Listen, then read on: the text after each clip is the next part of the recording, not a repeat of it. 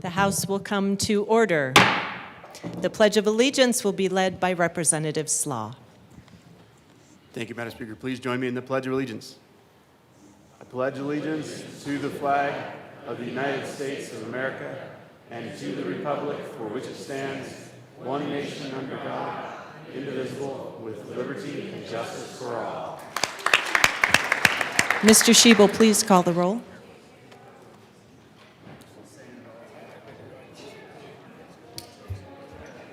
Representatives Bacon.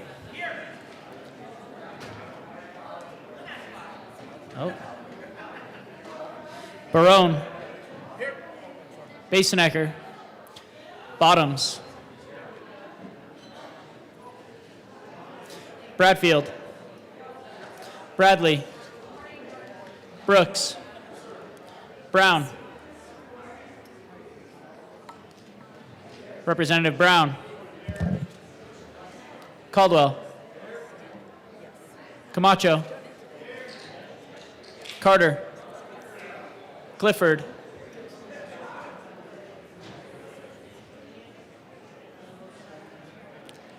Representative Clifford.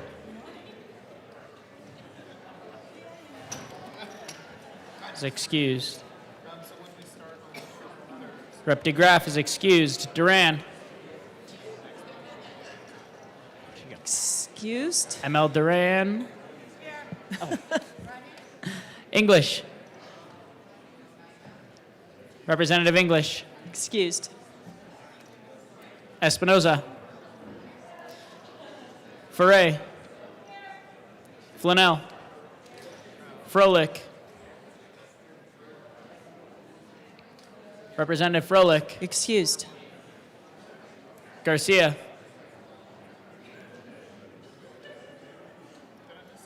Rep. Garcia. Oh.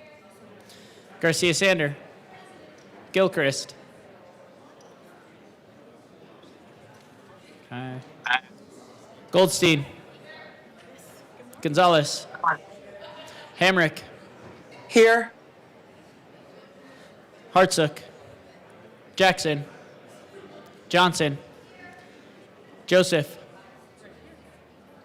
Kelty. Leader. Lindsay. Luck. Representative Luck.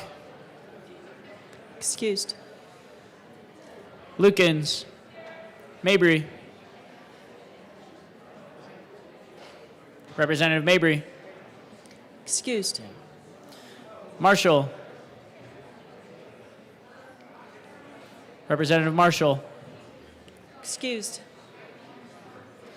Martinez. Morrow. McCormick. Yeah, oh yeah. Wynn. Pascal. Phillips. Richardson. Ricks. Representative Ricks. Excused. Rutinell.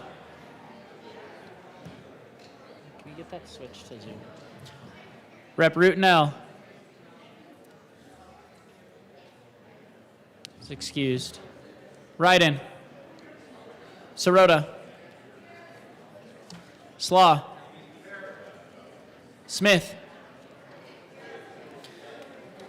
Soper. Stewart K. Stewart R. Story. Sukla. Taggart. Titone. Valdez A. I can leave my screen. Rep. Valdez is excused. Velasco. Weinberg. Representative Weinberg is excused. Wilford. Winter. Woodrow. Woog. Zokai. And Madam Speaker.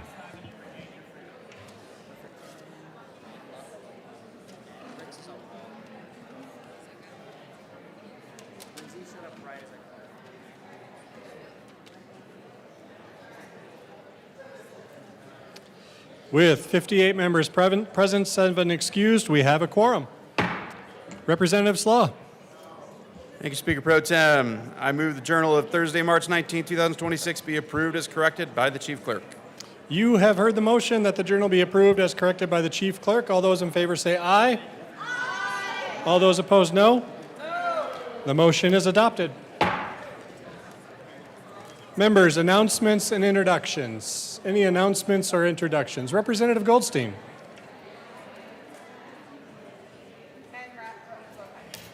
And Representative Zokai. Okay. You want to go first? No, go ahead. Okay. Representative you. Goldstein. Thank you, Assistant Speaker. We'll do that right? Okay. All right. Good morning.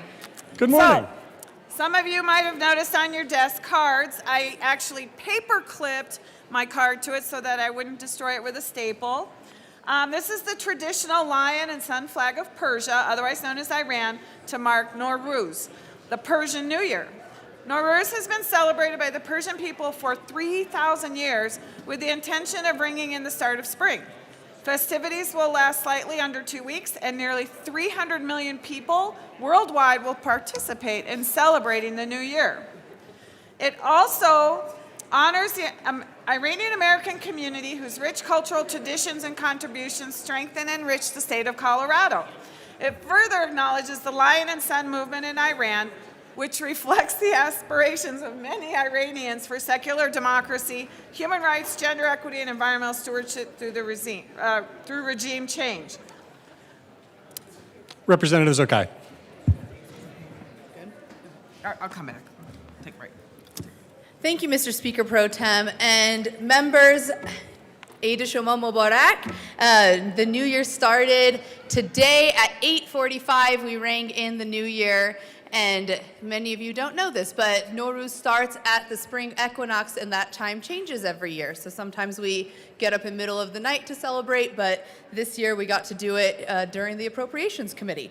So I will hopefully have a lot more to share with you about this holiday and what it means for me and my family next week. Nowruz is celebrated over the course of 2 weeks, so today marks the first day, and there is a lot on our hearts and minds currently for Iranians around the world. And so I will have a lot more thoughts to share with you, but for now, I will just say the one nice thing, not the one nice thing, one of many nice things about being Iranian is that once we fail at our New Year's resolutions that we took in January, we get to start our new year over again in March, and I will invite all of you to join me in the spirit of renewal and starting fresh and enjoying the spring.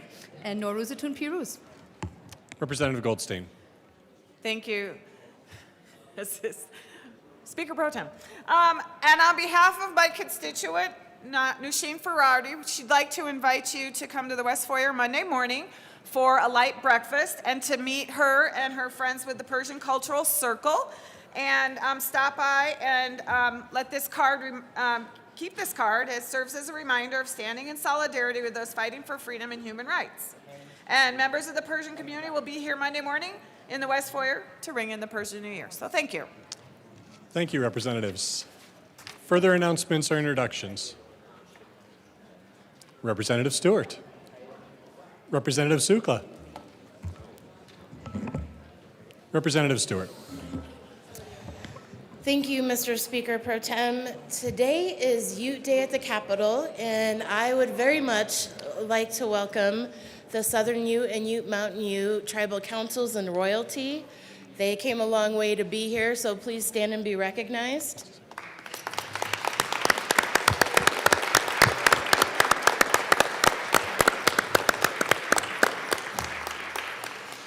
And we have a tribute.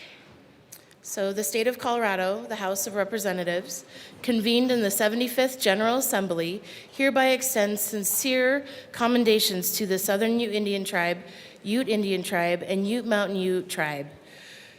We are proud to recognize the state of Colorado's 2 resident tribes, the Southern Ute Indian Tribe, headquartered near Ignacio, and the Ute Mountain Ute Tribe of Toyac, as well as their sister tribe, the Ute Indian Tribe of Fort Duchesne, Utah. The 3 Ute nations consist of 7 bands: the Capuche, Moachi, Uncompahgre, Unetah, Weminuche, White River, and Yampa have played a unique and distinguished role in our state's heritage, culture, and their stewardship since time immemorial. The contributions of the Ute nations to government, medicine, education, religion, the environment, economy, and military in our state constitute an ongoing and vital force shaping the Colorado we know today. The members of the Colorado General Assembly remain committed to maintaining strong, respectful relationships between our state governments and the sovereign tribal nations with whom we share this state. On request of Representatives Katie Stewart and Larry Don Sukla, given this 20th day of March, 2026, State Capitol, Denver. Representative Sukla. Thank you, Speaker Pro Tem. Yatte. Welcome, neighbors. Thank you for joining us today. We welcome your presence, and we certainly are honored that you could be here with us this morning.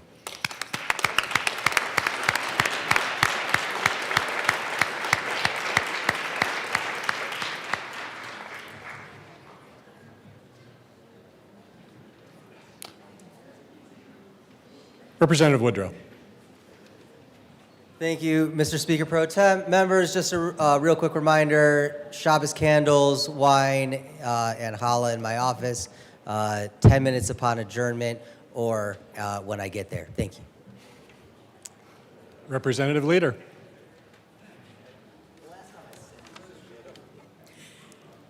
Thank you, Speaker Pro Tem. Colleagues, I just want to invite you all to the press release we have. It's at noon today on the first floor in the West Foyer. Rep. Richardson and I, for the truckers, the Semi-Truckers Anonymous, putting a CDL driver in a vehicle, in a semi-truck weighing over 26,001 pounds. And I might add, Alabama just passed the law last night. Hope to see you there at noon. Thank you. Representative Joseph. Thank you, Mr. Chair. Members, I'd like to take the opportunity to recognize UCCS Mosaic students. They are guests of Representative English. Please stand and be recognized by the House.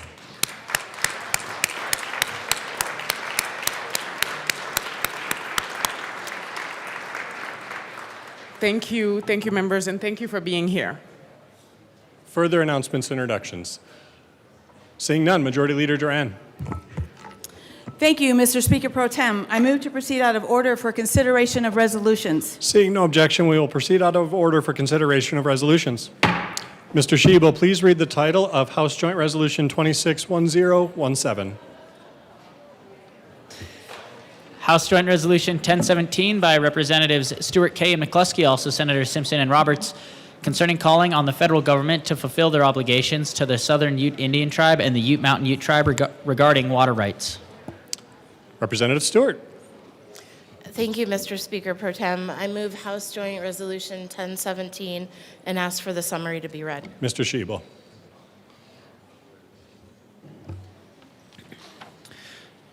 The Southern Ute and Ute Mountain Ute Indian tribes were the first inhabitants of what is now the state of Colorado, and as such, it is critical that their need for water security and infrastructure be urgently met and supported by the Colorado General Assembly and the United States government.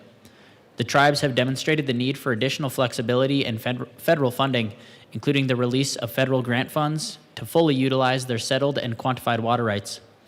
Therefore, be it resolved that the Colorado General Assembly hereby consider these matters to be urgent and request that the United States fulfill its federal trust obligations to the Southern Ute Indian Tribe and the Ute Mountain Ute Tribe regarding their federal Indian reserved water rights. Representative Stewart. Thank you, Mr. Speaker Pro Tem. Colleagues, it is a deep honor and privilege to geographically represent the Southern Ute and Ute Mountain Ute tribes here at the Capitol. It has been my honor to work with them regarding the water conversations, which, as we all know, can take decades to move policy forward. It has also been quite the honor to work with Madam Speaker and Senators Simpson and Roberts in the Senate as we work to thread the needle of this resolution. And please know that the tribes have been here since time immemorial. They are the original stewards of this land and water, and we certainly honor and recognize their enduring relationship with it. Thank you for your attention to this. Madam Speaker. Thank you, Mr. Speaker Pro Tem. Members, I had the opportunity to visit the southwestern corner of our state and firsthand see the challenges that La Plata County and our tribal nations have faced with the Animas La Plata project, the project that is called forward in this resolution. I was astounded by the lack of federal support for this critically important water project. The Ute people were the original inhabitants of this land and this state, and it is deeply important that we work in partnership with the tribes to support their needs and development. This resolution highlights those needs and calls upon all of us to support the efforts of reaching out to our federal partners and ensuring that the tribal nations are heard when it's come to the critical needs of this particular project. I often talk about water being the lifeblood, the spirit of the West. It is for all of us, for those of us in the state of Colorado, for our tribal nations, and we must share one voice in asking for this critical support at this time. Representative Stewart. Thank you, Mr. Speaker Pro Tem. Do I need to ask for permission to run a third reading amendment, or can I just move the amendment? You just moved the amendment, I Representative. move Amendment L004 to House Joint Resolution 1017. That is a proper motion. One moment, we'll get that displayed.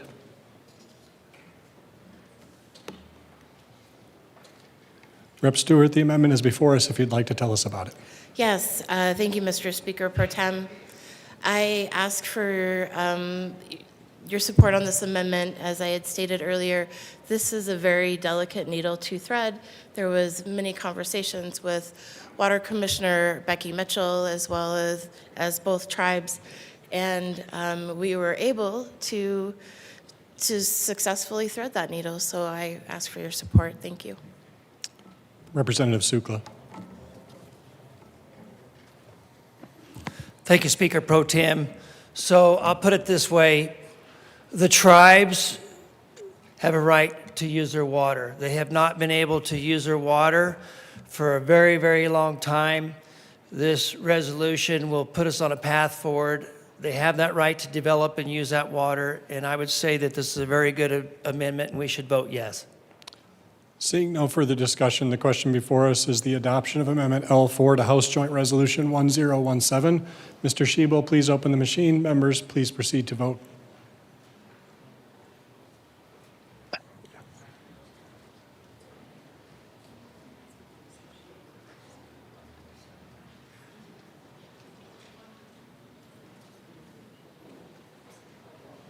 I vote yes.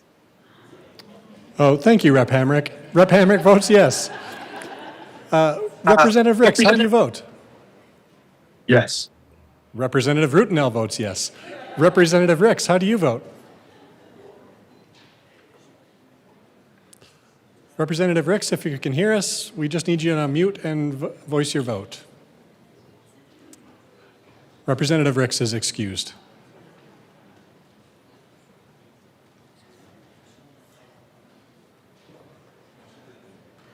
Yes. See or hear anything? George, can you?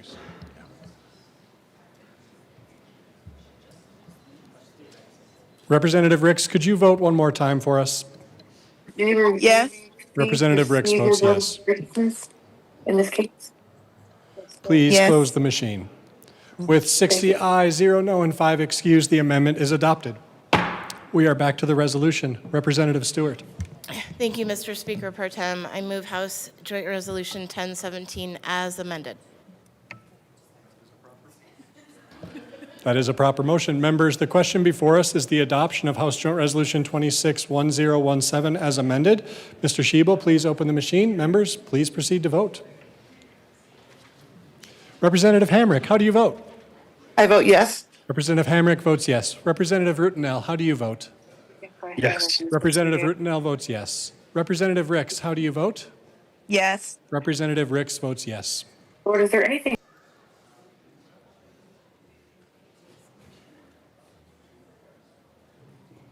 Please close the machine. With 60 ayes, 0 no, and 5 excused, the resolution is adopted. Co-sponsors. Representative Hamrick, co-sponsors. Representative Rutenell, co-sponsors. Representative Ricks, co-sponsors.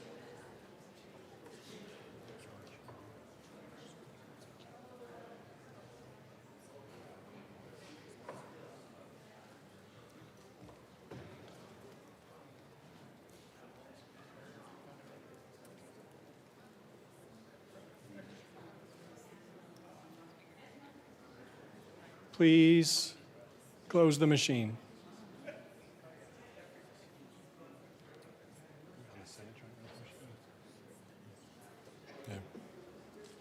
Mr. Schiebel, please read the title to Senate Joint Resolution 26017. Senate Joint Resolution 17 by Senators Frizzell and Weissman, also Representatives Brooks and Wilford, concerning the reappointment of Carrie L. Hunter to the position of State Auditor. Representative Wilford. Good morning. Thank you, Madam Speaker. I move Senate Joint Resolution 17 and ask that it be read at length. Mr. Schiebel, please read our resolution. Whereas Section 49 of Article 5 of the Constitution of the State of Colorado provides for a majority of the members serving in each house of the General Assembly to appoint a state auditor to serve for the term of 5 years. And whereas among the functions of the Legislative Audit Committee is to examine persons applying for the position of state auditor as to qualifications and ability, but without regard to political affiliation, and after consultation with the Executive Committee of the Legislative Council to place the name of the most qualified candidate for the position in nomination before the General Assembly. And whereas in 2021, the General Assembly approved the appointment of Carrie L. Hunter as state auditor for a 5-year term commencing July 1st, 2021 and ending July 30th, 2026. And whereas since becoming state auditor, Ms. Hunter has demonstrated outstanding leadership of her office, as evidenced by her building and maintaining a team of highly experienced and dedicated individuals, her competent, professional, and nonpartisan oversight of complex audits and evaluations touching on many aspects of state government, her commitment to the highest ethical standards, and her ability to establish and maintain quality relationships with members of the General Assembly and other elected officials, as well as with officials within state agencies and business and community leaders. And whereas Ms. Hunter, a Becher Foundation Scholar alumni, has more than 31 years of governmental auditing experience, has dedicated her career to promoting government effectiveness, efficiency, and accountability across Colorado state government, and is highly regarded as a subject matter expert in auditing and government operations.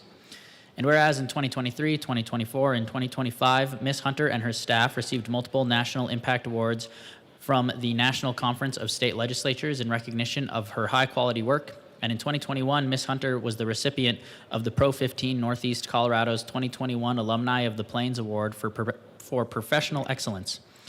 And whereas on February 25th, 2026, in accordance with Section 23101(3)A Colorado Revised Statutes, the Legislative Audit Committee voted unanimously to submit the name of Carrie L. Hunter to the second regular session of the 75th General Assembly for the position of State Auditor.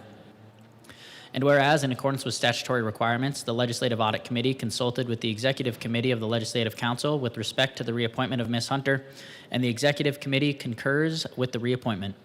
Now, therefore, be it resolved by the Senate of the 75th General Assembly of the State of Colorado, the Senate or the House concurring herein, that Carrie L. Hunter be reappointed by this General Assembly to the position of State Auditor for a term commencing July 1st, 2026, and ending June 30th, 2031, and until a qualified successor is appointed. Representative Wilford. Thank you very much, Madam Speaker. I rise today, along with current and former members of the Legislative Audit, in strong support of the reappointment of Carrie Hunter as Colorado's State Auditor. Over the last year, I've had the honor of serving on the Legislative Audit Committee, and through that work, I've had the opportunity to interact regularly with Auditor Hunter and her team, and I can say without hesitation that the Office of the State Auditor operates with the highest level of professionalism, integrity, and excellence. The Legislative Audit Committee is a unique place in this building. It's evenly divided between Democrats and Republicans from both chambers and is one of the places where we are often able to set aside partisanship and focus on doing the work of the state. Auditor Hunter makes that work possible. Her leadership ensures that our audits are thorough, credible, and trusted by members on both sides of the aisle. With more than 3 decades of auditing experience and a deep commitment to government accountability, she has built and maintained an exceptional team, and as you heard, has earned national recognition for the quality of their work. All 35 members of the Senate got something right, believe it or not, when they unanimously adopted this resolution, and I'm hoping that all 65 of us can also unanimously do the same. I'm proud today to support the reappointment of Auditor Hunter and urge a yes vote. Representative Brooks.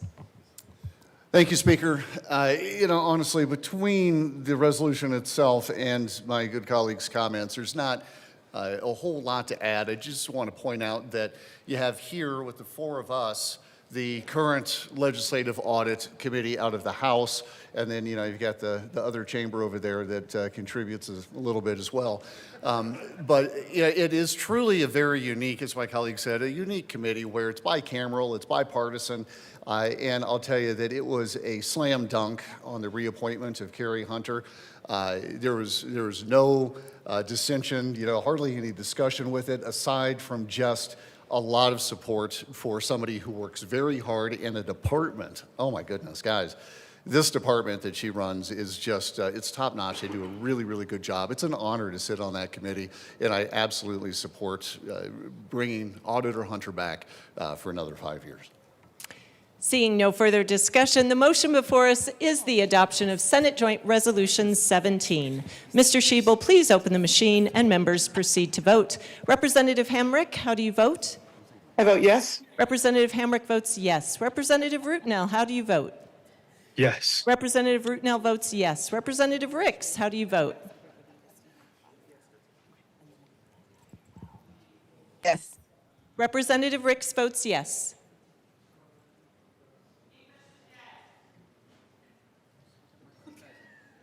Representative English, is your button not working? Representative English, how do you vote? Yes, got it.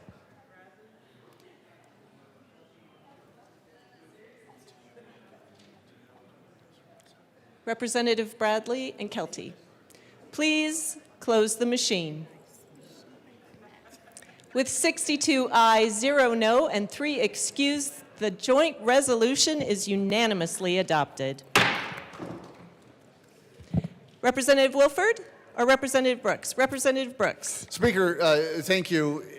We asked for a little bit of a pause here because it might have been awkward to do this before the vote, even though there was never really any concern about the vote itself. So, Representative Wilford. Thank you very much, Madam Speaker. Auditor Hunter is with us today, and I would invite you all to stand and give her a well-deserved applause.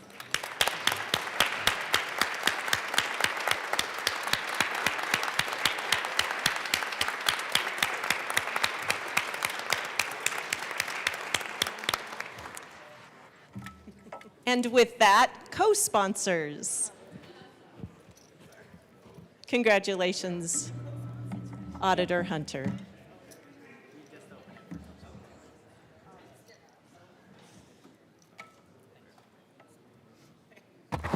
I would like to co-sponsor.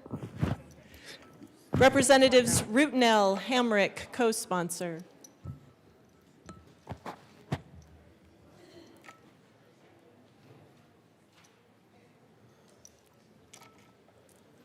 Please close the machine.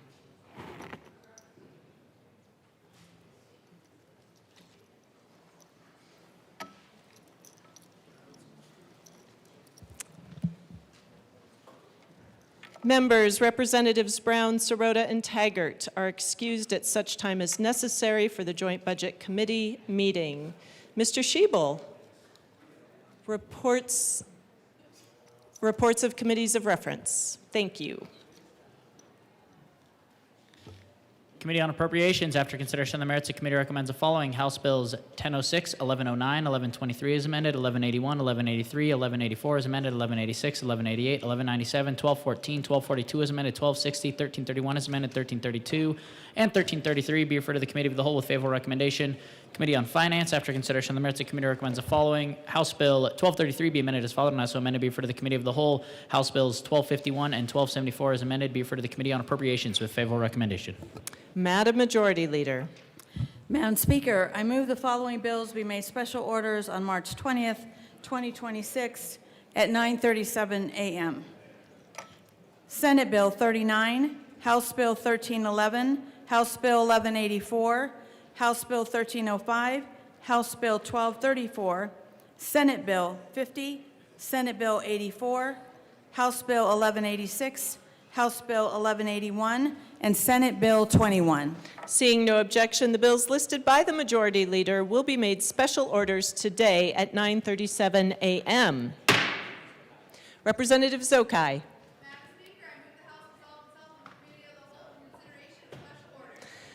You have heard the motion, members. Seeing no objection, Representative Zokai will take the chair.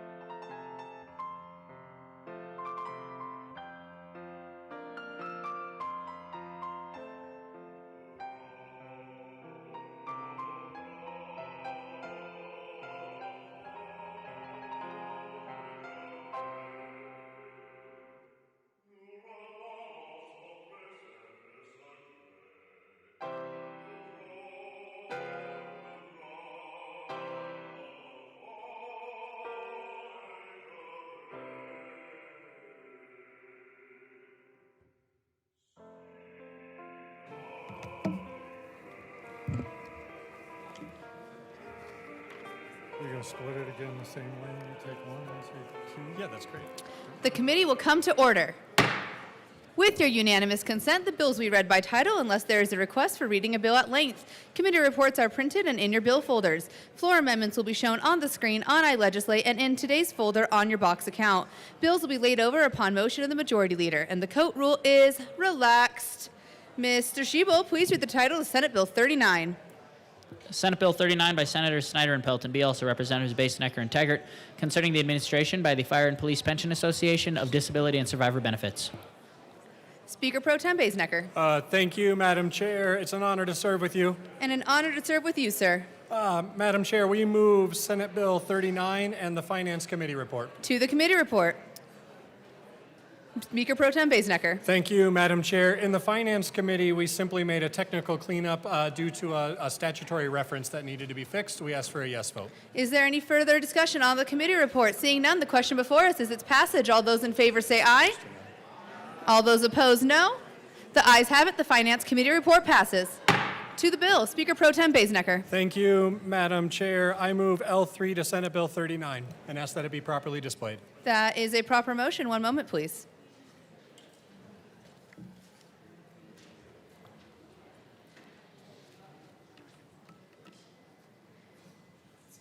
And that amendment is before us. Please proceed, Speaker Pro Tem. Thank you, Madam Chair. This is another technical cleanup, clarifying the word receives and striking shall. We ask for a yes vote. Is there any further discussion on L003? Seeing none, the question before us is its passage. All those in favor say aye. Aye. All those opposed, no. The ayes have it. L3 passes. To the bill. Is there any further discussion on Senate Bill 39? Seeing none, the question before us is the passage of Senate Bill 39. Did you? Representative Brooks.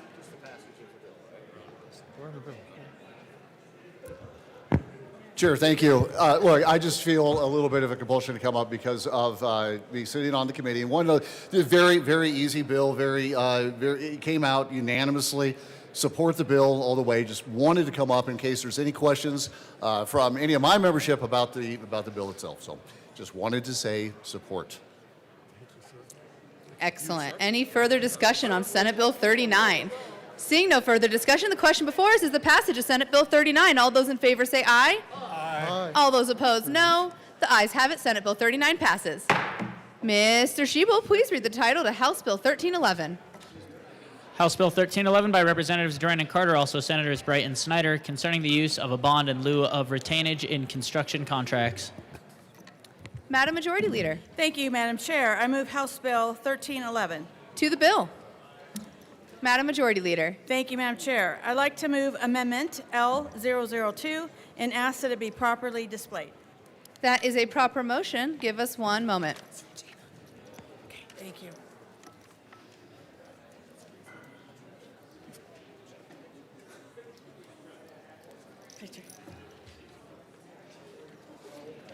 And it is before us. Please proceed, Madam Majority Leader. Thank you, Madam Chair. This amendment provides clarity on what would be a public project versus a private project, and I ask for a yes vote.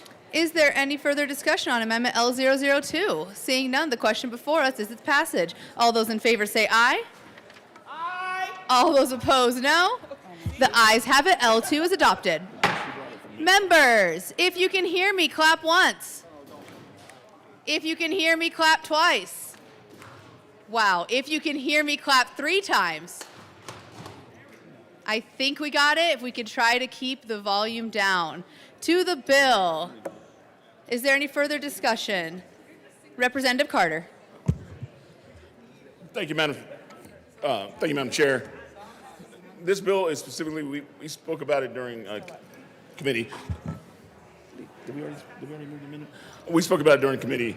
This bill allows small contractors, mostly contractors of color, women contractors, but those smaller contractors, allowing them to enter the market through using, instead of them having to come up with that 15 or that 5% of the retainage, they can actually go through a surety, which allows an extra third party to have oversight in helping the property to actually get built, and 2, it allows these smaller contractors to enter the market. And I urge and I vote. Is there any further discussion on House Bill 1311? Seeing none, the question before us is its passage. All those in favor say aye. Aye. All those opposed, no. The ayes have it. House Bill 1311 passes. Mr. Shebel, please read the title of House Bill 1184. House Bill 1184 by Representatives Lukens and Morrow, also Senator Cutter, concerning the continuation of the Colorado Forest Health Council and in connection therewith, implementing the recommendation of the Department of Regulatory Agencies and the Department's 2025 Sunset Report. Representative Lukens. Thank you, Madam Chair. I move House Bill 1184, the Agriculture Report and the Appropriations Report. To the Appropriations Committee report. Representative Lukens. Thank you, Madam Chair. In the Appropriations Committee, we decrease the appropriation and we ask for your yes vote. Is there any further discussion on the Appropriations Committee report? Seeing none, the question before us is its passage. All those in favor say aye. Aye. All those opposed, no. The ayes have it. The Appropriations report passes. To the Ag, Water, Natural Resources Committee report. Representative Lukens. Thank you, Madam Chair. In the Agriculture Committee, we added a sunset date to the sunset instead of having it be indefinite. We ask for your yes vote on the Agriculture Committee report. Is there any further discussion on the Agriculture Committee report? Seeing none, the question before us is its passage. All those in favor say aye. Aye. Aye. All those opposed, no. The ayes have it. The committee report passes. To the bill, Representative Morrow. Thank you, Madam Chair. The Colorado Forest Health Council offers a forum for stakeholders who manage or depend on forests to advise Colorado's elected leaders about these issues, opportunities, and threats facing our state's forest. And we ask for an aye vote. Is there any further discussion on House Bill 1184? Seeing none, the question before us is the passage of House Bill 1184. All those in favor say aye. Aye. All those opposed, no. The ayes have it. House Bill 1184 passes. Mr. Shebel, please read the title to House Bill 1305. House Bill 1305 by Representative Lukens, also Senator Roberts, concerning enhancing access to inpatient behavioral health by aligning state and federal statutes. Representative Lukens. Thank you, Madam Chair. I move House Bill 1305. To the bill. Thank you, Madam Chair. This bill is a narrow, targeted clarification so that an inpatient psychiatric facility may be considered to be part of a hospital campus when it functions as an integrated department of a hospital, even if it's not physically contiguous, which tends to happen in remote areas of our state. So this bill is a good bill for rural Colorado, and I ask for your yes vote on House Bill 1305. Is Representative Brooks. Chair, thank you. I understand that we're all chomping at the bit to get to thirds. But I did want to come up as a member of this committee and just kind of discuss a couple of things, some concerns. Anybody on my side of the aisle that looks at how this came out of committee and the vote that was associated will see that I was not supportive of it in committee. And so I wanted to explain that because we do have some differences of opinion on this side in committee. And I am going to, for the sake of time, in a very down the middle manner, explain both sides of what our differences are. My concern that I'll speak to first is that I don't believe that we're really getting at the issue, and this is something that already exists.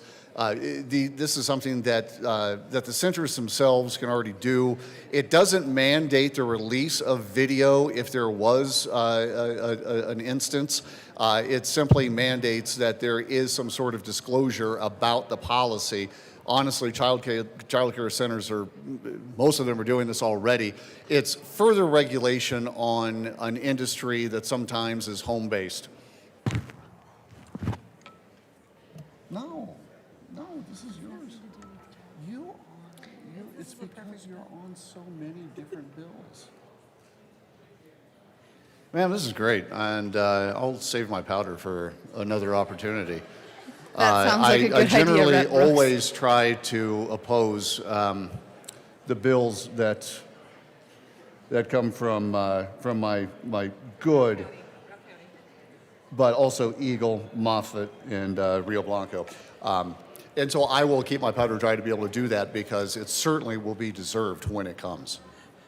Thank you, Representative Brooks. Is there any further discussion on House Bill 1305? Seeing none, the question before us is the passage of House Bill 1305. All those in favor say aye. All those opposed, no. The ayes have it. House Bill 1305 passes. Mr. Schiebel, please read the title of House Bill 1234. House Bill 1234 by Representatives Ryden and Soper concerning access to records of child abuse or neglect.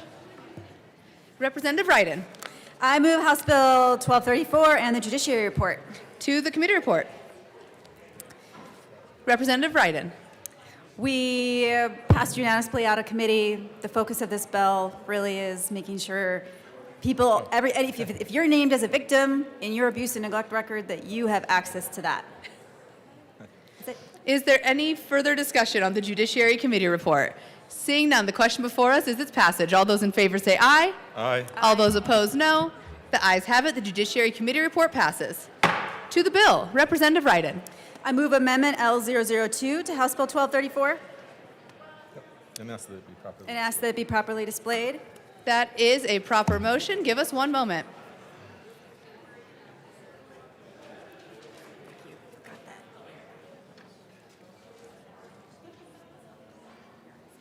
The amendment is before us. Please proceed. Rep. Soper. Thank you, Madam Chair. This amendment is one that we worked on with the DAs. We just wanted to make sure that, unless explicitly the courts explicitly grant access to the child abuse records or negligent reports, that it concerns how they're released and it's subjected to the constitutional limitations that we currently have in law. Is there any further discussion on L002? The question before us is its passage. All those in favor say aye. Aye. All opposed, no. The ayes have it. L2 passes. To the bill. Is there any further discussion? Representative Soper. Thank you, Madam Chair. It's probably good to at least briefly lay on the record what the bill does. So a major problem that has occurred within Colorado is an individual who was abused as a child, and there's a child abuse report or neglect report. They're unable to gain access to that or grant access with a third party like an attorney. So imagine a situation where an individual is in a detention facility or in prison and they're needing access to their own records for being able to make a defense or a case. The other problem is after someone turns 18, the ability to access those records are very problematic. We're streamlining it so that the individual who was the abused individual can gain easy access along with someone that they designate.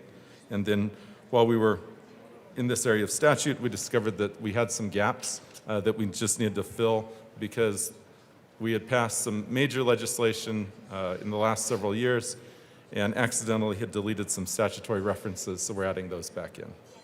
Is there any further discussion on House Bill 1234? Seeing none, the question before us is its passage. All those in favor say aye. Aye. All those opposed, no. The ayes have it. House Bill 1234 passes. Mr. Shebel, please read the title of Senate Bill 50. Senate Bill 50 by Senators Marchman and Bright, also Representative Joseph and Soper, concerning certain disclosures of policies that a child care center must provide to the caregivers of children being served at the child care center.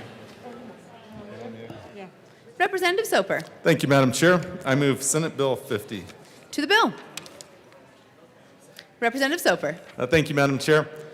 Members, this is a really simple bill, but I'll describe what got us to this bill in the first place. There was a case in Colorado in which a child was abused in a child care facility. That facility did have recording equipment, and the parents wanted to be able to see what exactly happened with their child in that case.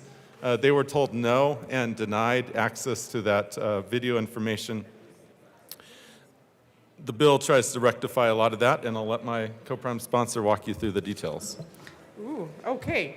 Representative Joseph. Thank you, Madam Chair. Thank you, Representative Soper. This bill will strengthen the trust between child care centers and families. It will make sure that parents are informed about safety-related topics and policies. The bill does not create a new mandate for reporting or surveillance. It simply requires disclosure of existing obligations and practices. Child care workers are already mandated reporters under Colorado law. Many families and guardians, however, do not know that child care workers are required to report suspected neglect and abuse. The bill will ensure that child care centers clearly state that staff are mandatory reporters and that they have legal responsibility to report suspected abuse and neglect. With this bill ensuring that it happens, it would promote accountability, child safety, and parental awareness. In child care centers that use video recording devices or equipment, the bill will require clear written disclosures when they are using the presence of cameras.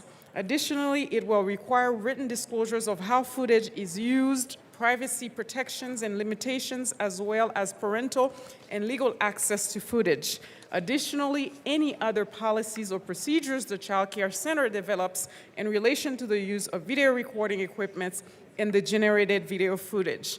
This is important because parents trust child care centers with their children and expect the safety of their child.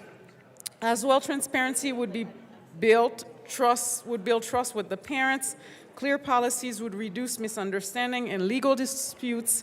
This bill aligns with best practices and child protection and data privacy. The bill does not require child centers to install cameras, expand mandatory reporting laws, or create new policies. The bill simply requires disclosure in written policies and procedures.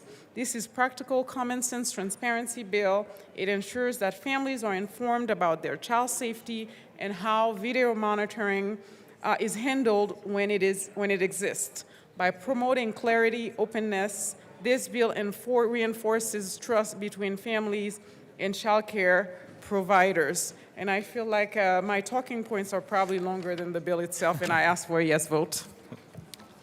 Representative Brooks, with some new, fresh ideas for us, I assume. Chair, thank you. Spoiler alert. Representative Brooks. Thank you, Chair. So speaking of chomping at the bit, I might have just a little bit before. I'm just going to recap very, very briefly that we had some differences in committee. My concerns are that, these policies exist already, mandating policy. I understand it doesn't come at mandating equipment. It doesn't come at mandating specific costs, but it is yet another regulation on very small businesses, often home-based businesses, and a lot of times these home-based businesses are doing this already. If they're not doing it already, then there is some personal accountability that should be occurring between, honestly, the parent and where you're taking your child for childcare. That's a responsibility. There is personal accountability here that I believe is something that we try to cover with legislation.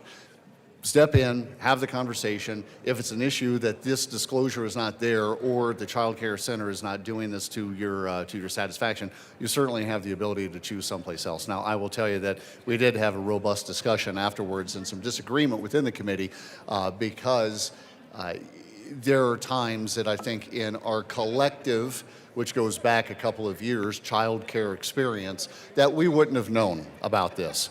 And so there is some disagreement.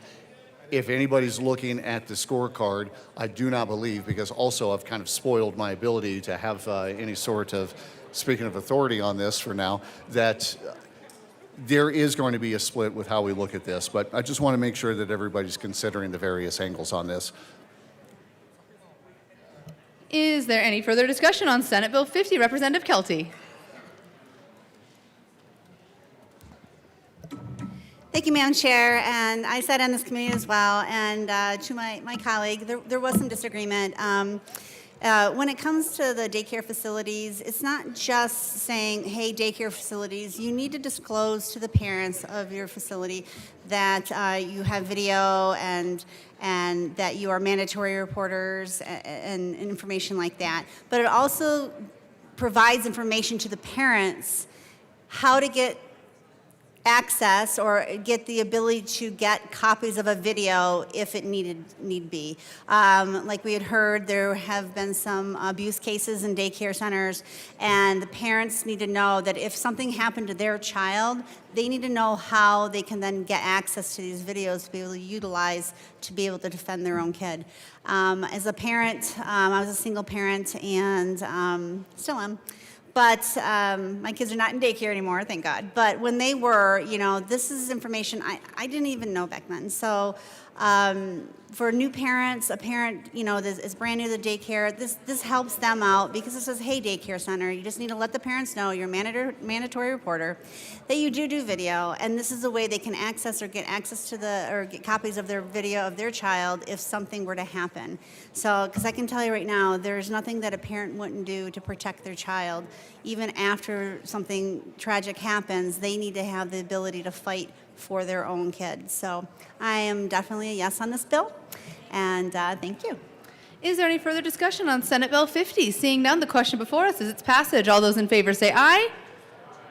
All those in favor say aye. All those opposed, no. The ayes have it. Senate Bill 50 passes. Mr. Schiebel, please read the title to Senate Bill 84.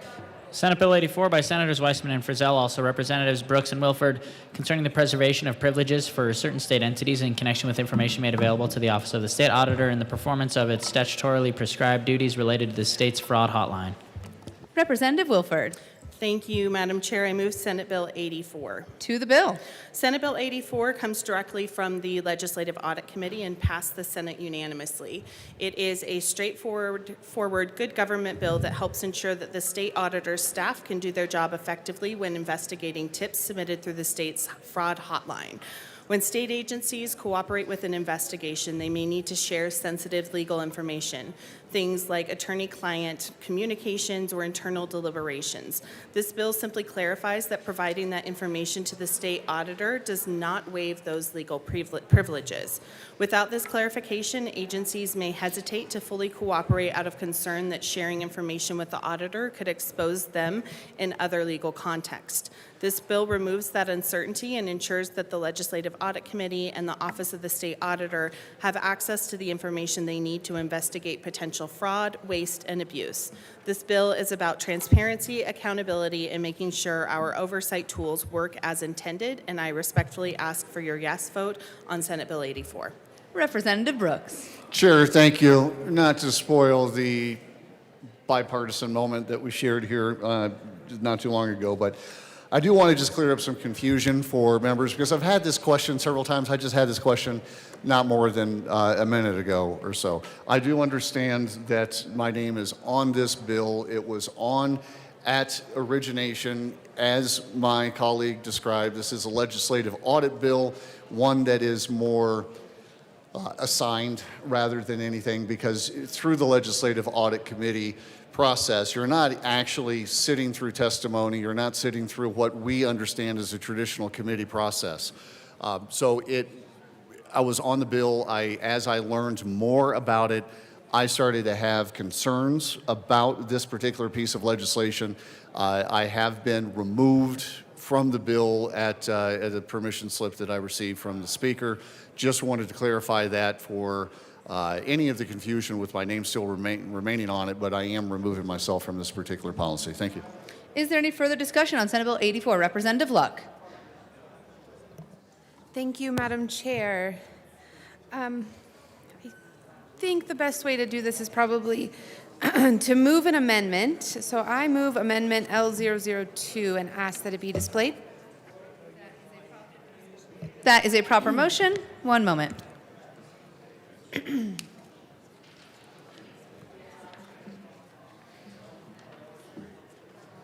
And the amendment is before us. Please proceed. Thank you, Madam Chair. In committee, a gentleman came and gave testimony. He further submitted other information to members of the committee, and part of that informational packet was this amendment language that he has asked us to run in order to close the potential for harm that he sees. I'm going to read to you his testimony. There's some others who are going to get up and talk to you about other things that he has said, but this way you have some understanding, hopefully, of what the issue is. Thank you, Madam Chair. Good afternoon, committee members. I am Christopher Gregory, and I am testifying in my individual capacity in opposition to Senate Bill 26084. I testify today with the background of having personally investigated and sought accountability for the ongoing Colorado judicial scandal in my roles as a member, vice chair. Members, if you can please take your conversations to the side. We are having a hard time hearing our speaker. Thank you, Madam Chair. In my roles as a member, vice chair, chair, and executive director of the Colorado Commission on Judicial Discipline, I regard the historic public censure of former Chief Justice Nathan B. Coates and the passage of Amendment H by a 73% majority of voters in 2024 as my greatest accomplishments as an attorney and as a public servant. From experience, I'm familiar with the unethical tactics that are being used by Governor Jared Polis, Attorney General Phil Weiser, the justices of the Colorado Supreme Court, and other public officials to conceal a more than 25-year pattern of public resources being misused to conceal serious judicial, attorney, and official misconduct. Senate Bill 26084 legitimizes the worst of these unethical tactics by allowing those investigated for public fraud to hide behind arbitrary claims of governmental privilege and confidentiality in order to conceal material evidence. This same unethical tactic was used to undermine the Office of the State Auditor's prior findings of occupational fraud and accompanying referrals to law enforcement. Through their control over the OSA's 2019 to 2022 fraud hotline investigation of the State Court Administrator's Office, the Justices and Attorney General Weiser were able to delay reporting to law enforcement, to apply redactions to the OSA's February 4th, 2022 fraud hotline report, and to then withhold the full report from the public and other regulatory authorities. The concealment of material information, in turn, caused the statute of limitations to expire with no accountability for the wrongdoing verified by the OSA. Senate Bill 26084 silences whistleblowers and victims by allowing wrongdoers to control whether evidence of public fraud is ever disclosed to law enforcement or to the public. The solution, however, is simple. I ask that this committee vote down Senate Bill 84 and instead introduce the draft joint resolution, which I have submitted, to refer the ongoing Colorado judicial scandal to conflict-free federal law enforcement and for the appointment of another state's attorney general to impartially represent the interests of the state of Colorado. That was his testimony in committee. As I mentioned, he also sent this amendment language in order to tighten up this bill in hopes of solving the problems that he sees in this space. I encourage further conversation with respect to this amendment and will likely be up soon. Representative Bradley. Brandy Bradley. Yes, got it. Thank you, Madam Chair. I stand in strong support of this amendment.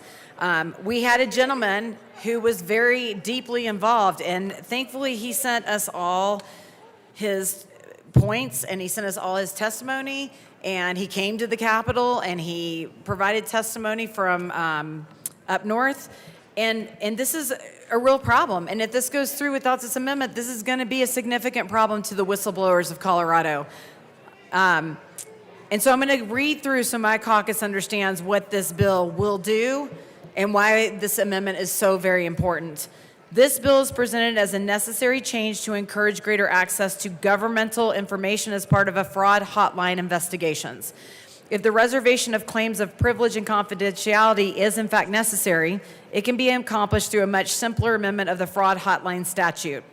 Instead, the purposes of this bill are far more nefarious and will only legitimize how the justices of Colorado Supreme Court, in concert with the Attorney General Phil Weiser, has used broad claims of governmental privilege and confidentiality to prevent the disclosure of material information and evidence as part of the OSA's 2019 through 2022 investigation of the sole source 2.6 to 2.75 million quid pro quo contract for silence with former Colorado State Court Administrator's Office Chief of Staff Mindy Macias. Boy, that was a lot of words, sorry. These claims of privilege and confidentiality were used to delay reporting to law enforcement and to control the substance of the OSA's final February 4th, 2022 fraud hotline report through redactions or otherwise. Despite the OSA finding examples of occupational fraud and referring the matter to the Second Judicial District Attorney's Office, District Attorney's Office, the delays and censorship by those subject to investigation caused the statute of limitations to expire, and that's where the problem lies. The control, because all of these things were redacted, and then by the time he got the information, the limitations had expired. The control exerted by the justices and the AG's office over the Macias investigation was a textbook example of obstruction of justice. In its existing form, this bill will only allow those who are being investigated to control the evidence and the OSA's ability to exercise independent and impartial judgment. This bill will only further silence whistleblowers and victims who we certainly sit here and say that we try to support while maintaining the problematic enforced culture of silence that exists within the Colorado state government. There is a pending federal lawsuit that addresses the enforced culture of silence within the Colorado judiciary and Colorado state government. Gregory versus Colorado Judicial Discipline Rulemaking, Com et al. As named defendants in that case, Governor Jared Polis, Attorney General Phil Weiser, and the justices failed to respond in a timely manner and are apparently avoiding their obligations to address the merits of this case. A default is entered against all the defendants. Until and unless the default is set aside, liability is proven and the allegations in the complaint are deemed admitted. One of the allegations raised in Gregory is that our governor abused his appointment powers to stack the Colorado Commission on Judicial Discipline and other judicial oversight authorities to facilitate retaliation against the plaintiff, Christopher Gregory, who had previously served as a member, vice chair, chair, and executive director of the CCJD. Governor Polis's retaliatory actions against Mr. Gregory satisfied the elements of the crime of the attempt to influence a public server. Incidentally, this is the same crime that former Mesa County Clerk Tina Peters and our former senator here were both convicted of while disproportionate sentencing outcomes. Tina Peters is serving a 9-year prison term while the previous senator received probation, notwithstanding her use of public funds to intimidate her staff and the fabrication of evidence. Governor Polis' recent overtures of being willing to commute Tina Peters' remaining prison sentence are nothing more than a blatant effort to ingratiate himself with the Trump administration. So that's why this amendment is so important, to protect the whistleblowers and the victims of our state. It's a fair amendment, and we ask for an aye vote. Thank you. Representative Bottoms.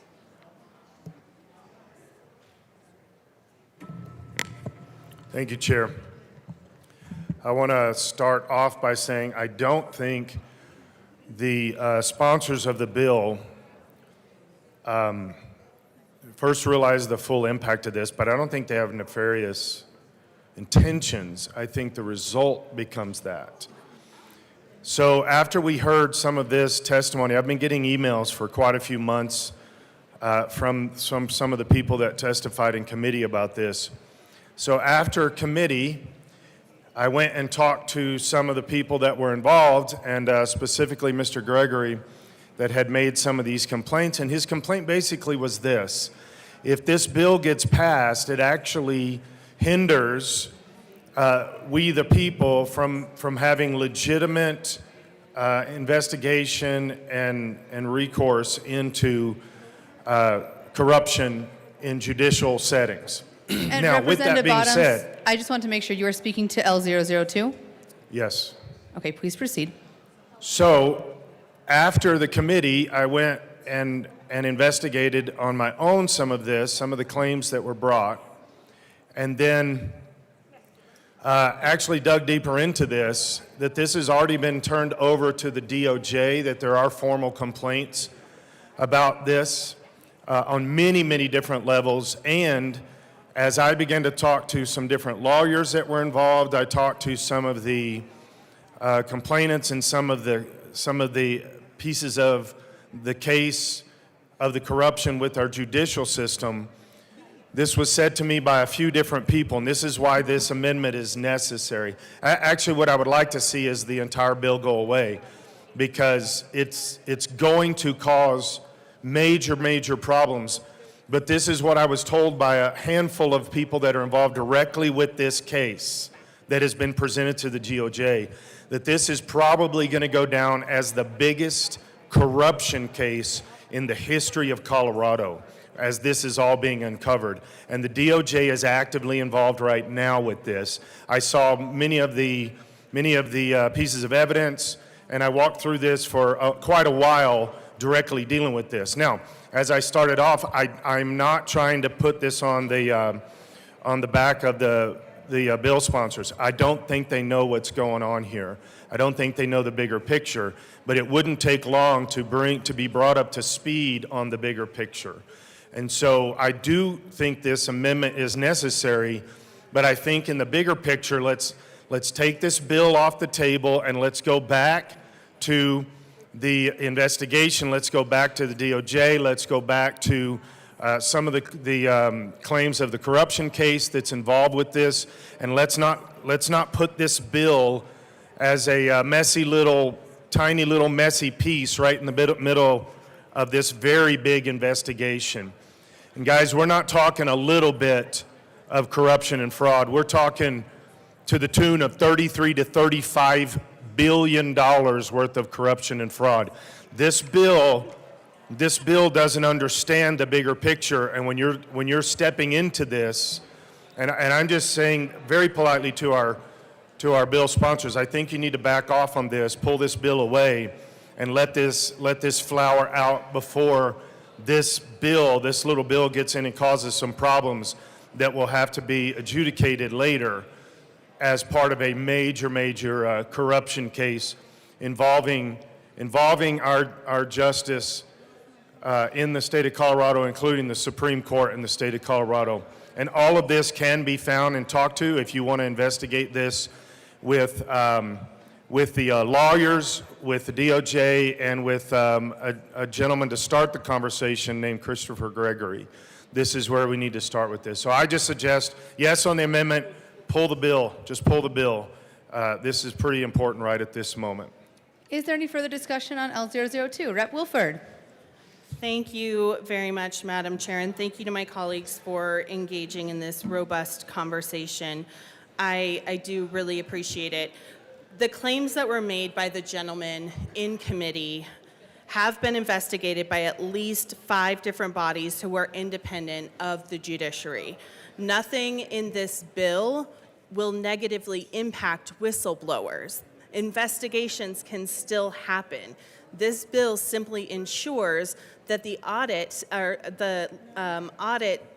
state auditor is able to fully complete investigations, and people will talk to her and her team because they're not going to get in trouble for talking to her. Like, we need to be able to have these conversations to get to the bottom of what is happening, and this bill will allow us to do that. So I would ask for a no vote on this amendment. Is there any further discussion on L002? Seeing none, the question before us is its passage. All those in favor say aye. Aye. All those opposed, no. No. The noes have it. L2 is lost. To the bill. Representative Luck. Thank you, Madam Chair. I know that another member is asking for an amendment, and so I'm going to actually, would it be possible, Madam Chair, just to go into a brief recess, or would you rather me just talk? Representative Luck, I am not going to put us in a recess at this time. All right, wonderful. Then I guess I will just talk to this bill. Some other information that actually was brought forward by that same gentleman in committee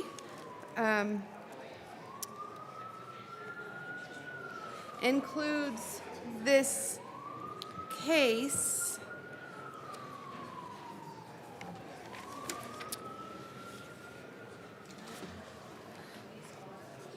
Do I need some water? So I should have been speaking on this with respect to that amendment, but I think it's important maybe to read into the record this article about this federal investigation into Colorado.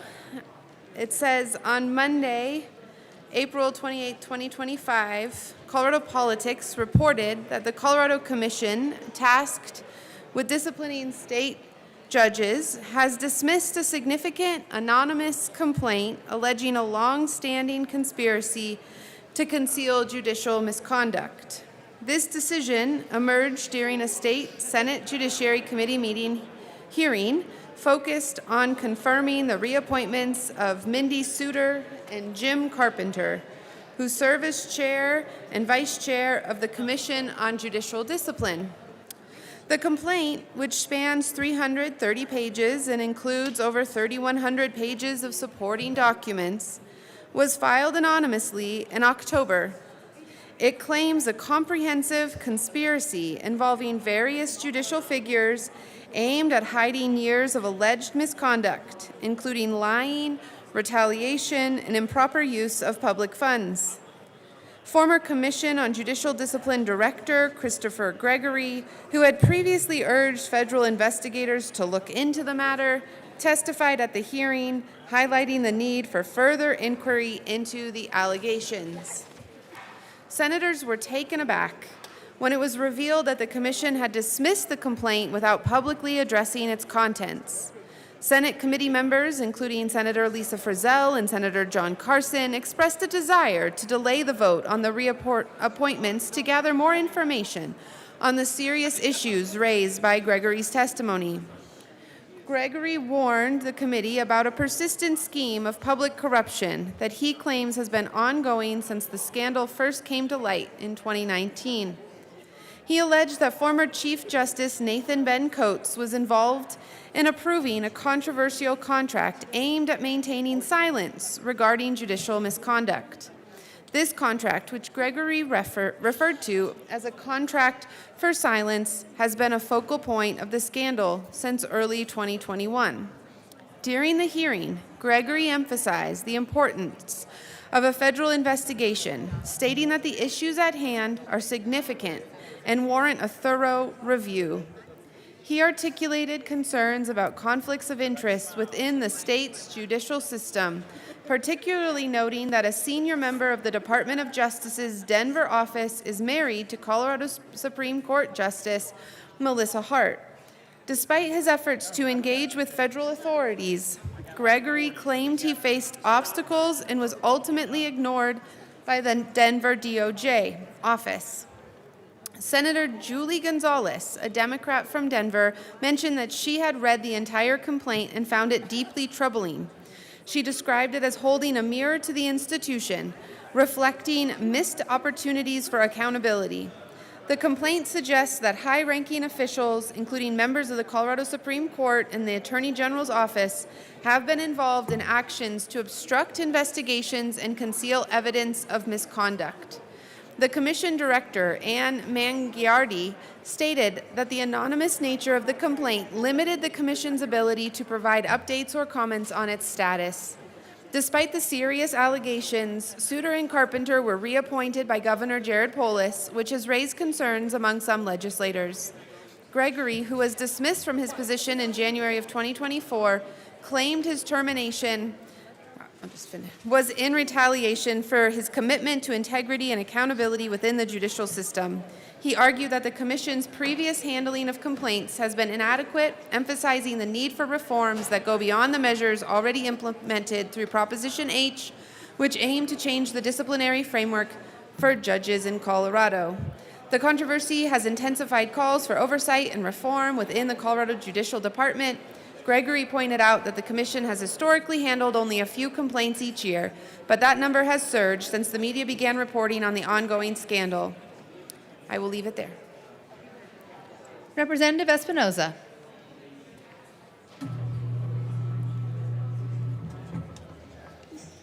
Thank you, Madam Chair. And I'm so glad that the podium's working because I don't look quite as short. Thank you very much. I move L007. That is a proper motion. Would you like us to display it? Yes, I ask that it be properly displayed. And it is displayed. Please proceed. Thank you, Madam Chair, and thank you, sponsors, for bringing this bill forward on behalf of the department. I want to explain about the amendment. The amendment is fairly simple. It strikes two words by itself that are modifying clauses in the bill that's written. And the concern is by having those two words in the bill, it would undermine the purpose and intent of what the auditor is trying to do. The auditor is attempting to make sure that if she needs information from a department, that that department cannot hide behind attorney-client privilege, or that, more importantly, that their attorneys cannot violate their attorney-client obligation not to violate privilege by virtue of not having this protection. So by adopting this rule, we are allowing attorneys who are representing agencies within the government to say, we can release this information without causing our attorney-client privilege to be broken, and therefore that information can go to the auditor. So that was the intent and purpose of the bill. Some people have asked why I voted no in committee, and the reason I voted no in committee was twofold. The first question being this larger issue of whether there was an exception that would swallow the rule, because a clever attorney would read the by itself and say, I don't know what that means, and so therefore I'm not going to release the information. But secondarily, the larger question of whether attorneys would just say, you don't have authority as a state to waive that because it's a judicial privilege. Subsequent to the committee meeting, I did meet with Judiciary, and they have no problem and indicated as long as we pass this statute, we could in fact allow attorneys to do this. But then we needed to address the second issue, just making sure we close that loophole. So this amendment closes any potential loophole that might exist and ensures that agency counsel will feel confident to do exactly what we're asking, which is to allow the auditor to have this information. We don't want any circumstance, as what my good colleagues from the other side have been describing, happened in the past, and that's why the auditor has asked us to clarify and close this hole. I encourage a yes vote. Representative Wilford. Thank you very much, Madam Chair. Members, I do believe that this is a good way to close that loophole, as you just heard, and ask for an aye vote. Is there any further discussion on Amendment L007? Seeing none, the question before us is its passage. All those in favor say aye. All those opposed, no. The ayes have it. L7 passes. To the bill, is there any further discussion on Senate Bill 84? Seeing none, the question before us is its passage. All those in favor say aye. All those opposed, no. The ayes have it. Senate Bill 84 passes. Mr. Shebel, please read the title to House Bill 1186. House Bill 1186 by Representatives Mabry and Soper, also Senators Ball and Weissman, concerning the continuation of the regulation of bail bonding agents regulated by Article 23 of Title 10 Colorado Revised Statutes by the Division of Insurance and in connection therewith implementing the 2025 Sunset Report by the Department of Regulatory Agencies. Representative Mabry. Thank you, Madam Chair. I move House Bill 1186 and the committee report. To the committee report. Members, in the committee, we changed the timeline on this sunset. Originally, as drafted, it was 13 years. Rep. Soper started a great conversation on how that sunset timeline being so long means that people who are in the legislature right now aren't going to have a say when it comes up again. I agreed and thought it was a great amendment to shorten it to 8 years. Representative Soper. Thank you, Madam Chair, and thank you, Representative Mabry. Perfect point. I just want to lay this on the record that when we're doing these sunsets, really every sunset should be 8 years. That's the maximum time that a person could serve in the House of Representatives or in the Senate. We did a little bit of a study.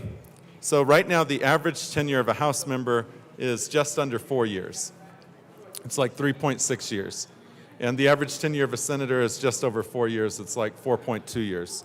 So what that says is when you have a 13-year sunset, that's like 3 generations of legislators before you ever get to see that again. So at least being able to have someone in the chamber that may have at least seen it the first time is beneficial, and would ask for a yes vote on the committee report and the bill.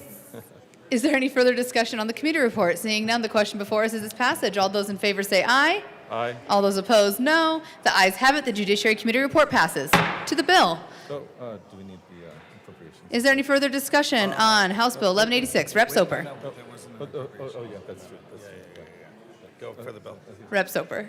Thank you, Madam Chair. Members, this continues the regulation of cash bail bondsmen. It's kind of a subsect in the bail bond industry, and would ask for a yes vote. And hopefully one day we can actually sunset cash, or at least cash bail altogether. Rep. Mabry. Thank you, Madam Chair. I really want to highlight that last point made by my co-prime sponsor. As long as we have cash bail, it should be regulated. Would love to work on the policy so that we can follow the lead of other states that have gotten rid of wealth-based detention. But for now, while we have wealth-based detention, we should continue to regulate it. And we ask for a yes vote. Is there any further discussion on House Bill 1186? Seeing none, the question before us is its passage. All those in favor say aye. All those opposed, no. The ayes have it. House Bill 1186 passes. Mr. Shebel, please read the title to House Bill 1181. House Bill 1181 by Representatives Ricks and Richardson, also Senator Michelson Janae, concerning the continuation of the Barber and Cosmetologist Act and in connection therewith implementing recommendations of the Department of Regulatory Agencies and the Department's 2025 Sunset Report. Representative Richardson. Thank you, Madam Chair. Great day to be alive. I move House Bill 1181 and the Business Affairs and Labor Committee report. To the committee report. All righty, thank you. It's a pleasure to be here with my virtual co-prime. Just on the committee report, there were 2 short amendments that were adopted. One reduced the recommended sunset from September 1st of 2037 to September 1st of 2033 and made related conforming changes to the review schedule. And then based on testimony from witnesses in the profession, we amended out one of the exemptions that they had recommended for individuals who clean, arrange, and style hair by the use of manual, mechanical, or electrical implements or appliances. The remaining 9 proposed exemptions remain in place. Is there any further discussion on the committee report? Seeing none, the question before us is the passage of the Business Affairs and Labor Committee report. All those in favor say aye. All those opposed, no. The ayes have it. The committee report is adopted. To the bill. Representative Richardson? Yes, Representative Richardson. Just me. When you think cosmetology, when you think beauty, you think me. I know you do. So, Madam Chair, members, House Bill 261181, as amended in committee, continues the Barber and Cosmetology Act through September 1st of 2033, continues the licensing and regulating of these professions rather than allowing the program to sunset. It also repeals an advisory committee, updates definitions and terminology in the Act, and clarifies certain exemptions. And as I mentioned during the committee report, it exempts out 9 areas of this profession that will no longer require regulation because there's been no issues involving them. So I would ask for a yes vote. Is there any further discussion on House Bill 1181? Seeing none, the question before us is its passage. All those in favor say aye. All those opposed, no. The ayes have it. House Bill 1181 passes. Thank you. Stay pretty, everyone. Mr. Schiebel, please read the title to Senate Bill 21. The House will stand in a brief recess.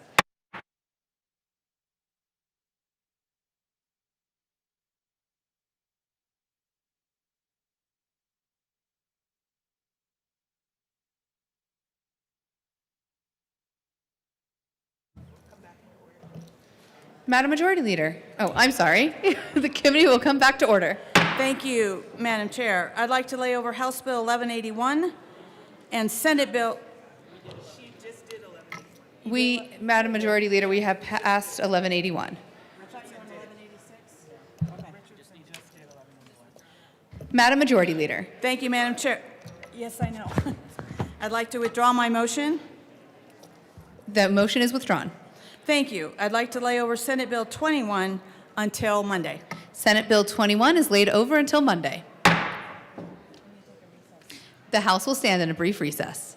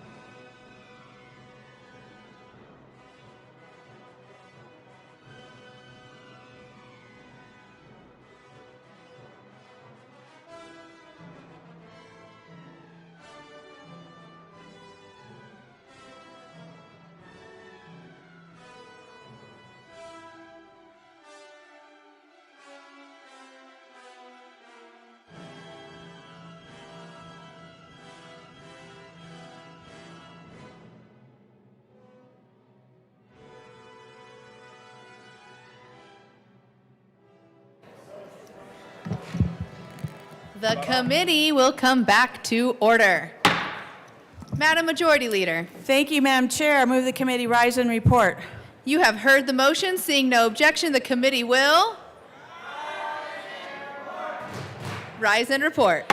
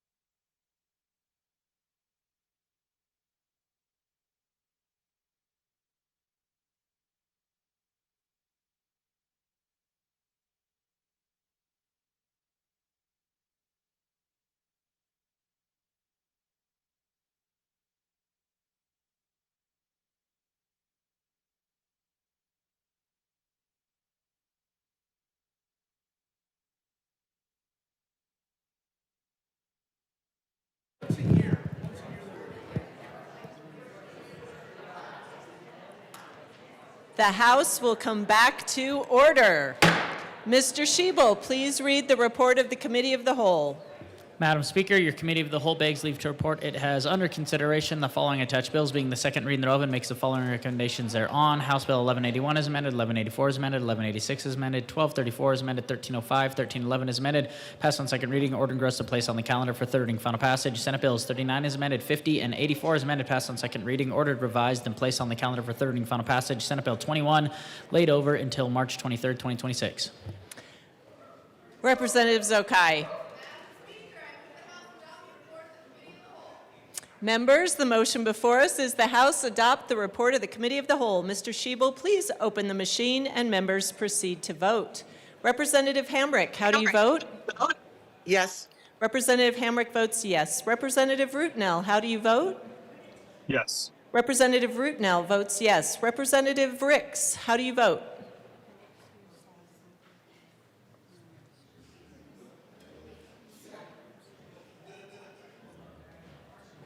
Representative Ricks is excused.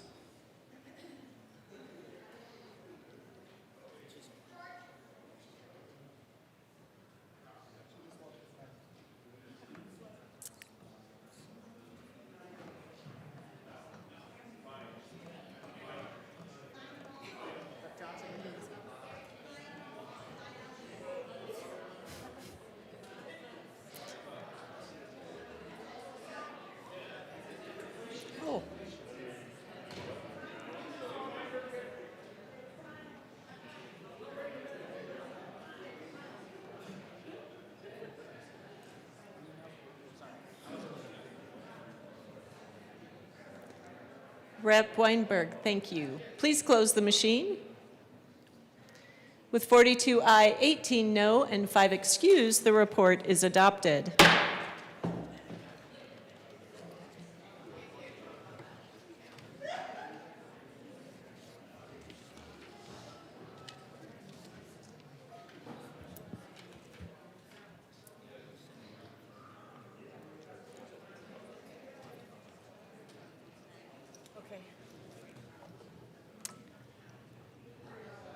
Mr. Schiebel. Please, members, we are in business. I'll ask you to keep your voices down. Please read the title to House Bill 1130. House Bill 1130 by Representative Story and Jackson, also Senators Cutter and Judah, concerning baby diaper changing stations in restrooms accessible to the public. Madam Majority Leader. Madam Speaker, per the sponsor's requests, I move to refer House Bill 1130 back to second reading from third reading for the purpose of consideration of a substantial amendment to the bill. The motion before us is to refer House Bill 1130 back to second reading from third reading for the purpose of consideration of a substantial amendment to the bill. Mr. Schiebel, please open the machine and members proceed to vote. Representative Hamrick, how do you vote? I vote yes. Representative Hamrick votes yes. Representative Rootnell, how do you vote? Yes. Representative Rootnell votes yes.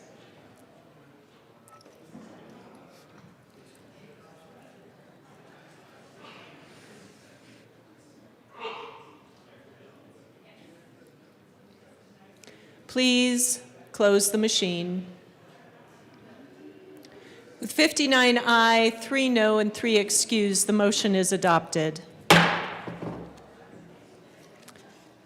Members, we are in thirds. Thank you. Mr. Schiebel, please read the title to House Bill 1299. House Bill 1299 by Representatives Garcia, Sander, and Lukens, also Senator Pelton B., concerning reduction of regulatory burdens on local education providers. Madam Majority Leader. Madam Speaker, I move House Bill 1299 on third reading and final passage. The motion before us is the adoption of House Bill 1299 on third reading and final passage. Mr. Schiebel, please open the machine and members proceed to vote. Representative Hamrick, how do you vote? I vote yes. Representative Hamrick votes yes. Representative Rootnell, how do you vote? Yes. Representative Rootnell votes yes.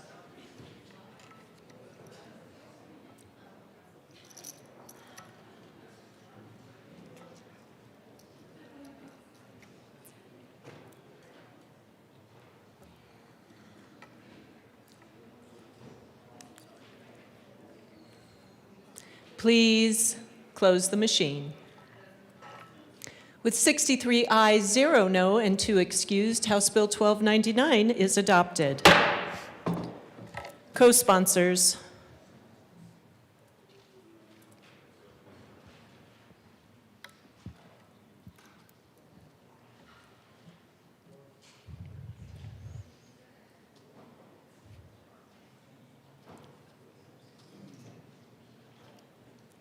Please close the machine.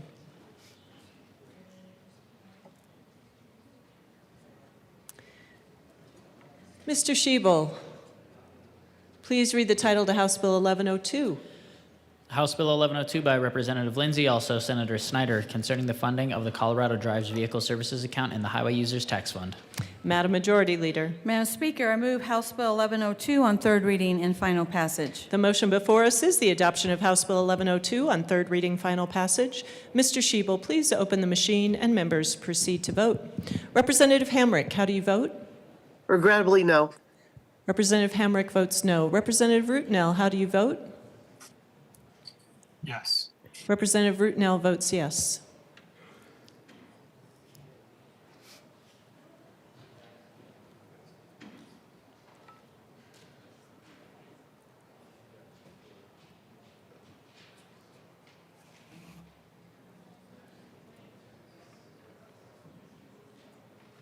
Win and Winter. Please close the machine. With 40 aye, 23 no, and 2 excused, House Bill 1102 is adopted. Co-sponsors.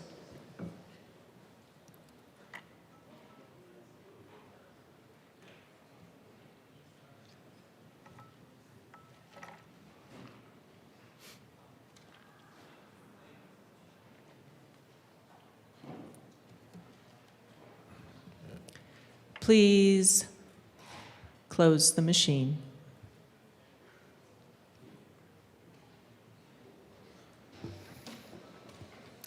Mr. Shebel, please read the title to House Bill 1126. House Bill 1126 by Representatives Sirota and Woodrow, also Senator Kipp, concerning requirements for dealing firearms. Madam Majority Leader. Madam Speaker, I move House Bill 1126 on third reading and final passage. Representative Brooks.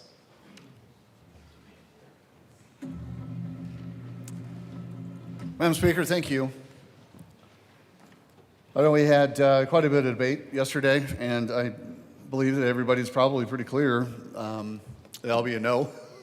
I would encourage a no. And I'm going to give you a little bit of a recap from some of the conversation, at least, that as the bill kind of relates to my issues with it. I told a story twice yesterday. I'll give an abbreviated version of it again today, that I have a good friend of mine that is an FFL. He does not do this as his primary employment, because if he were to do this as his primary employment, he wouldn't be able to make ends meet. This is something that he has done. He's kind of reached for the gold ring, so to speak, right? That you try to start a business, create something for yourself, be an entrepreneur, and see if you have that ability to make that grow. He's been keeping his FFL going for a while, but he has a full-time job that actually works probably at least 60 hours a week with. His FFL is home-based out in Watkins, Colorado. Not a lot out there. And he has some folks come out and occasionally, buy a firearm or two that he makes a very, very insignificant profit from. It's not an easy business to be in. Margins are very thin. That's one story. And that's one story that I'm close to because I know him and I know how hard it has been for him to be able to keep his business going. Particularly with the regulations that we put around these businesses, many businesses, all business in Colorado. Again, we're 6th most regulated state in the nation, and I'm telling you that if you tell that to an FFL dealer, they're going to say, there's no way. We got to be at least, top 1. As a matter of fact, I just found out today that that he is not working his full-time job. He is at home being audited, going through paperwork. Now, at one point, I had hoped to be able to remove some of the difficulty with some of the duplicative layers of permitting on FFLs. I ran some policy last year to hope to do that. It failed. At the time, it was because, we were worried that the ATF would be abolished, and we need to have the duplicative nature of those regulations here in Colorado to ensure that they were still going to be upheld. So he's at home, not able to work. Now, at some point, that is just kind of the business of being in the business of an FFL. What bothers me about this bill is that yet we're trying to strangle even further many businesses that are family-based businesses, small-based businesses, businesses that sometimes go back a generation or more, sometimes businesses that are in rural parts of the country or the counties and part of our state that are not, they're not making money hand over fist, folks. And yet this bill, even though despite our efforts yesterday and what we tried to do, goes straight to a very steep fiscal punitive nature, $100,000 on a second offense. clerical errors or something that my buddy in Watkins, Colorado might do once, there goes your free pass. You're done. Coming at you again, taking his house, taking his cars, taking everything. I mean, $100,000. We weren't able to work around that. We weren't able to work around that piece of it, which I was hoping that we could get to for a cure period. At least an opportunity. I understand that it doesn't matter if you're an FFL or if you're laying asphalt. There are going to be bad actors in every single business. It's just the nature, right? And legislation really should be geared to trying to root out the bad actors, to try to ensure that we're providing a public service to the residents of Colorado, that we're providing some sort of protection to the residents of Colorado, because what we're doing is ensuring that we're not allowing bad actors to continue to go unchecked. However, when we are going after businesses and we're going after hardworking families of Colorado, and we're already strapping them with the regulations we have, but now we're coming after them and basically shutting them down, I'm going to oppose that. I'm going to stand up and say, I believe that this is policy that we ought to take a second look at. I believe this is policy that ought not to be structured in such a steep, punitive nature as it is. The personal story for me gives me a little context within this. I would tell you that without the personal story, without that personal connection, I would still be opposed to it. I would still be opposed just from a fundamental standpoint of further regulating businesses and hardworking families that are just trying to get by with something that they do here in Colorado. I understand they sell guns and we don't like guns. But goodness, you know, there are a lot of these folks that are just trying to get by. Small businesses are the heartbeat of this state. Small and medium businesses. And we continue to just throttle them. This bill continues to make that worse. And I would ask for that we pause for a little bit and just consider who it is that we're hurting. And ask for a no vote. Assistant Minority Leader Winter. Thank you, Madam Speaker. And I usually wait to speak towards the end, but the good representative for Douglas County had brought up stories about businesses, and I had told you all a story yesterday, but nobody can tell it better than the person I was speaking about. So I received this email last night. I listened to your speech about the amendment on the floor yesterday. Thank you for continuing to fight for my home state. It has been a huge relief to my business moving it across to the line to Kansas. I have moved my family across the line as well. I speak almost daily to Coloradans who ask me about my experience of moving out of state. On April 11th, I am selling the former gun shop in Walsh. The property taxes have increased more than a factor of 3 because I invested in Main Street, rural Colorado. And frankly, I don't want a state that is hostile and getting more of my struggling dollars. I can't imagine who would want to purchase it for a tax-generating purpose in a rural small business hostile environment. That will seal shut the possibility of reopening in Colorado for my business. He goes on to wish us the best, but it's just sad because he signed sincerely his name, prior constituent. And these are the real world stories that we talk about from here.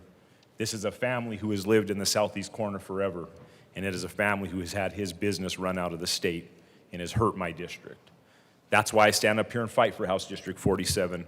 That's why I fight for the little people of House District 47.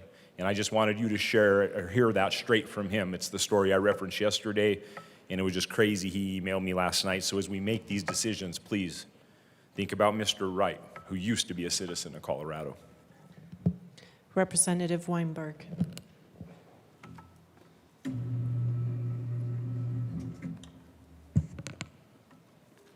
Thank you, Madam Speaker. Good afternoon, fellow colleagues. Last year, we had a few other bills literally driving at killing businesses that sell firearms.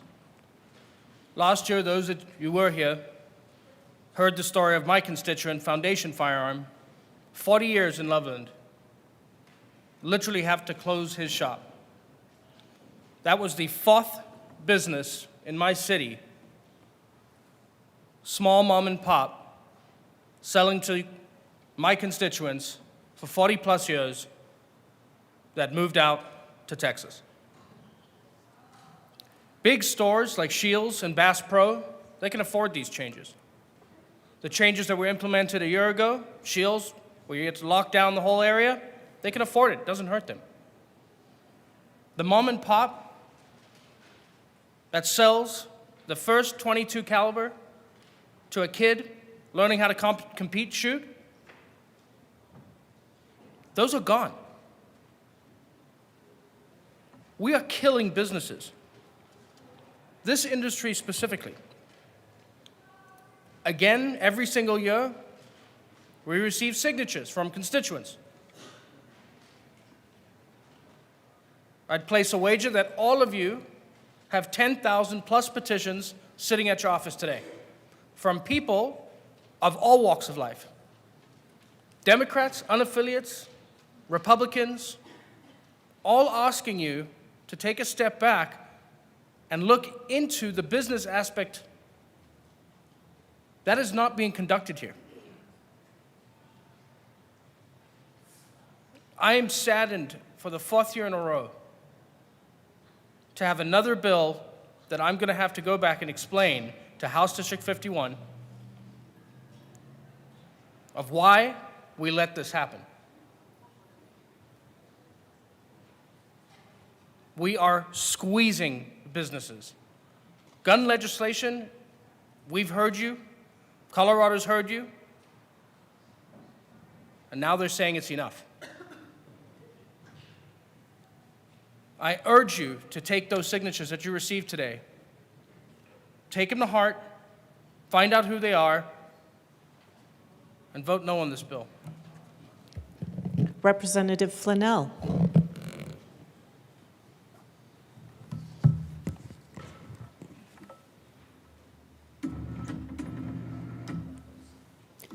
Thank you, Madam Speaker.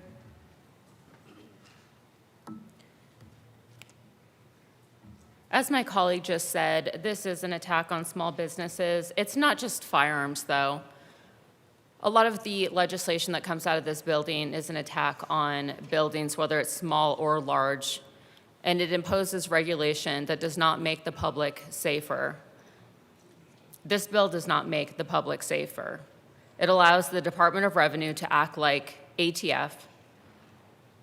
It imposes ridiculous trainings, duplicative paperwork, searches, and adds requirements that ATF doesn't even require. Let's talk about the trainings. Right now, gun stores are required to take a training where employees have to take this training within 30 days of employment, and they have to receive a 70% or higher. That takes time away from them actually doing their job. And this is at the expense of the employer. This has to be done annually. This new bill imposes another training that requires them to get training on how to properly use a firearm, which, as I said yesterday, is an insult. You're not going to hire somebody who does not know how to handle a firearm properly. That's like hiring somebody who works at a computer store who doesn't know how to use a computer. All of this training is redundant and a waste of time, and it's at the employer's expense.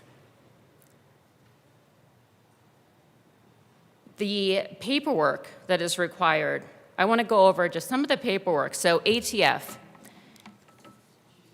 requires that gun stores or any federal firearm licensee, that when they get a firearm, because I don't think that a lot of people in this room understand actually what takes place when you get a firearm. So when a gun store gets a firearm, they write down where the gun came from. They write down the make, the model, the caliber, the serial number, the type of firearm, the date that it was received, the FFL that it came from, which would be the manufacturer. And then when that gun is sold, they put the buyer's name, the date, the transaction. Of course, it's already in that same line of what firearm they're talking about that was sold. the address, the driver's license, and the approval number. At any point, ATF can come and check these businesses and make sure that they're in compliance. What this bill does and what the bill did last year that passed is it allows Department of Revenue, who I would actually argue probably needs the training more than the employees, it allows them to come and check this paperwork. This new bill requires that now there's an additional form that FFLs have to fill out, and that includes name, age, address, make, caliber, finish number, and serial number, date of transaction, and employee's name. Last year, the bill that passed, they have to fill out, it's a Form 7606, it's the Colorado Firearm Dealer Acquisition and Deposition Record. This includes, very similar to ATF, so the federal firearms licensing number, where the gun came from, the business name, business phone number, business email address, physical address of the manufacturer or the distributor, and then the type of firearm, the make, model, caliber, serial number, and then the day that it was sold, acquisition, date, the name that it was sold to, the person, the buyer's address, and so forth. Then there is the firearms dealer log transaction. And this is when you sell a firearm. This is the Form 7602. And this requires all of the business's information. But in addition to that, it also requires the type of transaction, the transaction date, the name, the address, the resident's address, the gender, ethnicity, race, occupation, their date of birth, and then the type of firearm, the make, model, caliber, and serial number. All of this just to sell a firearm that has a markup of about $50. I know you guys like to think that businesses have all this money and they make a ton. Small businesses, there's a very small margin. And I can say, I can attest, my parents, I have a family business. They've been in business for 45 years, and we are cutting it very thin. Every year, my dad says that he just wants to give up the gun industry because of all of the paperwork that's involved. All of this just to make $50 on a freaking gun. All of this paperwork that you would have to fill out on one single firearm. Not to mention the trainings that your employers have to go through, that you as a firearms owner, or as a gun store owner has to go through, or anybody else who touches a firearm. And then on top of that, the Department of Revenue can stop by at any time and make sure that you're in compliance.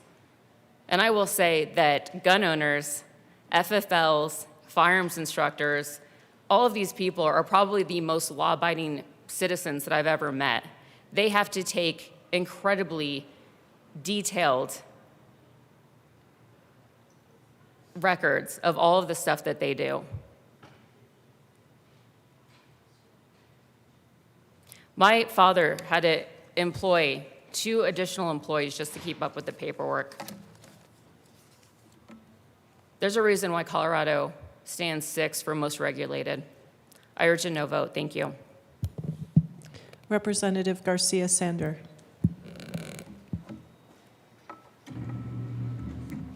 Thank you, Madam Speaker.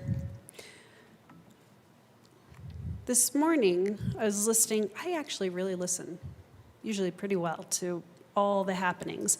This morning, our audit committee had a bill that they presented, and somebody said something that just stuck with me. They said, this is an evenly split committee. It's a bicameral, bipartisan committee. We set aside party politics to do what's right for Colorado. And I thought, wow, wouldn't it be wonderful if that were all the bills that came through here, that we were evenly split committees that would hear each other and set aside party politics to do what's right for all of Colorado. And really, he said they really listened to each other.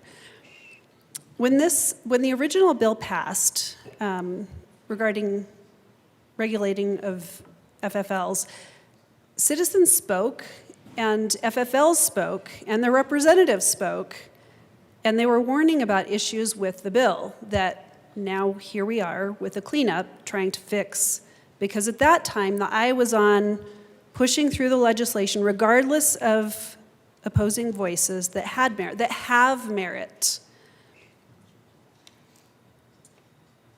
This is a prime example of, a situation that happened with the original bill where people just didn't listen to each other. I think hearing each other and really hearing each other's opposing viewpoints and why somebody says, I have a problem with this because of X, Y, or Z, and let's try and fix it. Let's try to come to the table and fix it instead of just having a narrow viewpoint of this is the way the bill is going to be because this is our fix. Now here we are with a cleanup. I've said it before and I'll say it again. Today's solution is tomorrow's problem. And I've also said criminals don't follow the laws. For House District 65, I've heard from a lot of you in House District 65, and I will be voting no for our small business owners, for our small business owners who are FFLs, and for the people who long for the Colorado of 10 or 15 or 20 or 30 or 50 years ago. I'm a no, and I encourage my colleagues to reconsider their previous votes if they voted for this and vote no. Thank you. Representative Clifford. Thank you, Madam Speaker. I rise in response to my colleague who is talking about the advocacy for firearms legislation and tens of thousands of petitions that may be at our doors today. I want to be responsible for. I've received those before. I'm assuming they're from the same organization that normally brings them around, and they're neither petitions nor signed. They are photocopied documents that when we scan them all every year and put them in and try to find someone from our district that we can contact, we very rarely find almost anyone that is a real person or is a person that is registered in any way that I can find an email for or a telephone number for. And they're not at all outreach to my office. A petition should have a way to contact you, an address, a phone number, something, an email. But 10,000 sheets of paper with a bunch of names on them that we can't even find as voters or people that live in our district is not something that I count as real or a way to communicate with me. And I've gotten 9 emails on this bill from people in my district. And if you email me or want to talk to me about any bill that's going before this General Assembly, I will respond to you. If you call me, I will talk to you on the phone. And I appreciate that coming from people from within my district. Not that I don't listen to people from around the state, but I don't want people to think that what we receive here or what I may find outside my door today to be something that is useful even in determining that someone from this state has an interest in this bill. So I want that on the record as well as you want it on the record that we've got 10,000 pieces of paper outside our door. Thank you. Representative Kelty.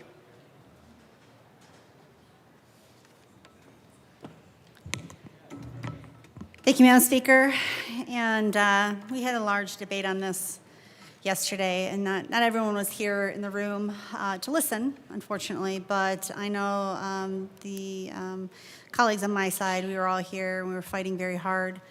I know that I received a lot of emails on this bill, all asking me to please say no, to help fight against this bill, and that's exactly what I did and my colleagues. You know, I agree with everything that my colleagues have said. This is an absolutely atrocious bill. I agree with that wholeheartedly. I brought up the fiscal note because I find it ironic because on the fiscal note, it shows basically the zero fiscal note. You know, it's not a financial sweat off the state of Colorado. They don't have to pay for anything. But you know who will have to pay? The small businesses in Colorado. They're the ones who are paying what you're doing. It's devastating financially for every FFL and business in Colorado that this bill touches. We heard several times, and even today, that we're taking away the Second Amendment rights, that we're killing businesses, shutting down gun shops, chasing gun owners out of the state, and more. But I want my colleagues on my side to understand, every time you say that, I shake my head because it's known. They know this. They know businesses are going to suffer. They know that it's chasing people out of the state, Second Amendment people out of the state. They know they're shutting down gun stores. They know they're shutting down FFLs. They know that they're leaving the state. But that's the plan. That's what they want, and that is the plan. These are just facts. We want them to care that they're doing these things. But that's not there. That will never happen. Bills like this solidify the plan to drive any 2A, Second Amendment business and residents in Colorado who support the Second Amendment out of Colorado. They want us gone. They want us out. And this is how they do it. Death by 1,000 cuts. It's a shame. Because we stand up here so many times, almost every day, fighting for all of our amendments, all of our rights. It's falling on deaf ears. I don't know what we can do to get the ears to open, but just understand, I believe that they are open, and it's part of the plan. So the more we fight, the more they just don't care. Thank you. Representative Bradley. Thank you, Madam Speaker. And I will say the petitions that I got served, my name was on it, and a bunch of people that I know from my district that signed it. So I got plenty of real people in mine. I don't know what's happening in other districts, but in HD 39, I got plenty. Happy Friday. Love third reading. Like I say every time, it's nice and quiet. And even if you're actively not listening, you passively have to. So hopefully there's some mustard seeds being planted. Members, we've been here before. Another year, another bill, another promise that this new restriction will finally make Colorado safer. And yet, year after year, we continue to see the same results. But this one is simply duplicative and repetitive. Over the past 2 decades, this legislator has passed more than 30 gun-related laws, background check expansions, magazine limits, red flag laws, waiting periods, storage requirements, and more. Each one was sold as a necessary step toward public safety. But here's the question we have to be honest enough to ask. If those laws worked, why are we still here? Why are we still seeing communities struggle with crime? Why are we still ranking among the worst in the nation in key categories? Because the truth is, these policies are not addressing the root problem. Let's talk about the reality in Colorado. In recent years, Colorado has ranked in the top 10 nationally for violent crime and even higher when you combine violent and property crime. Auto theft surged to among the highest rates in the country. Violent crime rose sharply after 2019, reaching levels we haven't seen since the 1980s. This did not happen in a vacuum, and it certainly didn't happen because law-abiding citizens suddenly became criminals. In fact, we know the data, and the data states that law-abiding gun owners stop crime upwards of 1.6 to 2.5 million times every year. And yes, we've seen reports of a recent small dip in crime in the last year. That's a great thing. Everyone in this chamber wants safer communities. But let's not confuse a short-term fluctuation with long-term success. A temporary decrease does not justify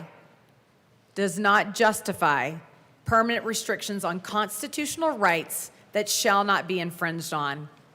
A single year's decline does not undo a decade of increases in anti-gun laws. It does not validate years of policy decisions, and it does not justify continuing down the same path without question. Because the real uncomfortable truth is that criminals do not follow laws. They do not comply with background checks. They do not respect magazine limits. They do not register their weapons. And they certainly are not deterred by yet another regulation passed in this chamber. But who does follow the law? Let's talk about those people that you're regulating against. The single mother who wants to protect her children, the elderly couple who wants to defend their home, members of the disability community who want to have an equalizer, the small business owner closing up shop late at night, or the waitress leaving her job at midnight walking the streets of Denver, the veteran who understands the responsibility of firearm ownership, and the law-abiding citizen who has done everything right and continues to have their rights trampled on. Those are the people affected by this bill. And every time we pass legislation like HB 261126, we make it just a little bit harder for them to exercise a God-given constitutional right, a right that exists not for convenience, but for protection. We are placing the burden of crime on the backs of the people who are not committing it. We are restricting the rights of those who obey the law, while the individuals who actually pose a threat continue to ignore it. At some point, we have to ask ourselves, are we solving the problem? Are we simply creating the appearance of action? Because real public safety requires more than symbolism. It requires addressing repeat offenders. It requires enforcing the laws we already have and creating new ones aimed at criminal activity. It requires confronting the breakdown we're seeing in accountability and consequences. And yes, it requires acknowledging something that is difficult to legislate. Guns are not the problem. If they were, Colorado, with its long list of firearm regulations, would be one of the safest in the country. But we are not.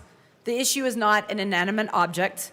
The issue is the moral compass of individuals who choose to commit crimes, individuals who time and time again demonstrate a willingness to harm others regardless of what the law says.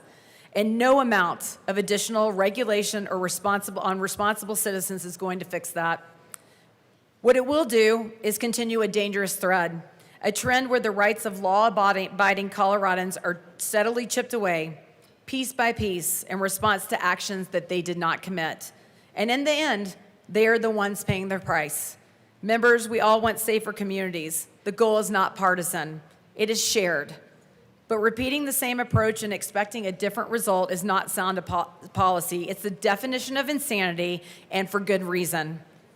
It is time to stop targeting the wrong people, the law-abiding citizens of our state.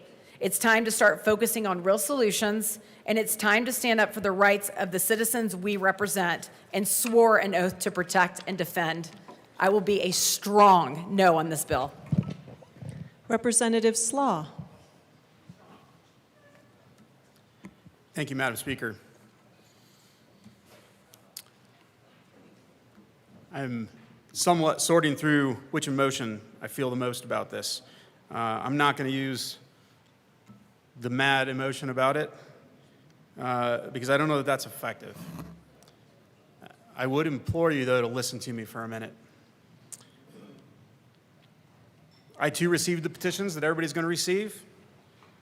I'm certain that you will find the name of one individual in there. His name is Scott Slaw. He signed that. He's a real person. He's a real person. I guarantee he's a real person.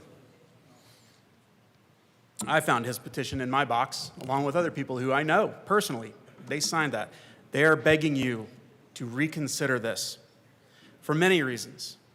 To start, my friend Aaron signed it because he is one of at least a dozen small-town FFLs in my district. I don't know that there's very many more. I don't know how many FFLs Milliken, Johnstown, Berthoud, Meade, and West Greeley need, but I know that we need a good number. Competition is always good.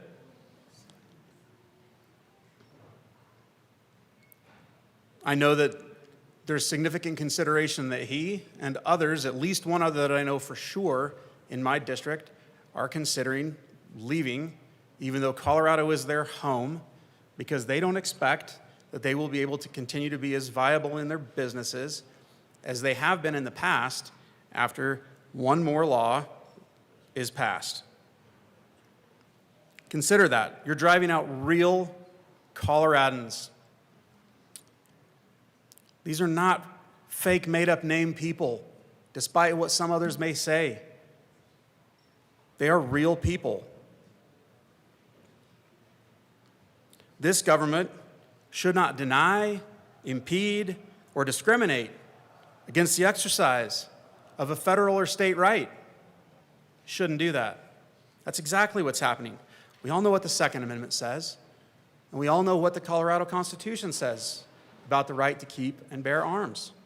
This will make it so that it's harder for individuals, for citizens, for Coloradans to be able to exercise their constitutional rights, because it will mean that there will be fewer dealers in Colorado to be able to purchase a firearm from. Again, this will drive out business in a time when we already have fiscal constraints. This is not a wise bill. I haven't even gotten into, and I probably won't get very deep into the consideration that the Second Amendment exists for specific reasons. It's not so that I can buy a hunting firearm. It's not for that. It's so that people like me and every other veteran that has served and every other law-abiding firearm owner out there can own firearms to protect their family, to protect their community, to protect their state, and to protect their nation against government overreach if the government eventually someday goes too far. This is another step towards the government going too far. How many more steps will the government take before the government takes that final step that is entirely too far? And then, by that point, will we have regulated the people who are standing there to protect every other citizen's life out of their ability to protect them? That is a concern that I have. I don't think that that's a crazy concern to have. I think it's a real and legitimate concern to have. I think that you can look around through history. I think that you can look around through geopolitics today and see that there are problems. It's absolutely true. I could stand up here for a long time and give you reasons. You've heard some. You're going to hear more. This is a bad bill. It is not right for the people of Colorado. It is not right for Americans. Representative Bottoms. Thank you, Chair. I do believe that these bills, when I say these, I mean not just these three, but all of the many dozens and dozens over the last few years that have come down that are just like this, that I hear some of my colleagues, and I understand why they say this when they say unintended consequences. I always struggle with that because I think the consequences are known going in. I think the consequences are known as the bills are being written.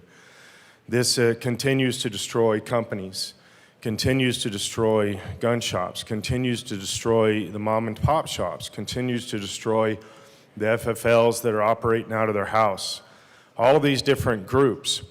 And I've been here long enough to remember when the last time they brought the petitions that have been referenced a couple of times, the last time they brought the petitions, put them in people's offices, and I watched one representative talk about how they were going to throw them away, do all kinds of things to them that shouldn't be done, laughed at them, made fun of them, got videoed doing it, and then wants to come up here and tell us that they didn't have a lot of impact. Well, you got to look at them before they can have impact, not make fun of them and throw them away. So they do make impact. I have my name. I have people in my district that are constituents that have their names on them. But you got to look at them instead of just deride them. And so we do know that this is a conflict in this room, that we can spend all day on our side saying this, you know, the Constitution, fight for people's rights. Oh, that means nothing in here. We know that. And so we're just going to keep getting up and saying it because truth actually has the ability to push back. When you speak truth, it pushes back against the darkness. It pushes back against the things that are not true. And so we just keep speaking truth, and then eventually truth rises to the surface, and we're vindicated. But more important than like our side being vindicated, truth is vindicated, and that's more important, and that will be happening. That will be happening. And we're doing a tiny little bit of that fight right now, me and my colleagues, as we get up and say this stuff. Representative Sukla.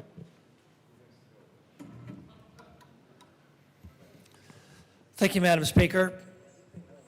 So I've lived in Colorado all my life. And I remember when I was 14 years old and my brother was 13, school was out. And my dad took us up to the cabin. And he gave us just a few things. He filled the propane refrigerator with enough food for us to last a week. He gave us a shovel, and he gave us a breaking bar, and he wanted us to dig holes for a half a mile of fence. And the last thing that he gave us was a gun.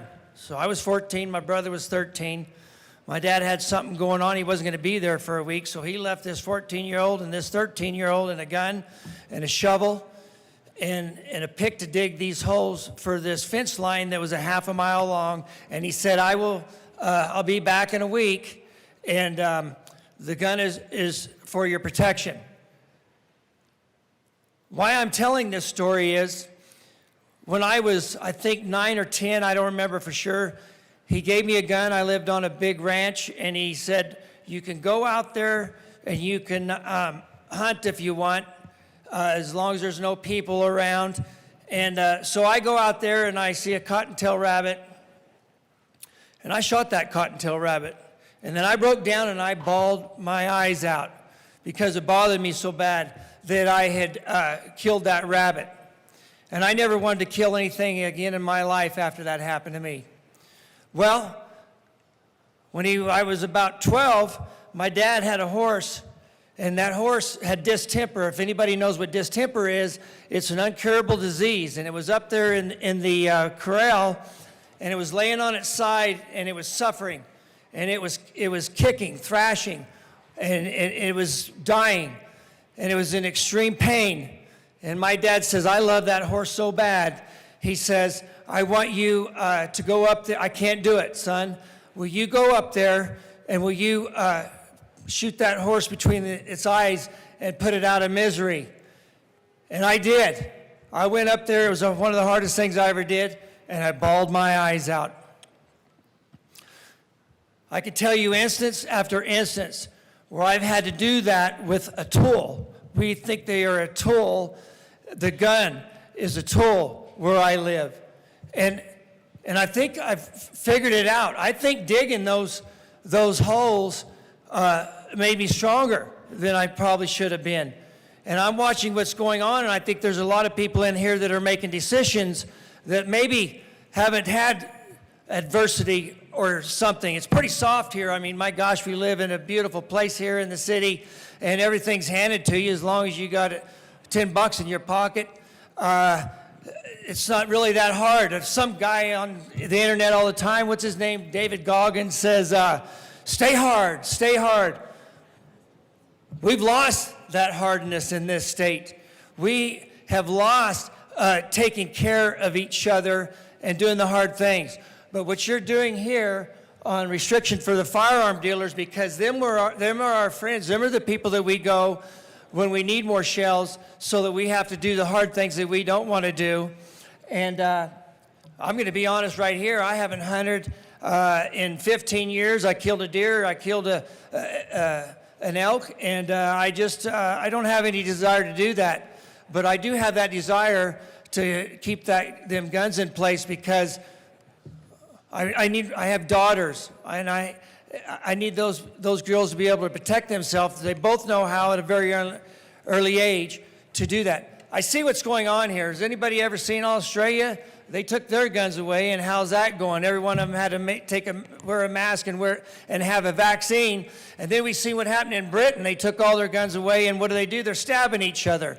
It's not going to quit. But sometimes we better just stay a little bit harder and quit being so dang soft and teach our kids the proper use of that tool, because where I live, we can't live without it, and I'm a hard no on this. Thank you.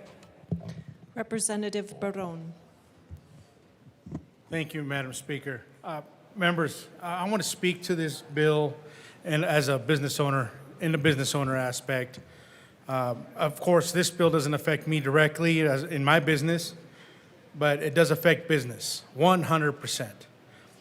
We have come accustomed in this chamber to run legislation that pushes business out of the state. It's time and time again the excuse, the reasoning for a lot of people, a lot of businesses leaving the state is because of us. It truly is. This is one more step towards that. Overregulation I have seen, not just in this industry, in the gun industry, but I've seen it firsthand in oil and gas. And to be 100% honest, that is the reason why I'm here. One of the reasons why I'm here. Because of the overregulation of industry. I seen it happen to my industry of oil and gas. Even though that we do everything safely, cleanly, to take care of our environment, to take care of our people, to take care of our communities that live around it, it still happens. And one of the reasons is because some of the people here don't really understand how it works over there. I see that with this bill. There are many people on both sides of the aisle that understand how a gun works, that understands what it could be used for, the good, the bad, everything. The pros outweigh the cons by a lot. And we're running legislation to regulate this industry, push businesses out, people out of this state, and not just that, revenue. If the business aspect is not touching your heart, then the revenue should. Because you know what? You know what I'm going to do? I'm going to drive over to Wyoming, buy my gun there. Drive over to Nebraska, where it's cheaper because they don't have to do so much paperwork. And quite frankly, some of those businesses are already moving to Wyoming. I know one of them in Windsor that moved from Windsor to Wyoming because of the overregulation, all the paperwork. For what? $50, like the good representative from El Paso said? $50 gain on a gun sale.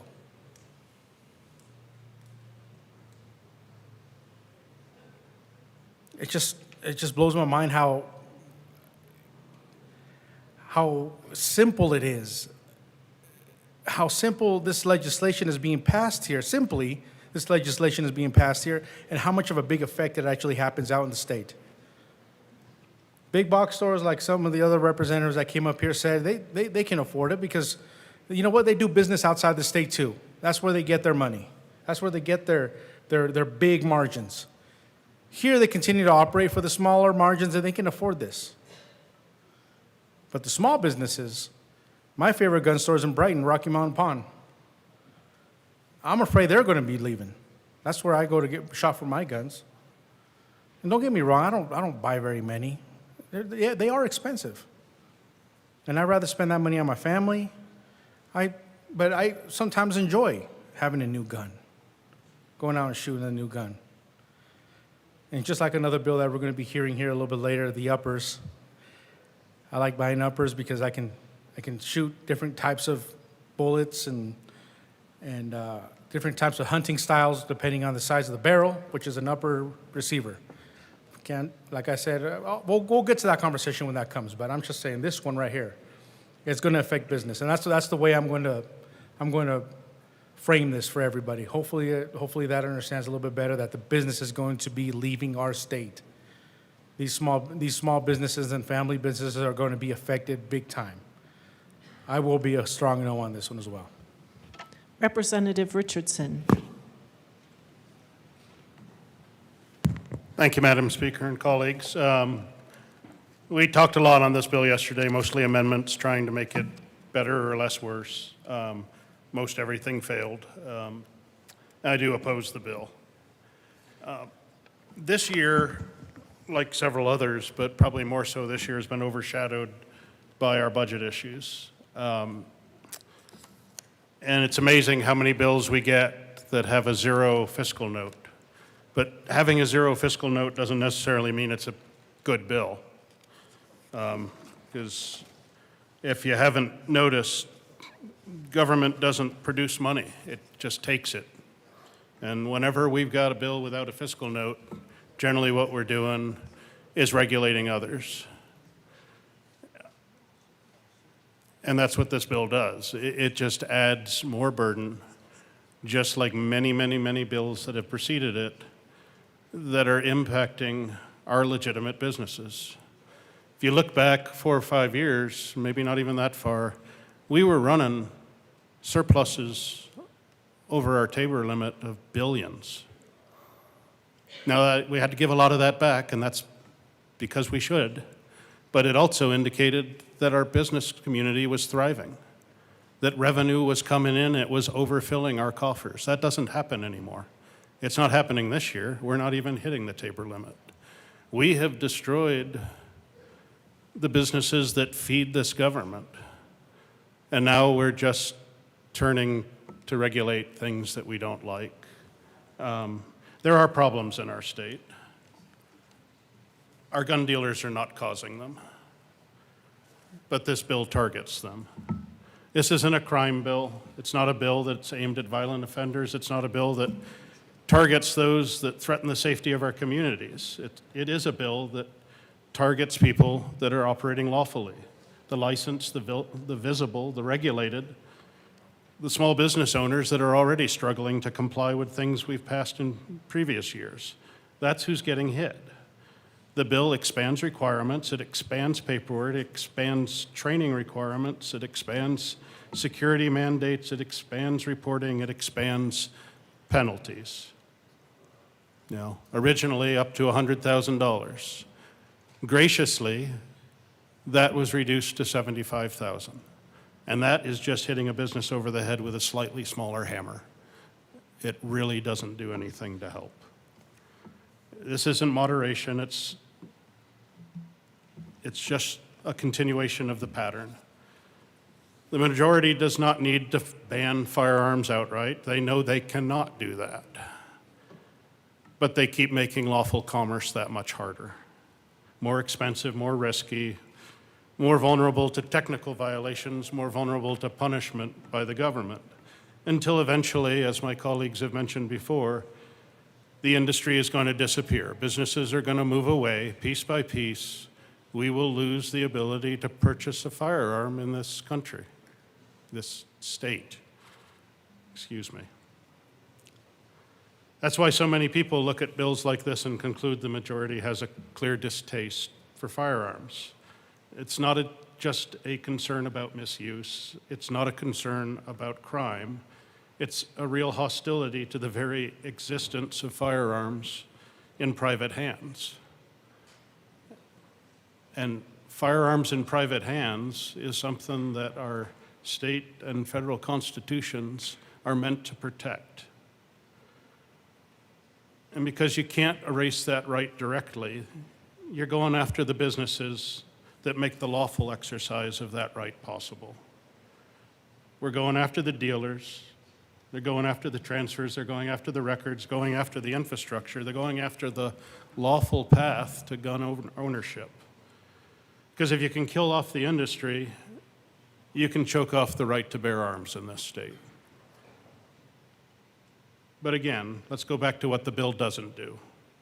It doesn't stop cartel activity. It doesn't stop black market trafficking.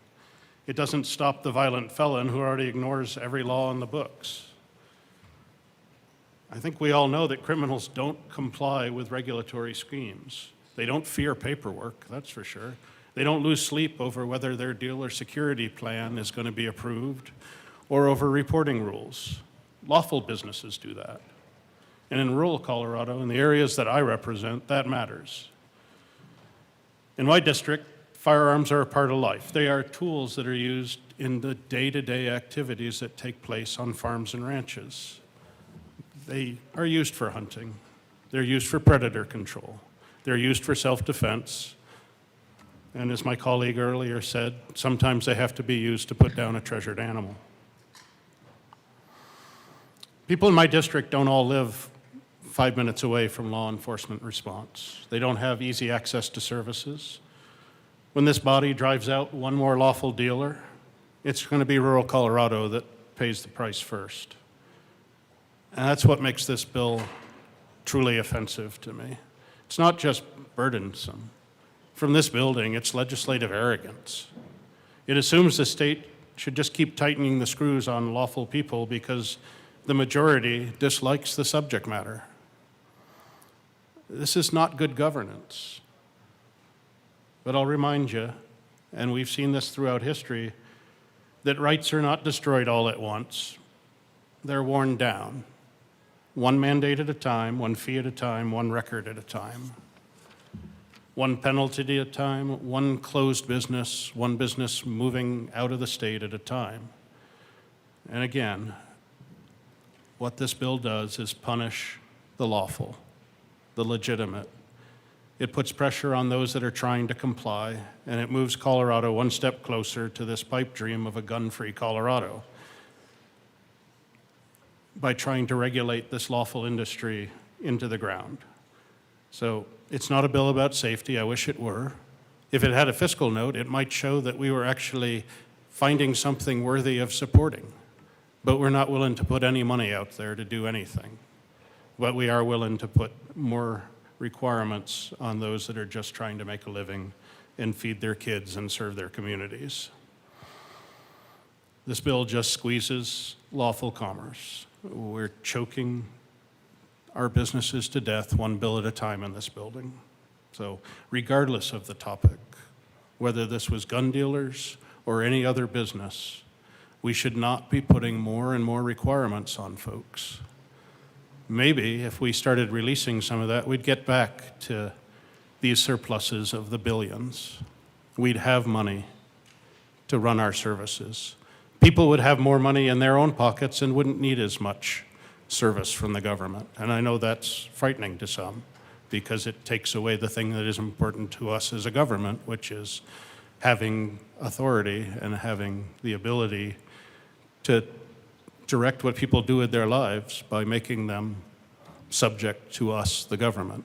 So let's vote no on this. Let's try to put some more money back in the hands of people, because money in your own pocket is freedom, and that is what we should be supporting here. So thank you very much.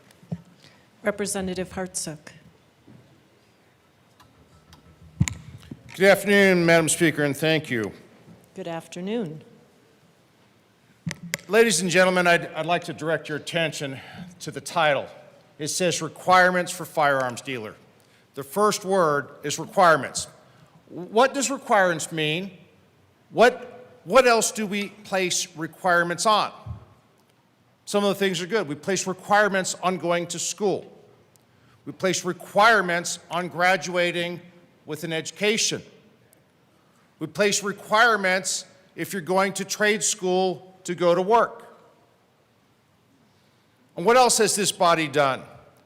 This body, over the past decade, has legislated requirements upon nearly every single industry throughout the state. And what are the results of those requirements?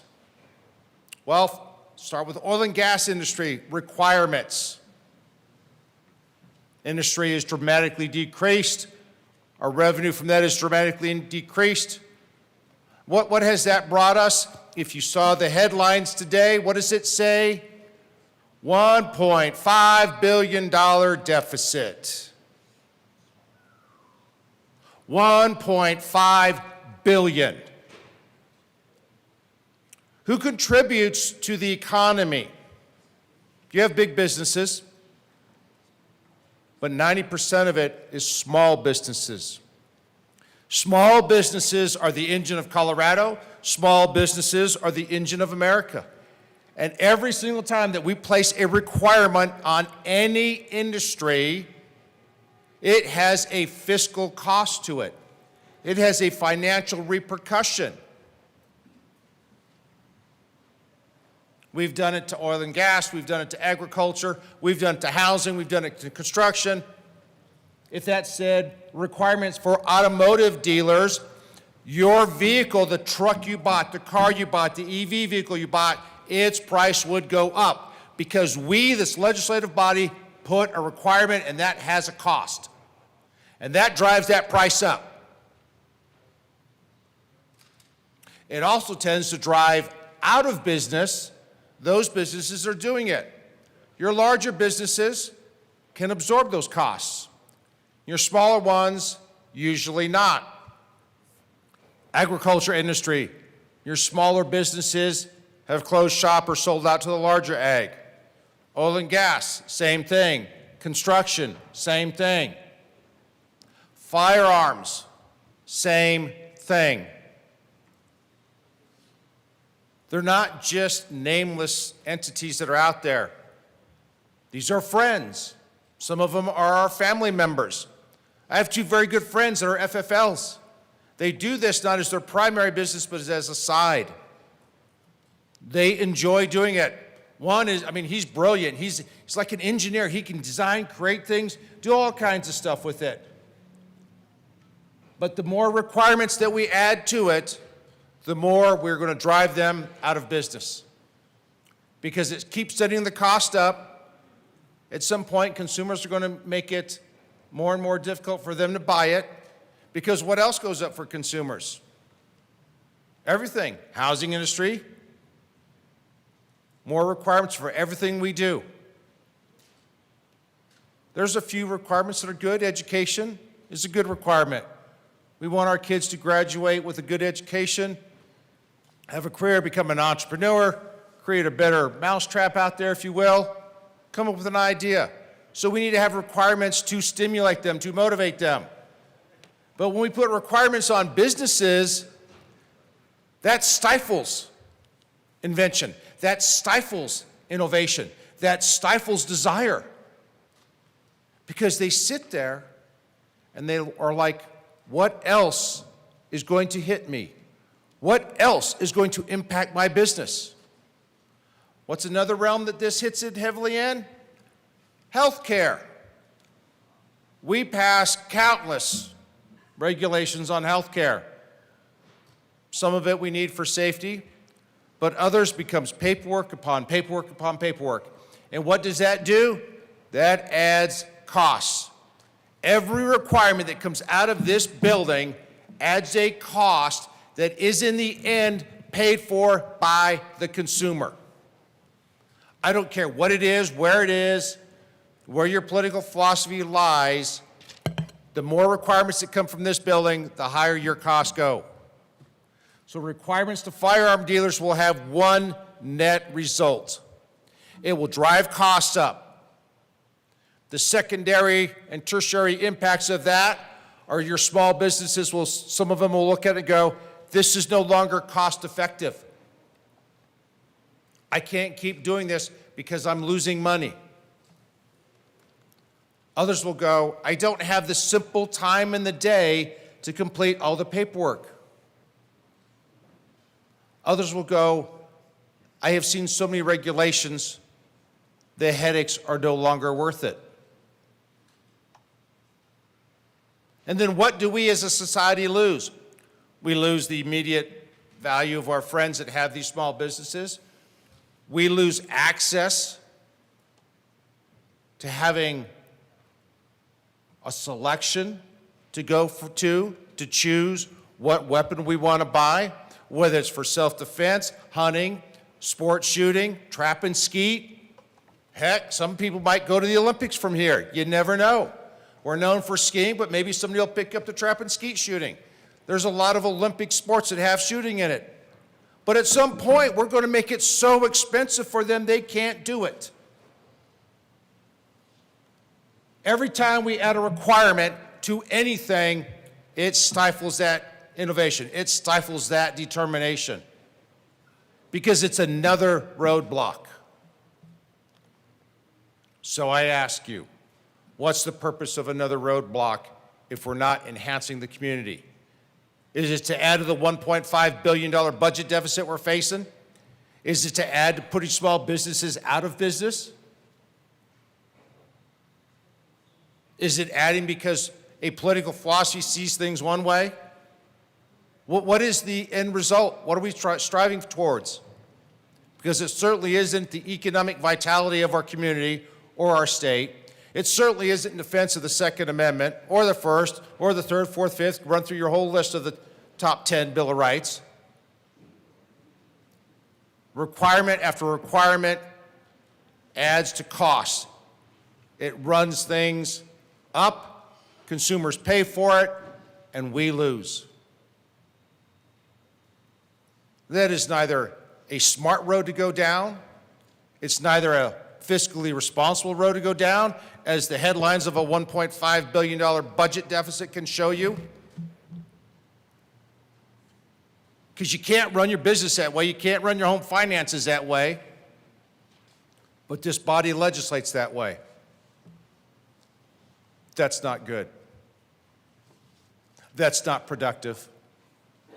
That's not helpful. And to use everybody's favorite phrase, that's not equitable. I urge a no vote. Thank you. Representative Woog.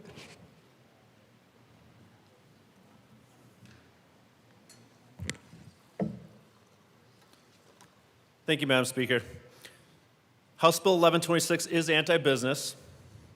This body is picking winners and losers at the expense of small, family-owned businesses. I come from a family of entrepreneurs. My great-grandpa came over from Germany. He started a cement laying business. As soon as he had enough money, he went back and picked up his wife and firstborn son. My mom was an entrepreneur, my brother, my sister, uncles, cousins. We've had and have, as a family, a gas station, coffee shops, bowling alley, family amusement parks, law firm, physical therapy product sales company. I was a property manager. I sold my business because of the laws that came out of this building. The regulation on so many businesses for a small owner like myself were too much to bear. Along with my family members, I was proud to provide jobs. I was so proud. Through blood, sweat, and tears, oftentimes just getting by, sometimes taking a smaller paycheck than my employees. But you know what? There was a feeling of freedom in owning my own business. For myself and so many others, it's not about owning a house, it was about owning a business, being your own boss. That was my American dream. And this is the kind of bill, like so many others, that increases regulation. It will increase the cost of living.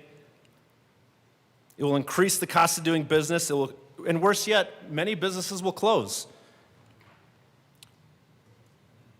These kind of laws eliminate ways of life. They eliminate people's ability to do what they want, to provide for their family, to provide for their children, to provide for the employees that do the same and love what they do.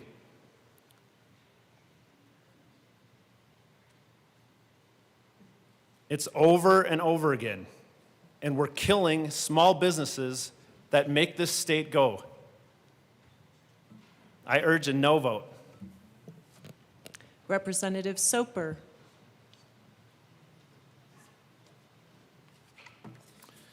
Thank you, Madam Speaker.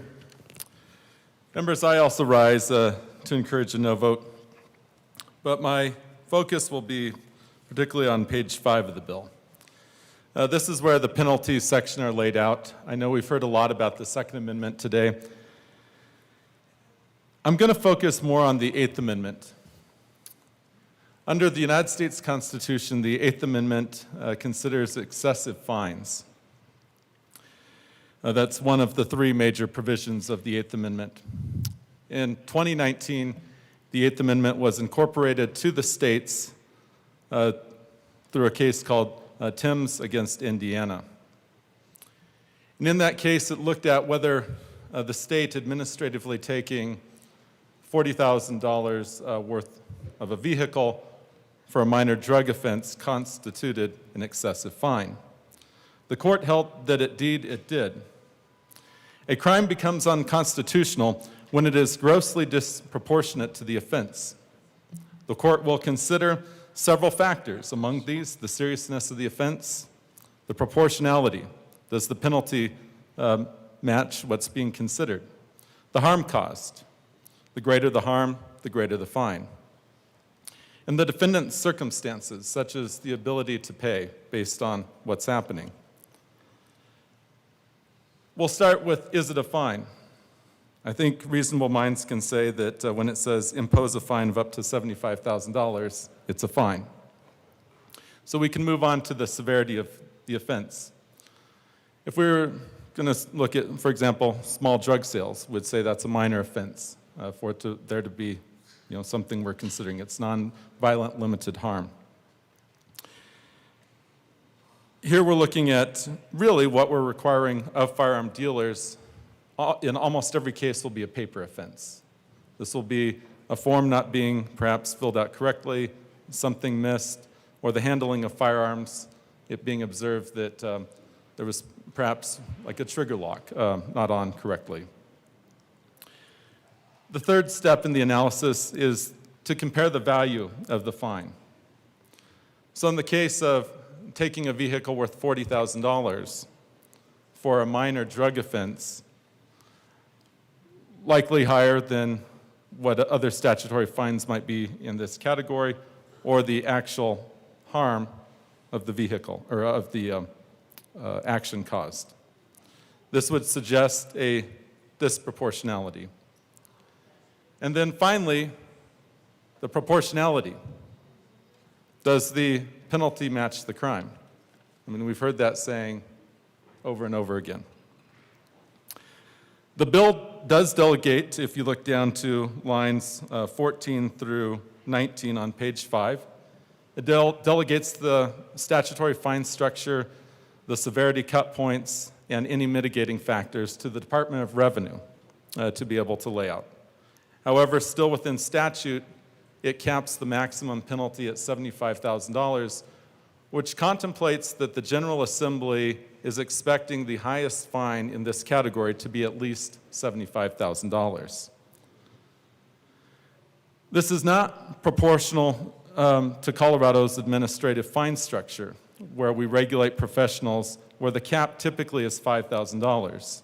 In a review of the statutes, I found that in administrative law, for the regulation of professionals and heavily regulated industries, there'll be as much as $10,000. $75,000 is quite a bit more than $5,000 and definitely quite a bit more than $10,000. This would suggest that the fine structure is outside of our typical statutory range. Considering the range of fines usually go from $100 to $5,000 when we hand that over to the department or the agency to start creating cut points, $75,000 being the maximum would once again still be outside of that.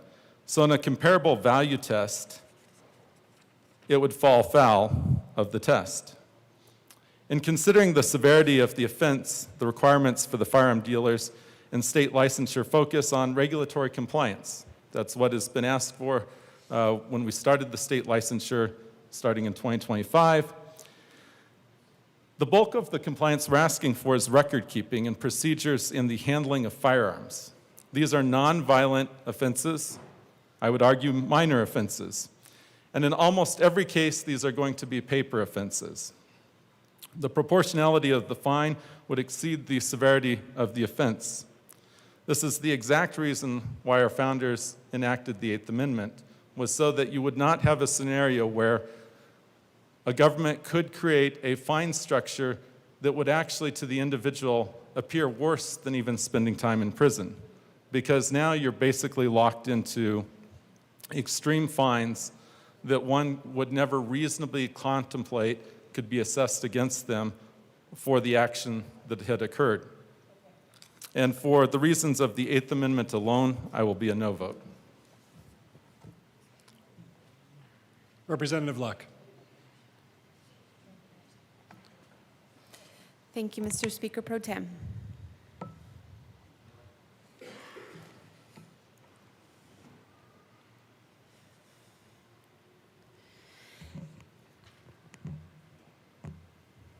Every tyrant fears a thinker more than an army.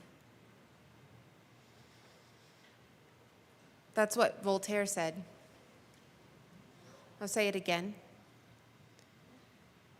Every tyrant fears a thinker more than an army. Why? Well, Oscar Wilde told us the answer. It's found in ideas.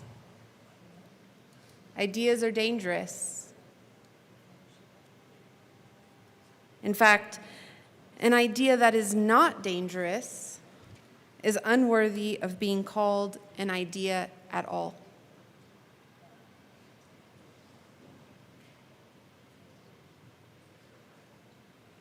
Firearms are utilized upon a framework of ideas, of beliefs.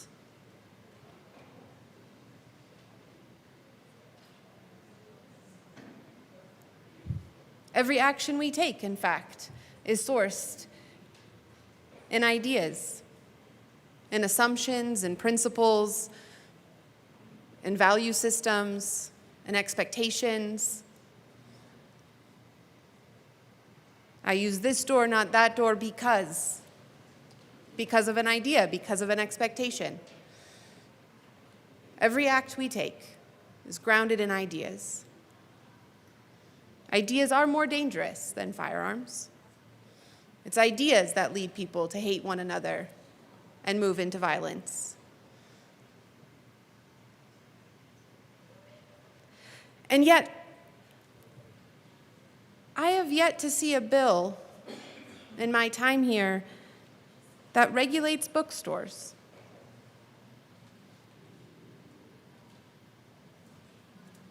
Freedom of press, freedom of speech are just as much of an inalienable right and constitutional right as the right to self-defense. As has been noted, there have been countless bills related to the right to self-defense. There haven't been corresponding bills related to bookstores. Let's consider these provisions and this statutory scheme as applied to bookstores. Would this body be all right with the idea that every bookstore has to have a state permit, go through a long and extensive process to prove that they are capable of being entrusted with the idea of holding ideas for sale to others? Would this body be all right with the idea that an individual possessing directly or indirectly the power to direct or cause the direction of the management and policies of someone who is selling books be subject to new training requirements, new criminal standards? For instance, would this body be all right with saying to big box store CEOs that they have to go through layers of training before their particular box store could sell a book? This bill requires that for firearms dealers. Would it be all right to do that to bookstores? What about mandating that every single employee of that bookstore comply with certain training requirements in order to handle a book or be near them? Would that be okay? Would we be okay with that? What about record-keeping requirements? The representative from El Paso County outlined some of the records that have to be kept. Would we be all right with a record for every book that entailed who purchased it, where they work, their driver's license number, their birth date? Would that be okay? 100 pages? Oh. How about securing the most dangerous books behind locked glass or in a secured room where only the trained employees can touch them. Would we be okay with that? Suspicionless inspections. The idea that any person from the government can come and look through the records and see who bought what book at any time for any reason without any sort of probable cause or expectation that harm has been done. Would we be okay with that? I know the answer to these questions because I've heard the debates from the well about limiting materials in a library or a school. This body has soundly rejected any such quote-unquote censorship. How dare you? And yet for the right to self-defense, there's no hesitation whatsoever. Push that green button and move along. Former Supreme Court Justice Antonin Scalia said that the Second Amendment is not a second-class right and is not subject to an entirely different body of rules, or should not be. And yet, here we are. We are subjecting this particular industry to a whole new set of rules.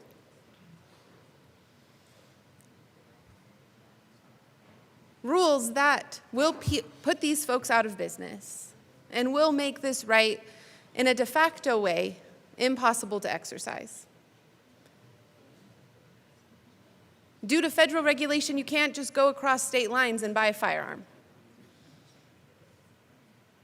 So if you can't get them here in Colorado, sorry, Coloradans, you're out of luck.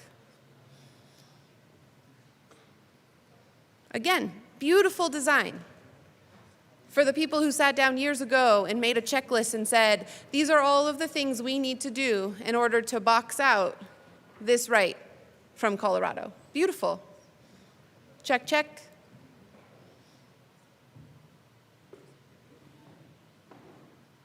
But the interesting part about that is ideas continue to move unfettered. And in some circles, increasingly, those ideas are hostile to peace.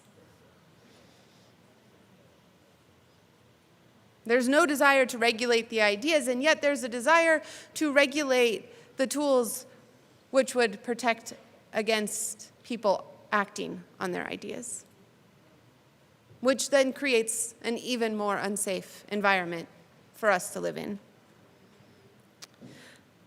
I will give the bill sponsors one thing with respect to this. In adding in that additional step of penalty, there is a response to the feedback that, hey, for a second or subsequent offense, we either can give them a warning or we can revoke or suspend their license, and so there should be some middle ground. I appreciate that they sought to try and find a middle ground. To my good colleague from Delta, and to the amendment I put forth yesterday, I don't think this is the right middle ground, but I appreciate that part. Rep. Luck, you have 1 minute remaining. Thank you, Mr. Chair. But ultimately, any cleanup that the FFLs have asked for in this, I dare say is more of a plea for assistance, not a desire to see this scheme built out. A plea to make it workable, not a request that says we support this idea. More of a, please, sir, can I have a little bit of freedom? Not an actual give. If you wouldn't regulate bookstores in this way, I'd ask you to follow Scalia and not make the Second Amendment a second-class right and treat it the same. Further discussion. Representative Bradfield.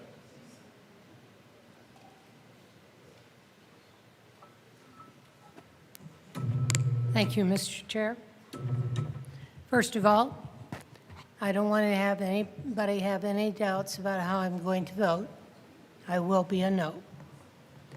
Second of all, I have seen over and over and over again, both sides, but predominantly one more than the other, bring bills for an industry for which they have very little knowledge or experience with. And it becomes real obvious to those who have experience the naivety of the sponsors. And that's what I think this bill is. It needs to be repaired, fixed, redone, or dropped. So therefore, I am a no today. Representative Johnson.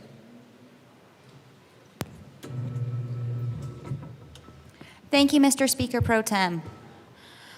Like my colleagues before me, I am in strong opposition to House Bill 26-1126. We are seeing a deficit in our state. We are looking at budget crunches. Why? Because we're chasing revenue out of Colorado. The more restrictions we put on our businesses, especially our small, family-operated, generationally striving businesses, the faster our revenue goes out of the state and the deeper in debt Colorado goes. We cannot keep putting restrictions on Coloradans, on our constitutional rights, and putting unfunded mandates on our businesses.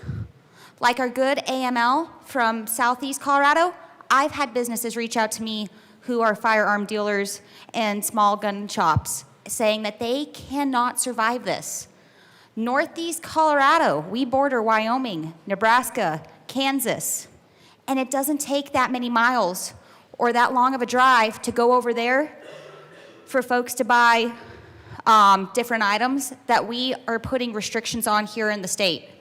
On behalf of Logan, Morgan, Phillip, Cedric, Washington, Yuma, and lots of Weld County, I am strong opposition, and on behalf of our small businesses that this is going to hinder and potentially destroy, I urge a no vote. Minority Leader Caldwell. Thank you, Madam Speaker. Members, yesterday when I got up here, I talked about a constituent of mine in Falcon, Colorado, and I'm just going to reiterate that along with a couple other constituents of mine that are in this industry here. So a good friend of mine in Falcon, Colorado, veteran, minority, family man, he owned a small gun store in Falcon, and I'd go there and I'd stop by and visit it, and his family was always there. I'd usually stop by on the weekends.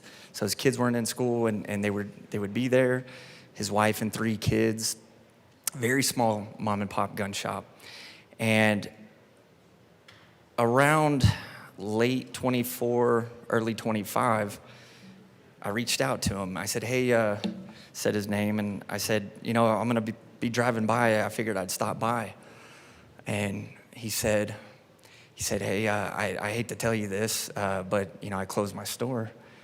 And I said, well, that's unfortunate. I said, what's going on? And he said, it's just not worth it anymore. He said, the laws that you guys are passing up at the legislature, he said, I can't afford to comply with them.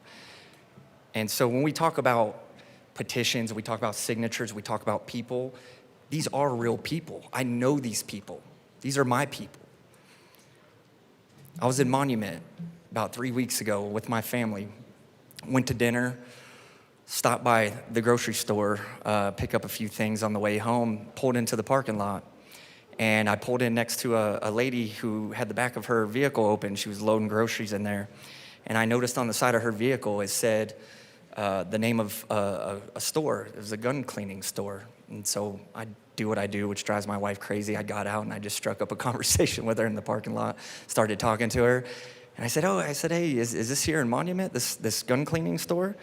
And she said, no, we're up in Palmer Lake. She said her and her husband are retired, and this is just something they do on the side.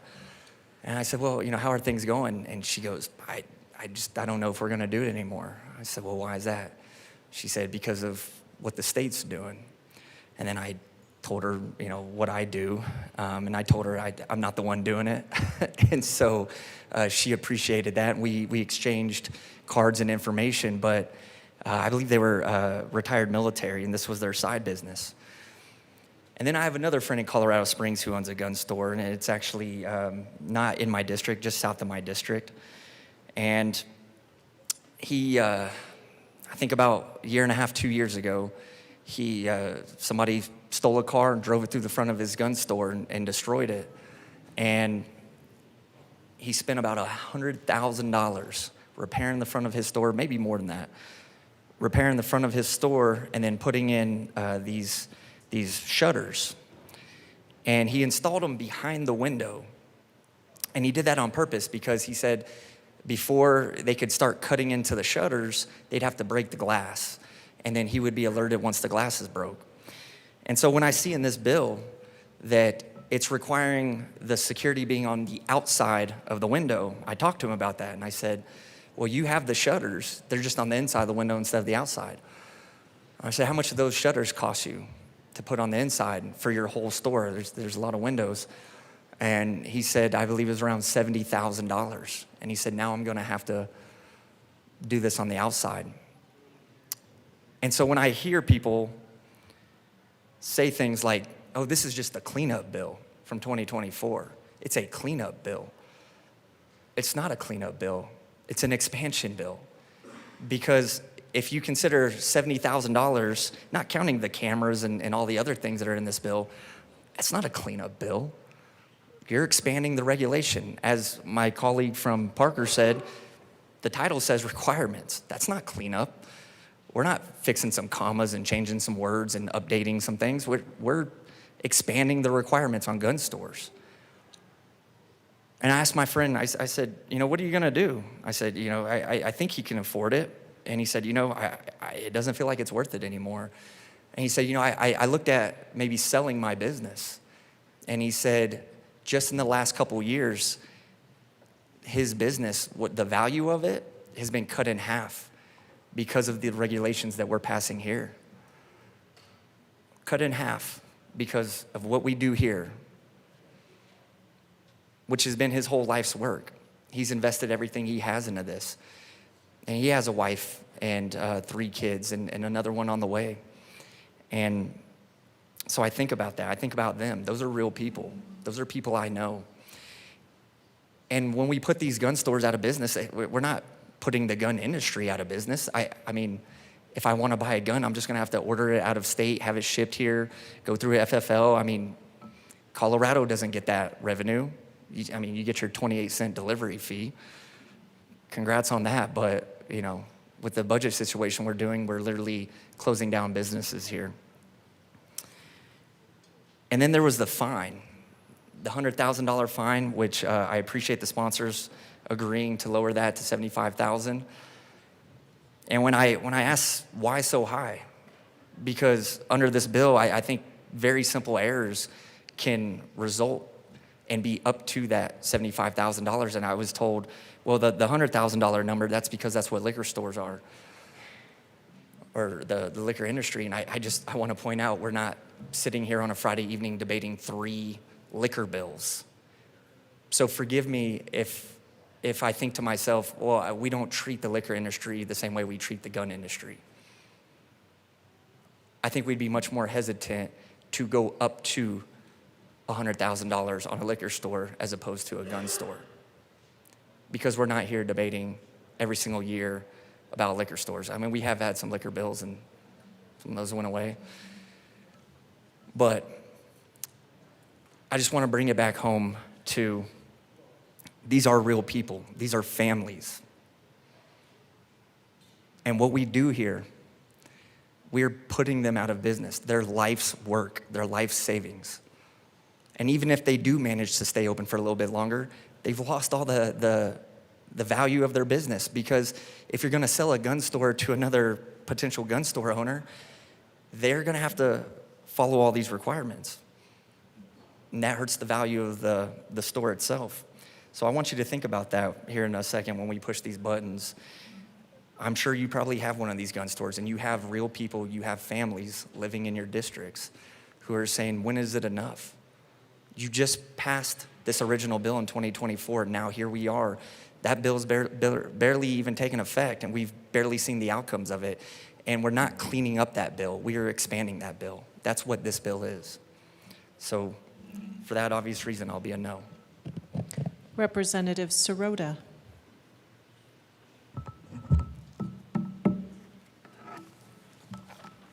Thank you, Madam Speaker. I appreciate everyone's attention today and consideration of House Bill 1126.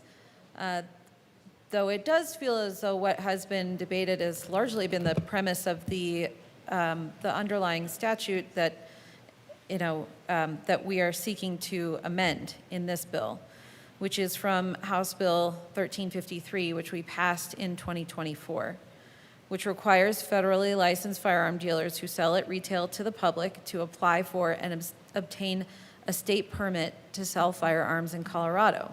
And now the state's firearm dealer division authorizes the state to vet anybody who applies to be a dealer. They allow for random and regular inspections of dealers to ensure compliance and require dealers and employees to undergo training such as how to identify fraudulent activity and comply with important business standards to ensure firearms are properly protected. The Industry Trade Association recommends all of these things to their members, and in fact, they recommend annual background checks of their employees, and they have partnered with the ATF to produce training programs such as Don't Lie for the Other Guy to prevent straw purchases. And these requirements are part and parcel of any kind of permit or license to ensure health and safety. We require many different types of entities to pay a licensing fee, to go through inspections, conduct background checks on employees, and take annual trainings to ensure state safety. It's done for child care centers, healthcare facilities, milk processing plants. The list goes on. And while federal agencies recommend annual or more frequent inspections for elevators and restaurants, federal firearms license holders can expect to be inspected at current rates, sometimes less than once per decade. In 2022, the ATF conducted compliance inspections for only 5% of active FFLs. It is clear that the ATF does not adequately oversee the industry due to resource and budget constraints. And that is one critical reason that states have implemented their own licensing standards.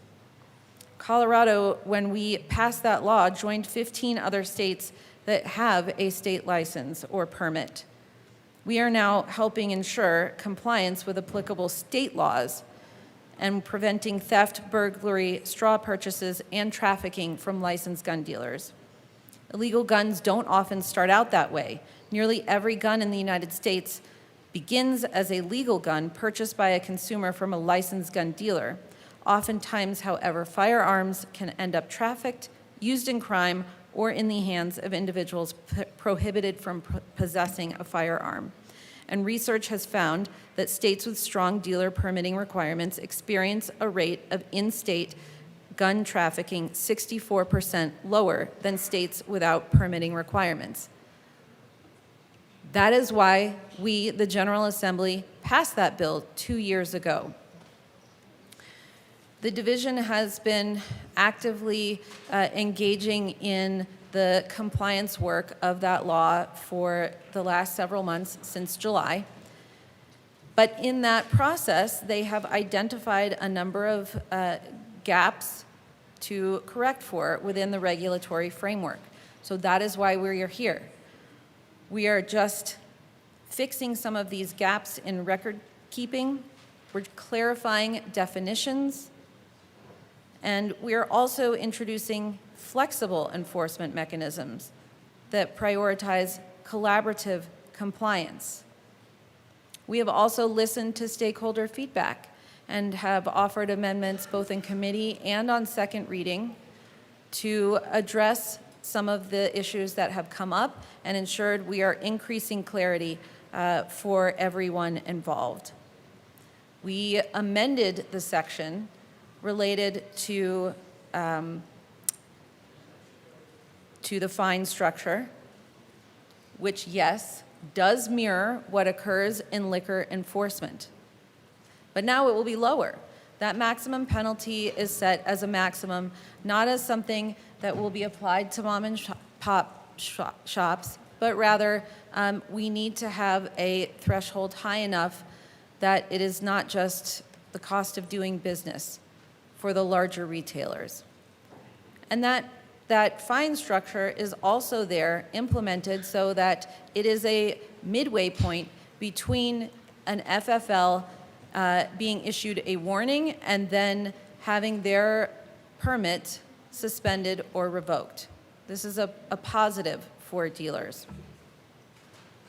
Regarding the security provisions, we also amended that in committee to move it to rulemaking so that FFLs have a better opportunity to engage in the stakeholding about how those security measures are set in rule, and so that the division can better individualize how each business sets up their security measures to tailor it to the individual conditions, physical conditions of each location.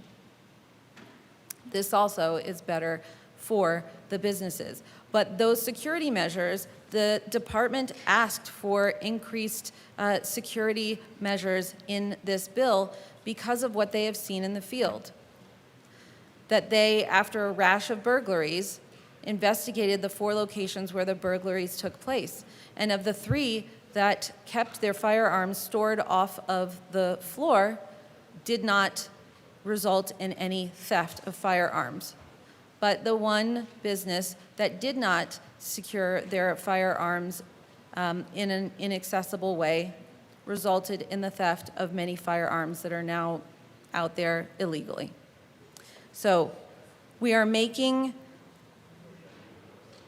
small but important changes to the regulatory framework to make sure that we are improving upon the law established already 2 years ago so that we are keeping Colorado safe and ensuring public safety going forward. I ask for your aye vote. Seeing no further discussion, the motion before us is the adoption of House Bill 1126 on third reading and final passage.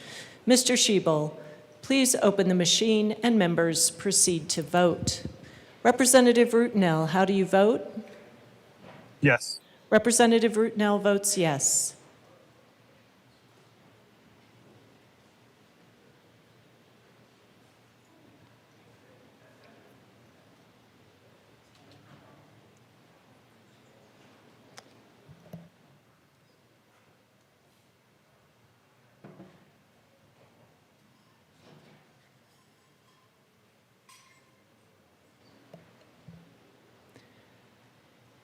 Please close the machine. With 34 aye, 28 no, and 3 excused, House Bill 1126 is adopted. Co-sponsors.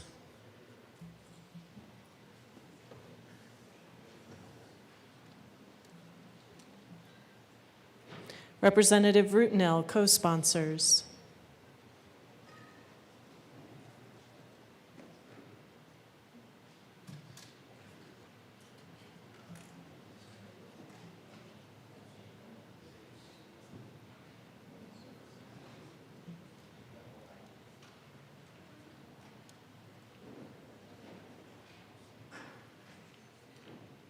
Please close the machine.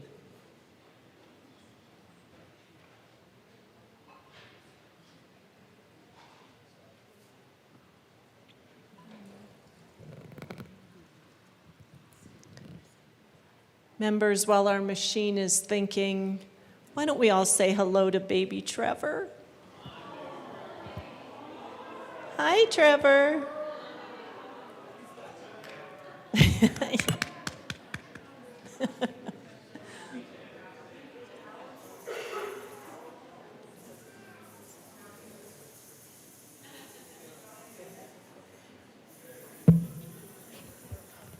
Mr. Schiebel, please read the title to Senate Bill 4.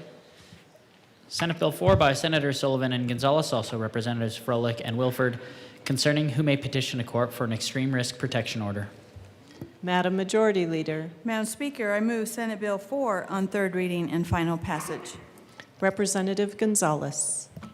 Thank you, Madam Speaker. Members, I will just echo some of my concerns and the discussions we've been having on these policies the last couple of days. And I appreciate the sponsors for giving my caucus the time to make our case as to why we are opposed and our concerns with some of these policies. So I do commend the majority in that aspect. Senate Bill 4, I truly believe, can be weaponized down the road, not necessarily right now, but down the road, when there are malfeasance and malintent to abuse and subvert the law and bend the law to manipulate it in their favor. We have seen this with other policies. This law is no different, and I think that that sets a precedent and opens the door for a precipice to make sure that there's people who want to do harm will do harm. There are unintended consequences, and I think this leads to more paperwork and the like. And I know we did bring forward an amendment yesterday to stand with domestic violence victims and survivors, as well as those of stalking, and it was a close vote. But I would just like to echo my concerns again that there are people who do not feel safe. There are people that have been stripped of their rights to defend themselves, given the abuse and the intent of people who are the instigators. That obviously the policies that we have continued to push through this building seem to favor the criminals over the victims. And that is a problem. That is something that I hear from not only my district, from people across Colorado. When we're debating these bills, a lot of people across Colorado say, why are we continuing to push policies that do nothing to solve crime, that do nothing for public safety, that while there are good intentions for these bills, they do nothing to address the problems we have when we have a state that has become more and more dangerous, when we prioritize criminals over victims, and these victims want to be heard, they want to be seen, they want to be able to defend themselves. And at a time right now when we are one of the most dangerous states in the union, we continue to have policies that drive away from that goal that we want, that we all want. I know all of us want to have safe communities and a safe Colorado and prioritize public safety. Our visions to get there don't necessarily align.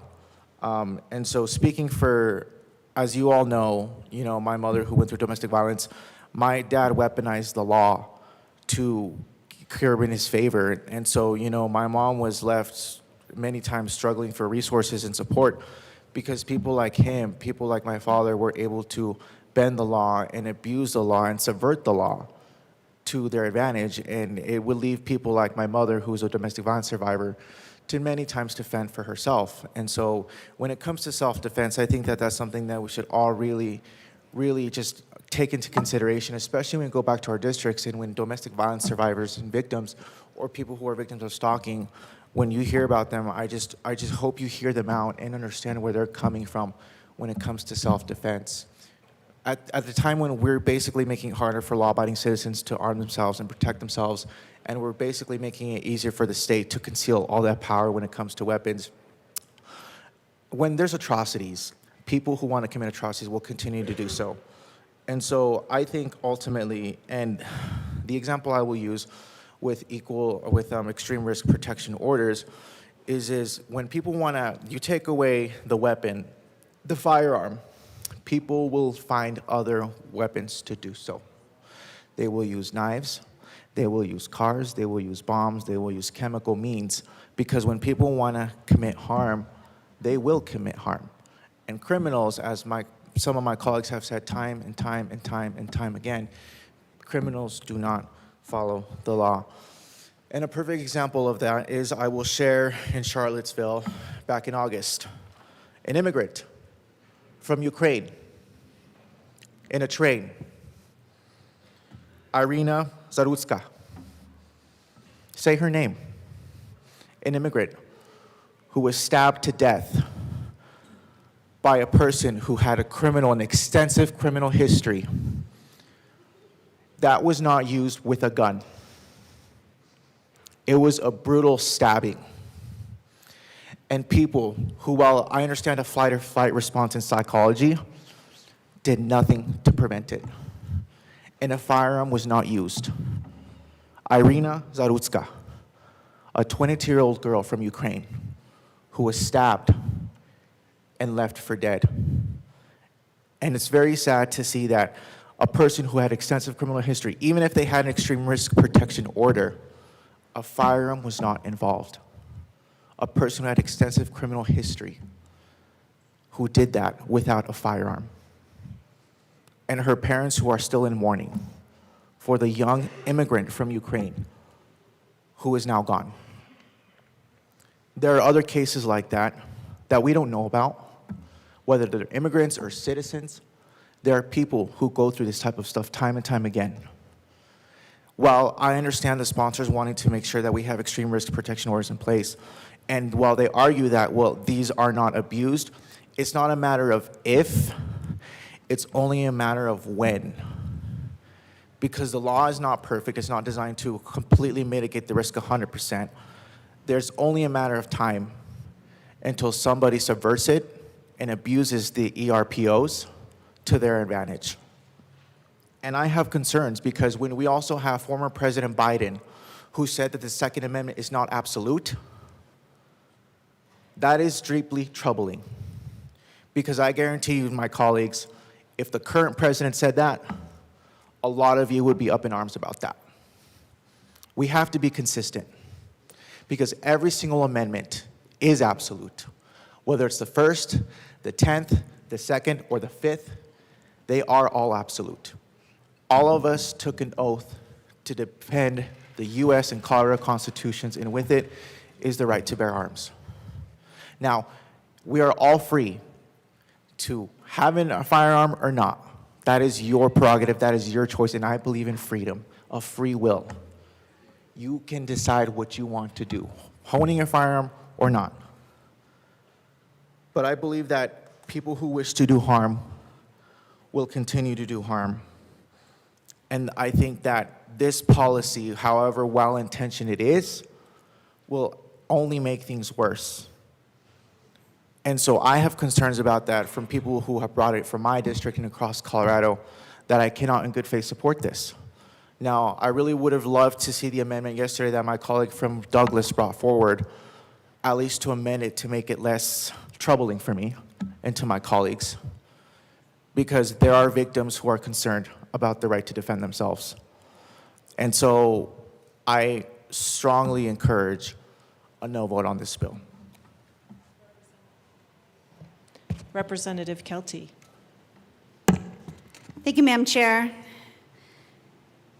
I am in complete agreement with my colleague that just spoke, especially when he said that other things will be used and are used to commit hurt, to commit crime, and to hurt others. And that's including laws like this.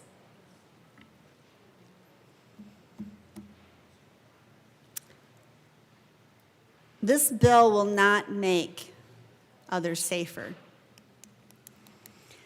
We spoke yesterday for hours about those that it would cause even more harm to. First, we brought up our veterans. Veterans seeking mental health, veterans seeking mental help. Let me remind you, 22 a day we lose of our veterans. They do need help. But bills like this, though I'm sure you don't intend to cause the harm, will. It will prevent them from actually getting the help that they need. I know my veterans. I've talked to thousands of them. And many of them have the same concern, that they will lose their rights. They will lose their God-given rights by the Constitution of the United States. Let me tell you this right now, they will not seek the help that they need. And there will be other types of victims. Victims of our veterans, and sadly, unfortunately, maybe even at the hands of our veterans. Because once a veteran needs help, a veteran needs help. They fought and died for this country. They fought and survived for this country. They need to be respected, and this bill does not do that.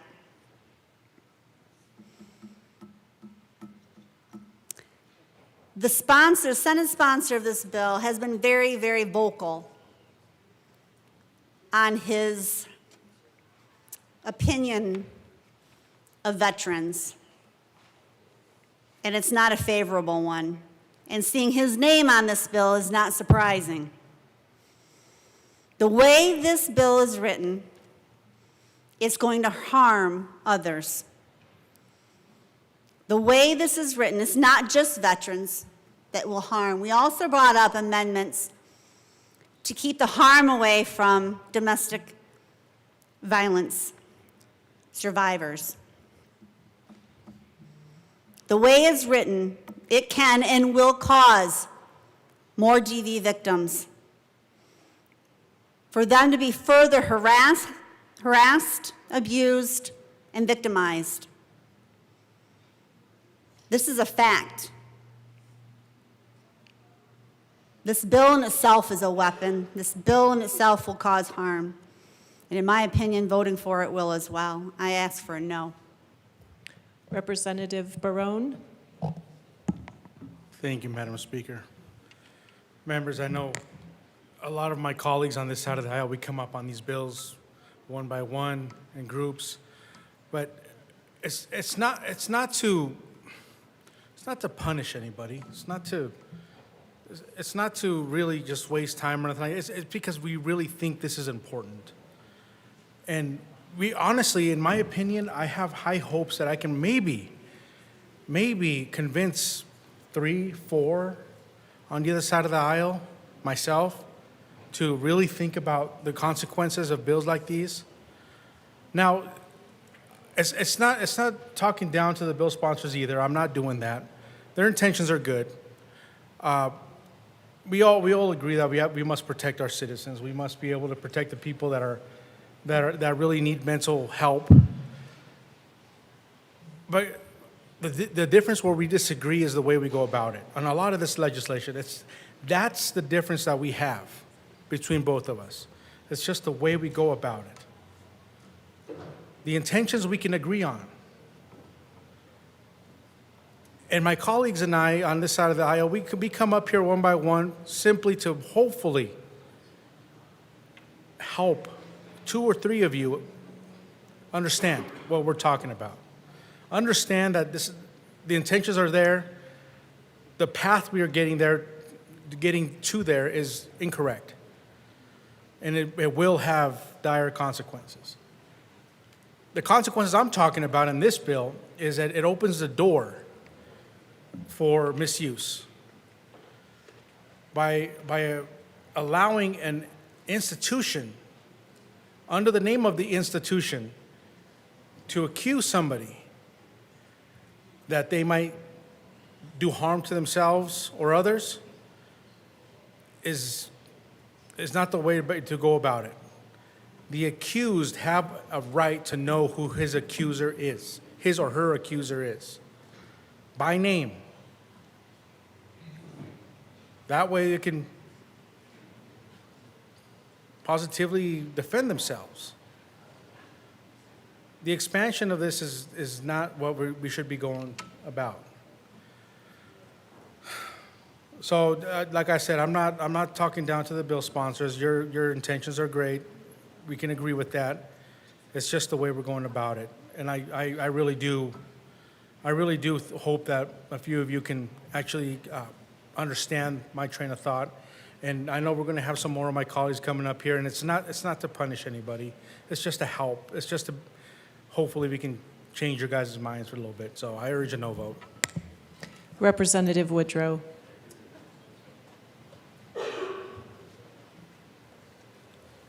Thank you, Madam Speaker. It's an honor to serve with you. It is an honor to serve with you. Colleagues, I wasn't going to speak on any of the bills today. I didn't speak on the one I sponsored. I wasn't going to speak on this one. But I do have to address a comment that was made by a good colleague of ours about rights being absolute and amendments to the Constitution being absolute. I quote Justice Scalia in District of Columbia v. Heller, the seminal decision finding a right to bear arms under the Second Amendment. To quote the late Justice, Like most rights, the right secured by the Second Amendment is not unlimited.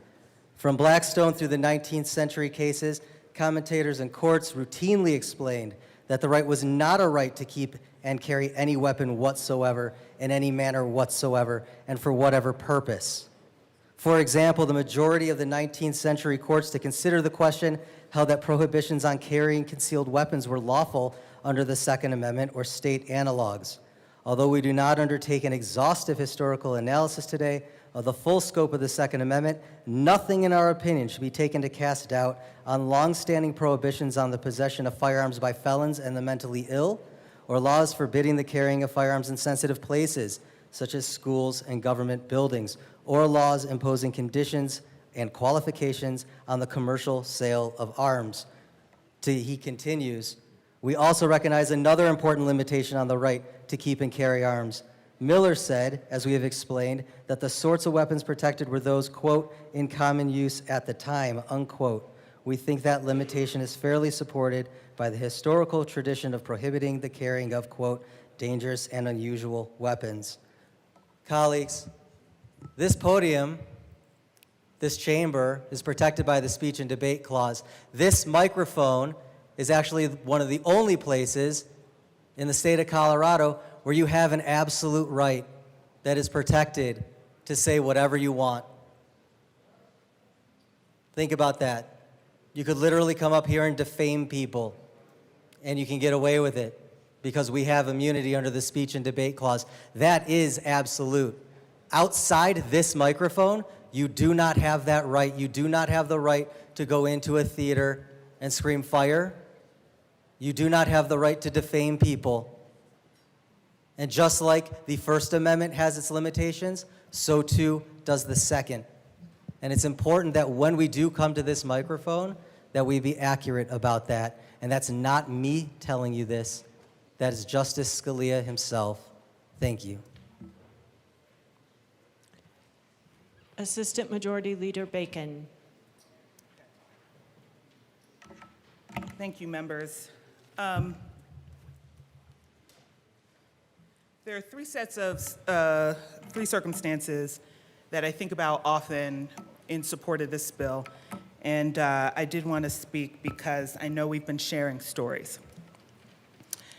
And I expect that we'll hear some additional stories. So when I think about the purpose of this, to be clear, this is an emergency order. It happens in the civil space, which means the petition in and of itself is not a permanent taking. And that's really important to denote as to why it's civil. But also, it is a petition that has to go in front of a judge. And our judges weigh evidence before they issue the order. And so a lot of ways, I think I'm just kind of taken about all of a sudden it seems we've lost confidence in our judges and judicial system, particularly when it comes to discerning whether or not a petition has merit or if it's being done maliciously or for purposes of revenge. For what it's worth, if it is found to be done to the latter, that is a crime already in statute. And so I know, just in case for those who are listening, here are the three sets of circumstances in which I personally consider this protection order. Some of us, unfortunately, know what it feels like when a fist crosses your mouth or hits you in an eye socket or a gut. And usually I would laugh with you.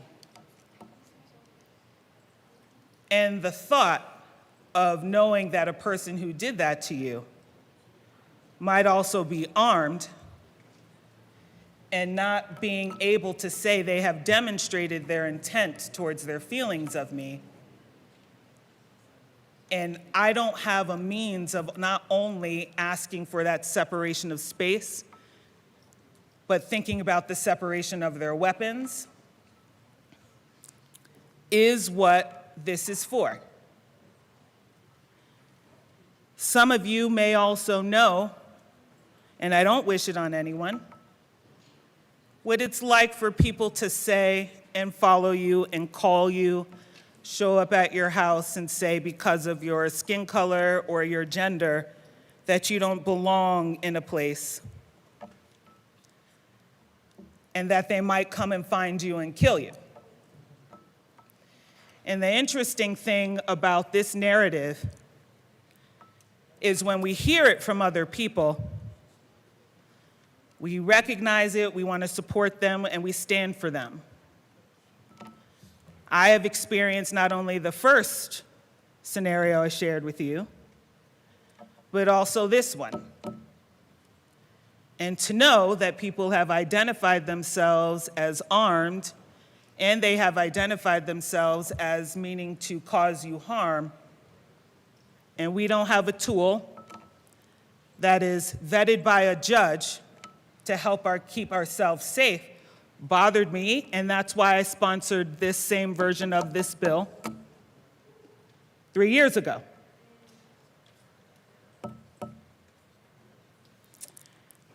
And lastly, I want to thank my colleague from Jefferson County,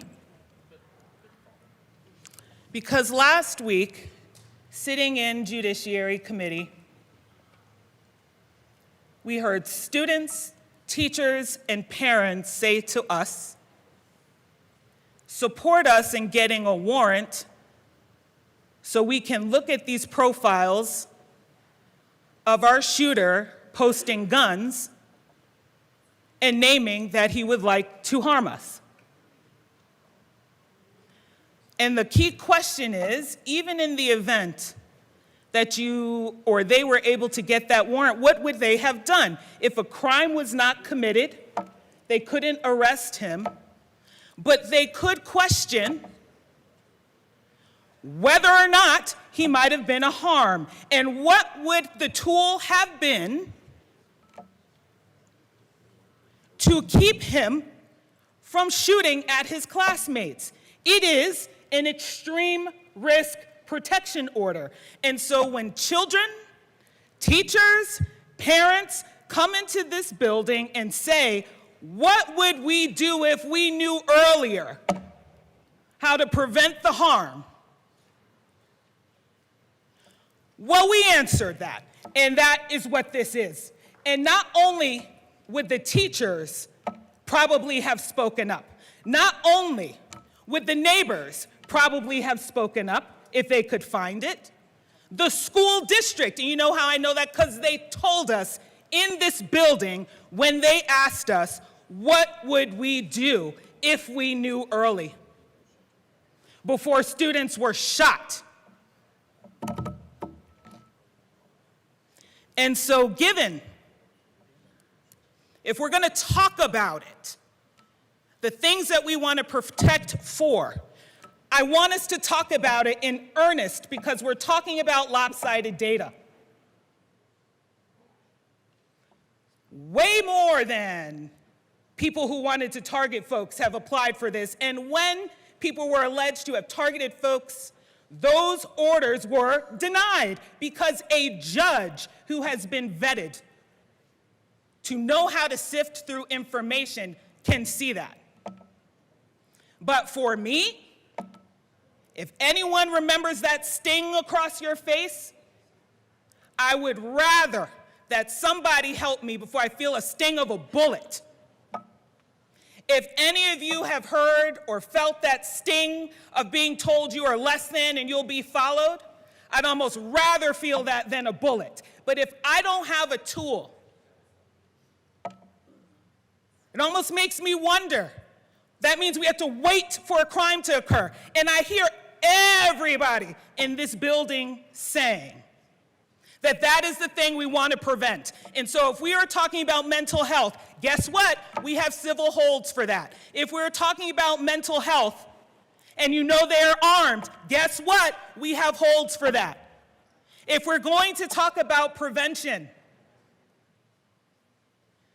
a temporary civil hold is what is on the table. And so I don't want to ever, I can withstand my own pain. It's in statute what temporary means. I can withstand my own pain. Despite not growing up in the country, I ain't soft. I can withstand it for even maybe me and my community, but I will not allow myself to have had an opportunity to listen to kids, teachers, and parents ask me what I could have done and then not vote for something like this. And so for everybody listening and watching, I do want you to understand. We know, despite what people think when we make votes, to do anything in this building as a matter of trauma-informed means to know people's trauma. And so I'm sharing mine with y'all. And that is also a decision for this. But you know, when other people talk about it, I stand for them. Maybe they might do that for me.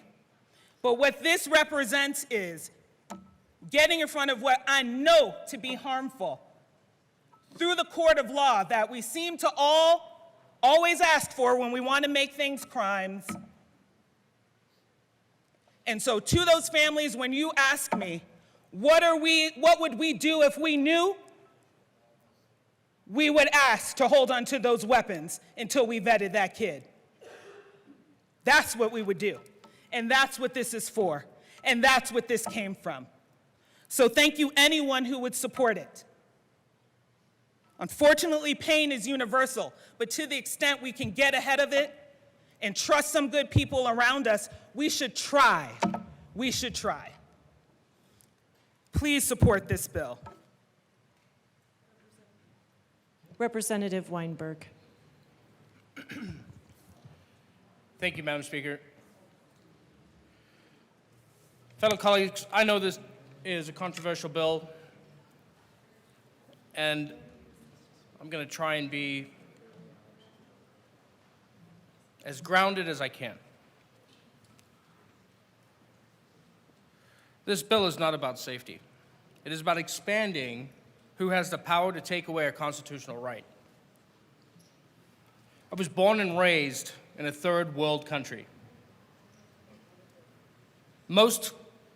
Very few in this room can say that. Third world. The privileges, every single one of you, the majority of representatives in this room, have no idea what a third world country is. And you can tell me all day that you visited one, but there are very few of us that know what and how important the United States Constitution is. And the Bill of Rights, stemming from the Magna Carta.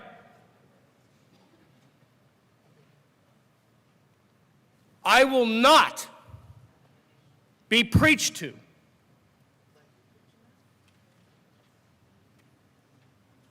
I will not be preached to about violating the whole reason myself and my family moved to this country. The shove down my throat government, the boot on my neck, living in South Africa, where 3 criminals broke into our home, AK-47s to my mother, my father, myself, my brother, and my sister, with the strictest gun control laws in the world. None of you have heard that story in 4 years, because I haven't told it. Because I try to come down here and represent one district that actually understands the Constitution and the Second Amendment. I'm all for freedom of speech. I have no problem with that. I will sit, I will listen to you. You can preach at me all day long. But the minute you start chipping away at the whole reason my family had the desire to remove themselves from a country that did not take care of them and a government that kept strangling them with a boot on their neck. It took us 10 years to leave that country.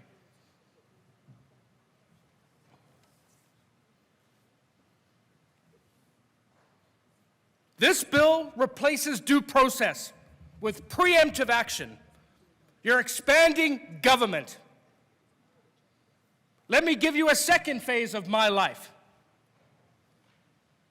I come from Holocaust surviving family, to where the first thing the government did in Germany was take away guns or give people more authority to rat other people out that had guns. This is a slippery slope, and you are creating it. 4 years I've sat here to listen to this nonsense of gun control.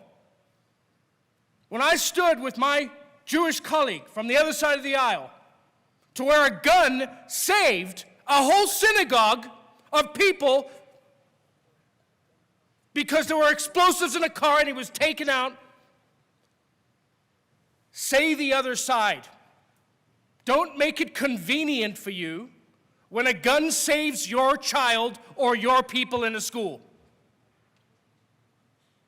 It's convenient when guns are bad.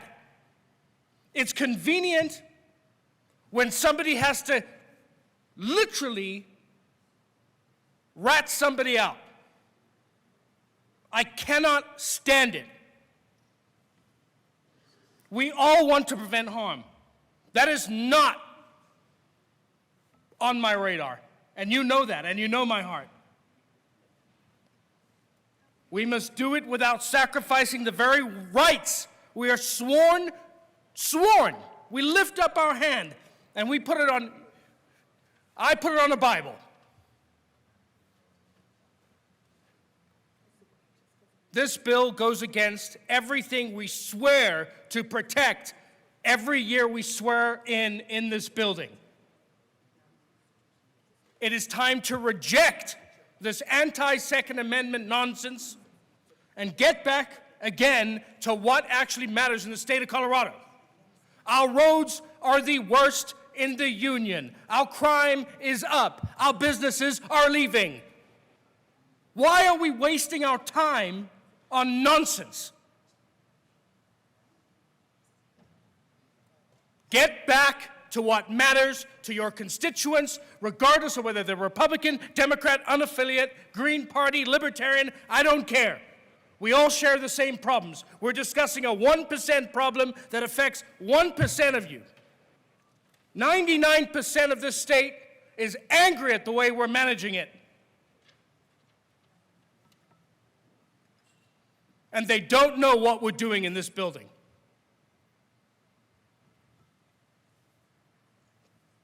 This bill goes too far, again, with infringing on the rights of the people of this state. Vote no. Representative Slaw. Thank you, Madam Speaker. And thank you to my good colleague from Loveland. I was not born in a third world country, but I have been to a number of third world countries fighting the oppressed for the oppressed people of those third world countries. Countries that most of you would never dare to go to. I've been to Yemen. I've been to Somalia. I've been to Mali. I've been to places like that where people are being oppressed every single day because they do not have the same constitutional rights that we have in this country.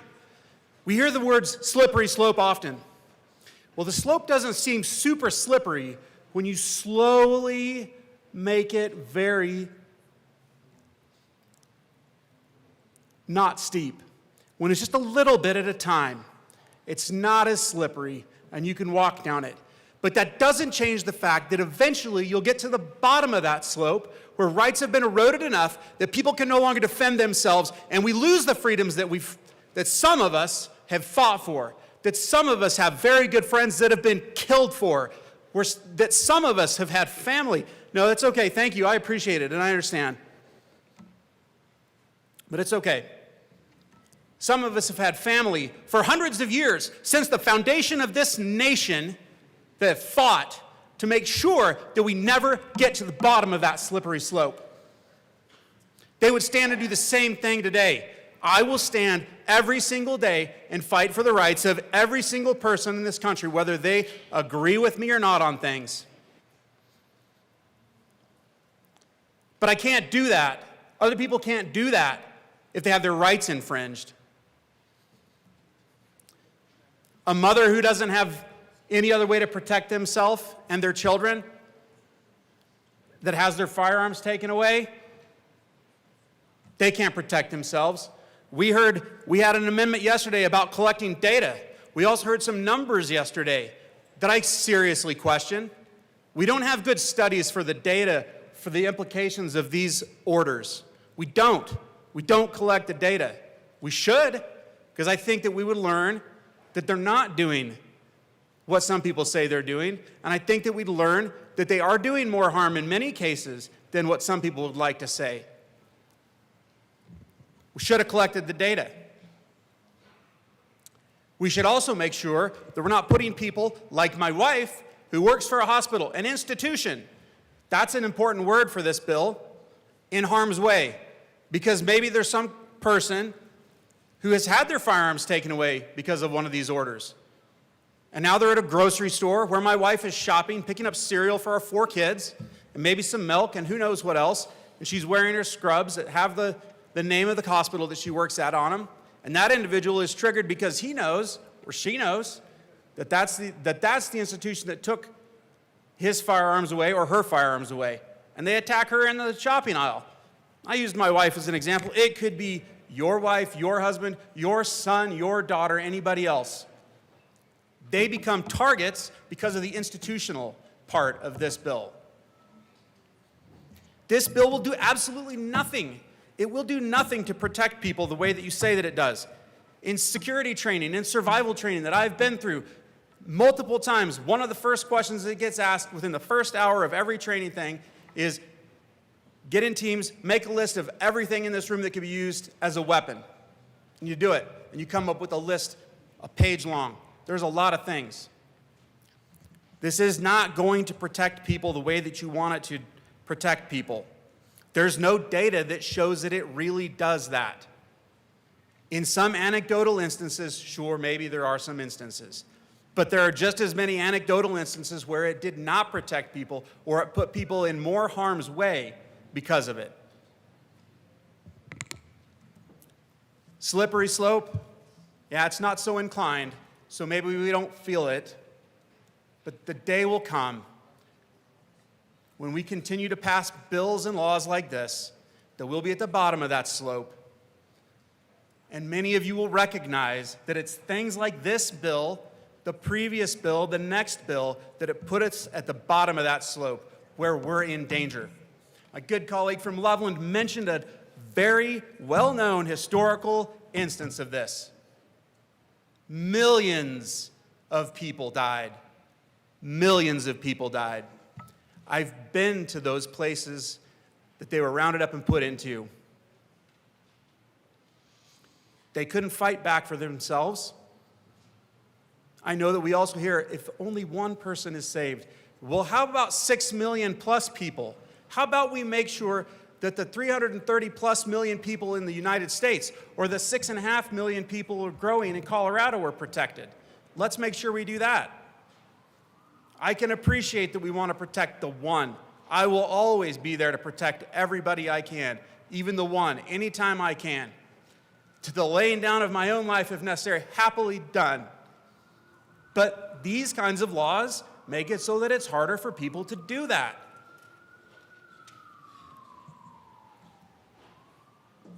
I don't understand why we can't understand that these are the wrong things to do. Maybe a shred of nobility in the ideas, but we miss the larger picture. You've got to wake up. We've got to pay attention to what the larger picture is and what the bottom of that not so inclined slippery slope is. It's tyranny. It's your families being put at risk.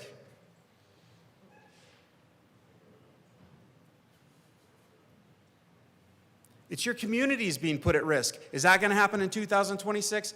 I don't think it's happening in 2026 the way that you would be able to see it happen in other parts of the world, in other eras, in other times, and maybe in our future sometime. This law doesn't protect people the way that you say it does. It makes people targets. It puts people at risk. No is the only smart vote here. Representative Story. Thank you, Madam Speaker. I appreciate this bill and what's being brought forward, that there are additional options for petitioners to move forward. Healthcare facilities, behavioral health treatment facilities, K-12 schools, institutions of higher education, and more. This bill is about gun safety and gun violence prevention. On September 10th, 2025, about 7 months ago, Evergreen High School experienced a shooting in their school during lunch. It was a 16-year-old student from Evergreen High School with a vintage handgun who tracked through the school, firing off rounds during lunch, aiming and shooting at students, staff, educators, as he tracked through the school, terrorizing students, teachers, and staff. They were running for their lives. They weren't in classrooms. They were scattered throughout the building, at lunch, inside and outside of the building. There was a lot of chaos. There were a lot of people targeted. 30 rounds or so were fired off. 2 students became victims of gunfire with very serious, life-altering injuries. Students, teachers, and staff ran for their lives. They ran out of the building. They ran to adjacent houses. They ran across streets to get to other houses in the neighborhood. They ran up a steep hill to get to the rec center that's adjacent to the high school. Many of them were able to find refuge and a place to hide, but there were lots of students and staff that were hiding in the building, that were hiding in the locked choir room and hiding in the locked band room, in the offices, sheltering down underneath the glass windows. The student was shooting through the windows from the outside into the band room, where students and staff were hiding, crouched behind spaces. They ran and left backpacks and shoes on the road as they were trying to escape.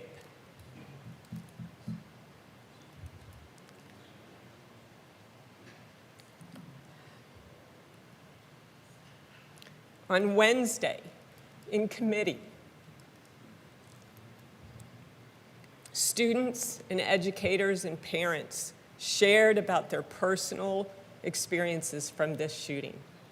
They talked about the fear, the trauma, the PTSD, the ongoing physical responses they feel and experience when there's a loud bang, when a book drops to the floor, when a door shuts hard, when a horn goes off, when an EMS first responder siren goes off. All of it creates terror in hundreds and hundreds of people up in the Evergreen and Conifer community.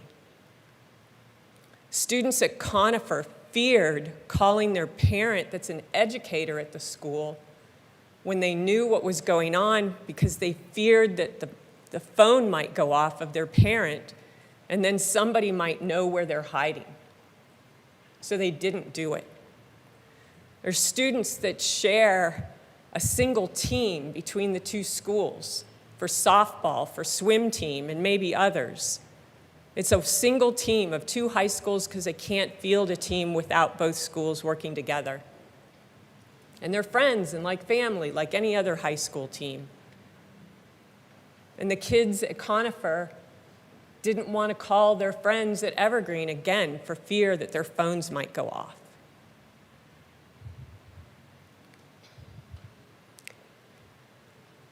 They have loss of appetite, can't sleep at night, afraid to go to school. Some teachers haven't even returned. It's been 7 months. They may never go back to school. Another educator, this was her 3rd shooting that she's been a part of or has experienced. The reason this bill is important because it provides other entities to be petitioners to the court to help solve and resolve a situation they believe that could be impactful, like what happened at the Evergreen High School. If this can help stop one more school shooting, then it is absolutely worth it. I urge yes vote. Representative Bottoms. Thank you, Speaker. The representative got up a little bit ago and talked about the absolute First Amendment, Second Amendment. I totally agree with everything he said. We understand that the First Amendment is not absolute, nor is the Second Amendment. But the Constitution does say the word term no infringement, and that's what this is. That's what this continues to be, is infringement. That we're infringing on the rights, the constitutional rights of others. And we tried to work through this bill in a lot of different ways to make it so that people are not harmed and those are rejected time after time with this. I want to also tell a little story here, because these stories seem to get told regularly up here, like there is a ownership of this narrative. I spent 5 years of my life as a child living in an area where I was beat up regularly, day after day, and the only reason was because I was white. That's why I was beat up. Add that to the fact that my brother has special needs, and it made it worse. And I'm 2 years younger than him. I was defending him against much bigger people on a regular basis. Over time, you figure some of that out, and you learn to return your own pain in the process. And I got fairly decent at that. The sad thing is that should never have happened. I do know what it is to have somebody hit you in the face because of your skin color. I've probably been hit in the face because of my skin color more than everybody in this room put together. Every day, 5 years. Running home at school, caught in the bathrooms at school. Everything. Why? Because I'm white. And my brother, special needs. That part to me is so disgusting. But it also taught me as a younger brother how to defend a bigger brother that was actually bigger than me physically at those times. So to somehow say that to point toward my side and say, you don't know what this feels like, or you've never felt this, you're completely wrong. As I said, more than everybody in this room combined, I was beat up, chased, attacked, kicked, put in the hospital, had all kinds of things messed up on my body. And the only reason was because I'm white. I've only told that story a couple times in 35 years of ministry. Why? Because I've also let the Holy Spirit help me to deal with this, and I don't let it define me. I don't let it to define my future. I don't let it define me right now. I do know what it is at a core level, but I do not let that define me. What defines me is who I am right now.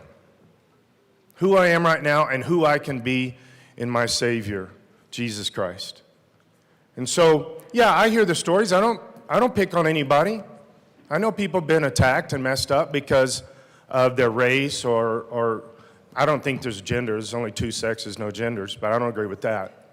But I understand people get hurt and abused and attacked, but we tried to build things into this bill. We tried through amendments to keep people from being hurt, abused, and attacked. and they were rejected constantly. Every one of them were rejected. So while I do appreciate the stories, I'm not picking on anybody else's stories. You've been hit in the face because of your skin color? Okay, I get that. Me, about 1,000 times.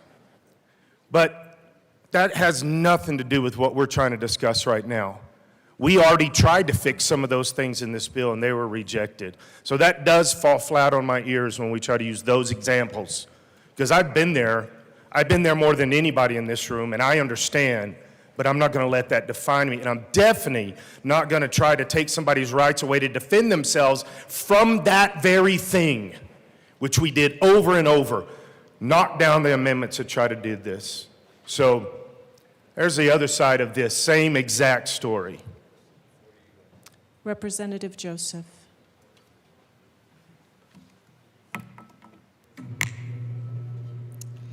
Thank you, Madam Speaker.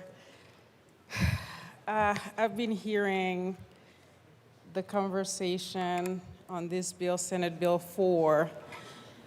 I want to start by thanking the sponsors for bringing this bill forward, but I wanted to make a few comments based on what I've heard earlier.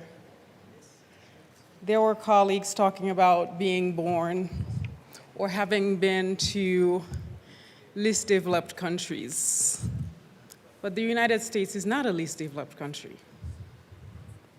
The United States is a high-income country, and it's one of the most developed countries in the world. So we're comparing apples to oranges. First world developed countries varies from least developed countries. In the United States, compared to other developed countries, 26 times higher than other developed countries when it comes to gun violence. 26 times higher. So we cannot compare the United States to least developed countries, what some of you call third worlds. We don't use that word anymore. But more importantly, I want to come back to Colorado. On March 22nd, 2021, I was on Boulder City Council. If you remember, nearly 5 years ago, we had a mass shooting in Boulder. 10 members of our community were shot and killed while they were doing ordinary things. They were just shopping. They were just leaving, just like you and I, going every day doing our groceries. That should have never happened in a developed country. Yes, worse atrocities happen in least developed countries, but we're talking about the United States of America, a place where we all should feel safe. Also, I wanted to note, I went back and I'm looking at the fiscal note and I was looking at the bill. This is a very nimble bill, a very thoughtful bill. We had the first ERPO process bill back in 2019 and we brought another one in 2023. And this time around, again, we're adding within this bill co-responders and just adding to the category of institutional petitioners. Again, this is a very, very thoughtful bill. This is a bill I believe all of us should get on board with. And politics should not keep us from voting yes on this bill, because we know how painful it is when our community members get shot and killed by just going to the grocery store. The parents, the family members of these community members were expecting their families back. And you know what happened that day? These community members were not able to return back to their family members because of that shooting. So again, as the representative from Boulder, I'm deeply grateful to Representative Froelich, grateful to Representative Wilford for bringing this bill forward, because it gives our community more tools to act before a crisis becomes a tragedy. I have seen tragedies, and I know many of you in this room has as well. And I know some of you, all of us represent different districts, but nonetheless, a shooting in Boulder should, and I know it does impact each and every one of us in this room, not just the people of Boulder. I'm sure you fear going to the grocery store too on November 22nd after that mass shooting, because I was, and we're all human. We know that warning signs often appear first in schools, hospitals, and in mental health settings. And this bill empowers those closest to the situation to step in and seek help when it matters most. In communities like mine, we have seen the devastating consequences when systems are not able to respond quickly enough. And this legislation is about closing those gaps and protecting lives. At its core, this bill is about prevention, about public safety, and about making sure families, neighbors, and community institutions have a meaningful way to keep people safe. I urge you colleagues to please vote yes on this bill. This is such an important bill. I know where I was on November 22nd, 2021. I know how painful that shooting in Boulder was. And for the people of Boulder and the people of Colorado, please vote yes for this bill. Thank you. Representative Bradley. Thank you, Madam Speaker. Hey, it's Friday. Let's remember that. So I'll take a deep breath, and that's me saying that. Look at this growth. Look at this growth. If I can do it, you can do it. I rise today in opposition to this bill, but I'm going to come at it from a couple different angles. I believe, and I think my caucus believes, it expands government reach deeper into the lives of everyday Coloradans while placing new burdens on professionals who are already stretched beyond capacity. In 2023, we had a bill that pulled healthcare workers in school, teachers, administration, into a process that was never meant to be theirs to carry. And I want to talk to you because I come up here as a provider a lot, because we seem to be on the chopping block of all the budget crisis that we have. And then you add more regulations onto us while we're treating patients for free, while we're providing care. We are tasked with healing, teaching, and supporting, not policing, not investigating, and not initiating legal action against the very people that I am meant to serve. And now you're going to ask my administration and all of our clinics to do that too. No prior training, nothing, subjective. When we're already stretched thin, rural Colorado, barely operating above the red line. And now we're going to task the administrators of these institutions with deciding when to take or file an IRPO. When a patient sits across from a healthcare provider or a student speaks with a trusted adult at school, I'd use that term lightly, that relationship must be built on trust. If we turn those trusted professionals into reporters for extreme risk protection orders, we fracture that trust. We did that in 2023, and now we're going to cast an even wider net. People will withhold information. They will. They will stop seeking help, and when that happens, outcomes don't improve, they worsen. And I'll get to data, because data is important. We already know that when patients withhold critical information, it can impact the entire body system. I've seen this. I've seen a woman come to me that has not been able to tell me she's a victim of domestic violence, and I can't get her better, and I'm wondering, why can't I get you better? What is going on? Your musculoskeletal system, your nervous system is a mess. Why can't I get you better? That's what you're gonna do. Delayed diagnoses, untreated mental health crises, and missed opportunities for early intervention. This bill risks creating exactly that environment. In fact, it just tacks on to 2023. And let's see if the data supports that. We already see warning signs of this type of policy approach, particularly among our veterans. The good representative from El Paso talked about that. Surveys from organizations like the Veterans of Foreign Wars have found that a significant portion of veterans, nearly 1 in 3, report avoiding or delaying mental health treatment out of concern that seeking help could impact their rights, including firearm ownership. That is the data. Those are the statistics that do not lie. That is not a small number.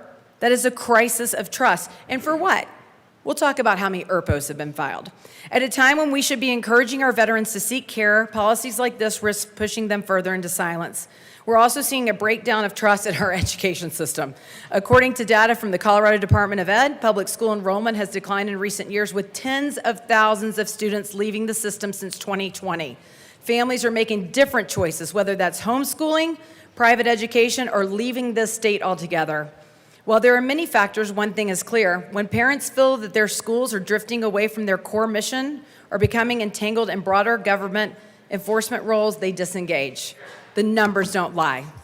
This bill risks accelerating that trend by placing school personnel in positions that could fundamentally alter their relationship with students and families. And let's talk about the data on ERPOs. Supporters claim they save lives. But what's the evidence? It's far from conclusive. Studies often rely on projections and assumptions, not clear, measurable outcomes. In Colorado, since the law took effect in 2020, there have been hundreds of ERPO petitions filed each year. Yet statewide suicide rates have not shown a clear or sustained decline attributable to these orders. I think something like 10%, they said, well, what about the 90% that didn't commit suicide? In many cases, petitions are denied or dismissed, raising serious questions about consistency, standards of evidence, and whether this tool is being applied effectively. And why not take the amendment on data collection? I just heard a bill in Health and Human Services about extreme temperatures. We don't include this building, which I think we could all say that yesterday, those were extreme temperatures and we probably should have vacated this building. I think under the Rights Act, I should have been able to go home yesterday. It was well over 80 degrees in this building. So if we're going to take data collection on hundreds of bills in here, why don't you guys want to know what's going on with ERPO? Because it will be the false narrative to this bill, because it's not working and it's not happening, and we continue to cast wider nets. We are asking professionals to make subjective judgments about future risks, something even trained law enforcement struggles with, while offering them little protection from the consequences of getting it wrong. What is the consequence of me getting it wrong? I've stripped someone's constitutional rights away from them. Now layer on what the bill does to our workforce. Healthcare providers in Colorado are already facing burnout, staffing shortages, and administrative overload. So what's going to happen to our administrators and our support personnel? Schools are dealing with behavioral challenges, staffing gaps, and safety concerns of their own, and now we're asking both systems to take on legal responsibilities that could expose them to liability and further strain their resources. We just heard from a representative whose wife is a nurse. It creates fear where there should be trust, it creates hesitation where there should be openness, and it inserts government into spaces where relationships matter most. And we'll talk about some more statistics. Healthcare providers for the state of Colorado have filed 6 ERPOs. How many of teachers and educators filed? 0. 0 that they have filed. So let's cast a net. Let's keep casting nets until we get to the number that you guys want in this building. Let's keep expanding ERPO laws till you get, what is the satisfying number, 2? Because yesterday I was told that there have been 0 fraudulent ERPOs filed. You rejected my amendment on that, but now we're going to expand ERPO laws for 0 filed by teachers. That must be wrong, Brandy. It must be because the teachers are in such shortages. They just don't have time to file the ERPOs. Let's make sure that their administration and anyone under the sun can file it. 0. Out of nearly 700 ERPO petitions filed in Colorado, 6 have come from healthcare professionals, no meaningful record of teachers filing them at all. This has never been a tool driven by medical providers or schools. This expansion in bills like this is not responding to existing usage trends. It is preemptively expanding authority into sectors that have barely used the tool and not the primary drivers of the filings. Help law enforcement, help family members figure it out. Get them the training that they need. Don't put it on the healthcare workers, don't put it on the institutions, and don't put it on the schools.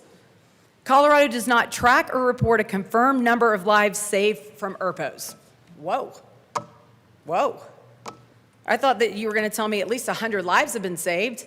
You didn't take my amendment because there had been 0. We have no research or data saying that it has saved anyone. We know that 2020 to 2022, 353 ERPO petitions filed statewide. 2023, 168 petitions filed, 125 granted, but we don't know if anyone have been saved by them. Some studies suggest ERPOs may prevent firearm injuries, but this is inferred, not directly measured. Researchers emphasize that lack of documentation and follow-up data makes it difficult to evaluate real-world impact. But let's keep passing laws on people's constitutional rights for no data. There is no Colorado-specific number like X lives saved. Claims that ERPO saved lives are generally based on modeling, assumptions about risk, or data from other states not confirmed outcomes in Colorado. Again, didn't take my amendment for the number 0. And Representative Bradley, you do have 1 minute remaining. Ooh, time flies. The representative from Jefferson County talked about the school shootings, and yes, it is a problem in here, and I have tried to address it. We have slashed school security by the hundreds of millions of dollars, and our children are going to continue to pay the price. And you know what creates terror in me? Walking out of this building late at night, not being able to carry in this building, walking up my long sidewalk late at night, either working here fighting for my constituents' rights. You know what calms my fears? The right to keep and bear arms. We do not dictate laws to make people own guns. Stop trampling on the rights of people to own them. Thank you. Representative Richardson. Thank you, Madam Speaker. Excuse me. Got 3 bills that kind of touch on the same general area today. And we were asked by the representative from Boulder to not make this political. And I don't think it is, but what we're really seeing is a trend that really disturbingly looks like folks are capitalizing on the trauma of others to advance an agenda, and I don't think that's right. You can look at the fiscal note on this bill. It's 0, just like the last one that indicates that we're not willing to put any of our state resources in any substantial manner into addressing a problem.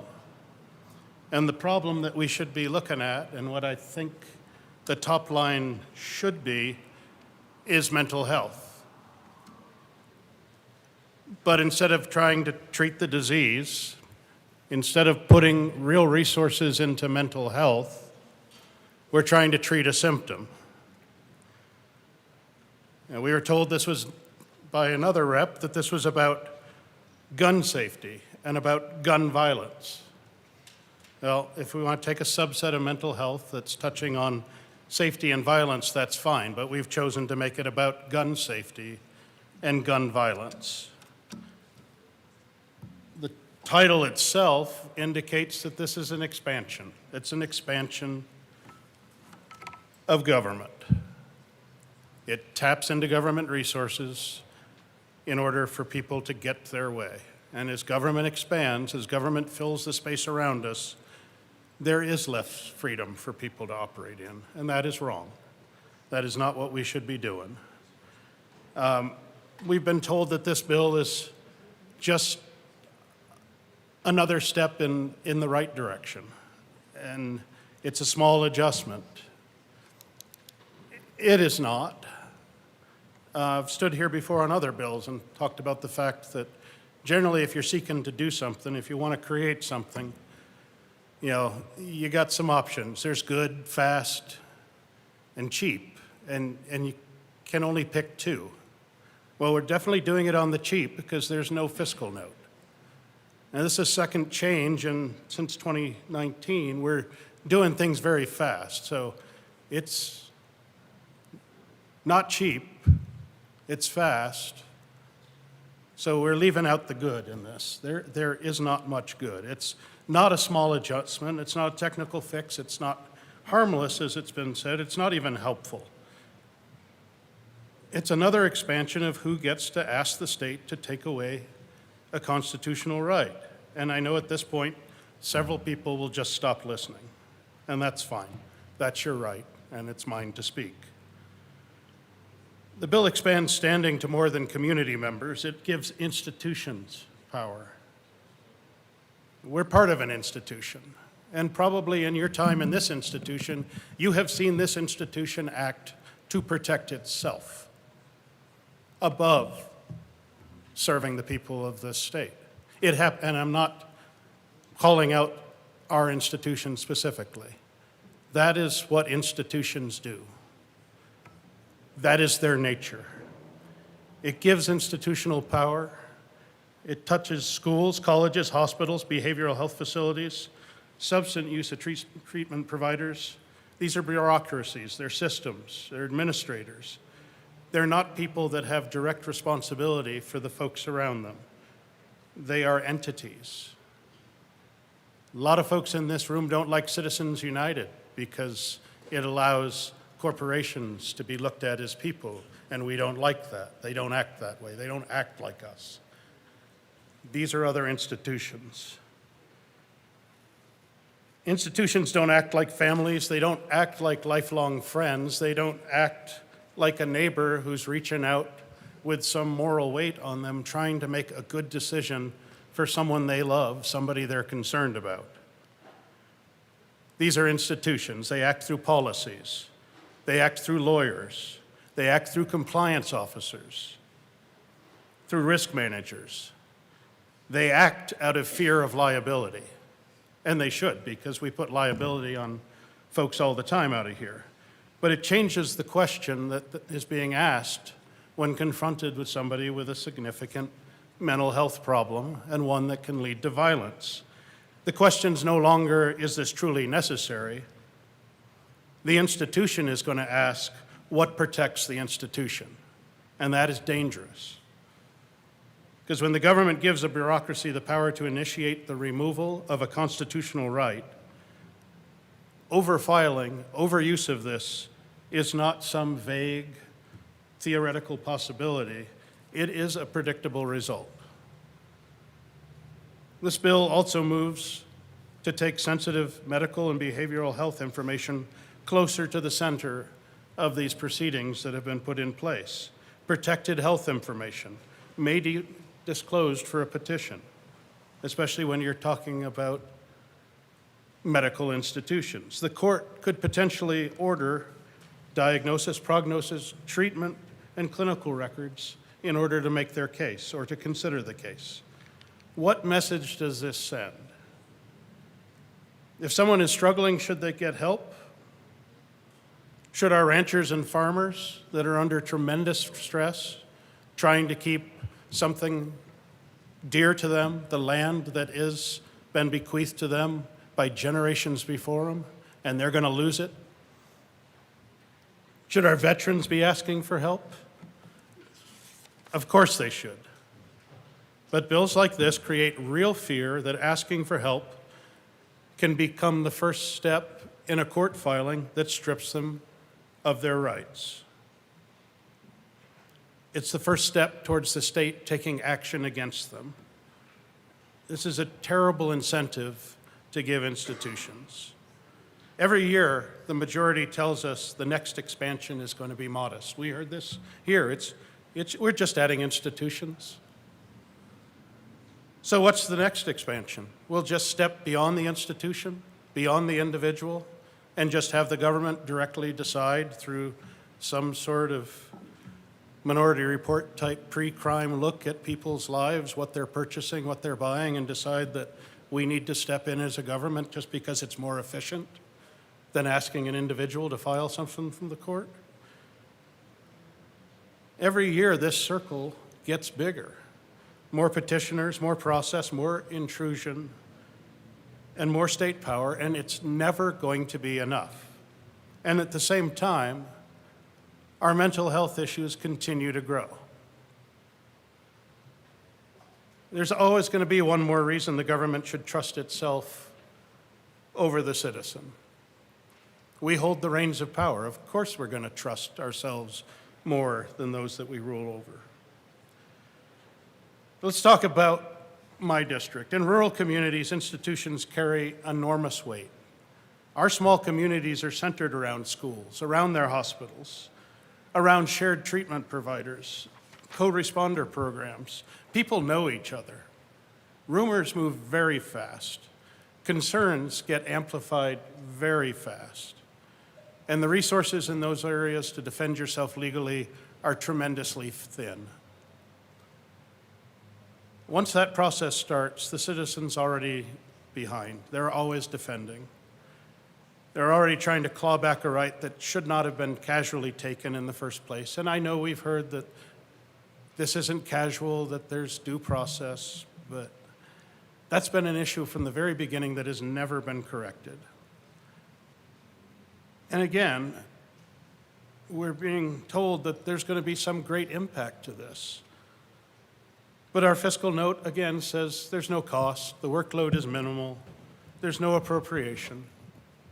Representative Richardson, you have 50 seconds remaining. Thank you.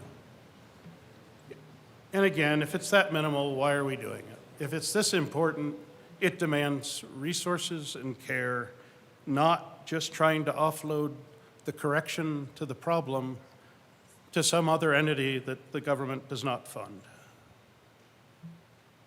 We're not going to be safer when more institutions are given more ways to attack people. And rights are not better protected when the state keeps widening the gate and calling it some sort of balance that we're given. This bill is mission creep, it's institutional overreach, and it's just another step away from due process towards some sort of precautionary deprivation of people's rights. And at the end of the day, it does not help our ever-growing mental health problem. We're trying to close the barn door after the horses are out. I urge a no vote. We need to do better, but just doing something doesn't mean anything's going to happen. This is a bad bill. Representative Hartsook. Thank you, Madam Speaker. So there's been a great amount of testimony and commentary on the bill. I find it interesting in this piece of legislation that we want to expand the number of people to reporting in the name of health and safety. There's been questions asked about, or statements made, where were you at on certain events, what happened, how do you fear things. I can remember when Reagan was shot. I can remember 9/11. I can remember Evergreen. I also remember here 6 years ago when we shut down the state of Colorado along with the majority of the country. And you could drive down the freeways, you can see the marquee signs, report if you see a gathering. I remember going out for walks with my son at the time, and people riding past me on their bicycle with a mask on, yelling at me 6 feet apart. It was my son. At what point do we say we shouldn't be reporting on each other? How much of society is filled with historical examples? Communist China, the Soviet Union, the Khmer Rouge. Pick your country that has reported on its citizens and tells everybody to report or else. And those or else consequences become most often very detrimental, if not lethal. This is being done in the name of safety. All those things were done in the name of safety. Everything that has been passed in those kinds of regimes was done in the name of safety. I would propose to you that maybe we ought to go back to the Bible and kind of pay better of attention to being good stewards to our brothers and sisters. I don't think we need the government keeping tabs on us, on our movements, on our purchases, on who we're walking with, on who's in our vehicle. I think we should be taking care of each other.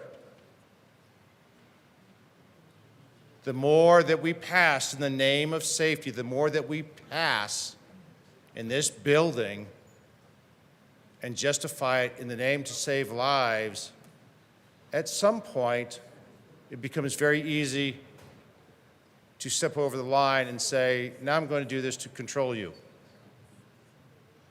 There's a great number of people that need assistance. There's a great number of people that have mental health issues. Again, I would say we should pay better attention to our brothers and sisters and do what the Bible taught us instead of just reporting everything to the government and figuring out that the government can solve everything, or that, quote, an expert can solve everything because the expert knows more than we do. Yes, there are people out there that have a lot of expertise. And can they be a help? Absolutely. When we acquiesce that authority to the government, we go down a road that often leads to a point of no return. That is the danger. Ask the people that have lived under that, and they will tell you what it's like, because they went down these paths. That is not a road that we should be going down. We should be paying better attention to ourselves and not acquiescing our authority to the government to watch our movement and report in on what we're doing and how we're feeling. I urge a no vote. Thank you. Representative Luck.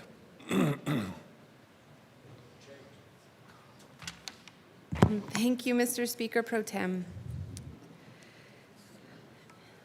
I think it's important for at least those listening online to have a bit of history on this particular policy. The first time this was brought forward, I believe that was in 2019.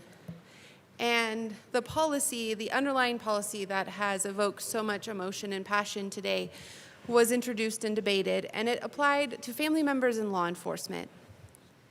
And at that time, the Minority Caucus stood in opposition, just like they do today, and they argued that law enforcement in many communities would not utilize this tool, that they would stand strongly against the utilization of this tool. After its passage, we saw 37 out of 64 counties declare themselves to be some form of a Second Amendment sanctuary, saying that they would not actually allow for this to be done within their jurisdiction, or they would not pursue it. Just as an aside, it's interesting that they did that, and that this state continues to do that with the federal government, and that there is always these power struggles, just as an aside pointing that out. But in any case, in response to these 37 counties pushing back and saying, thanks but no thanks, we're not interested, a bill was introduced in 2023.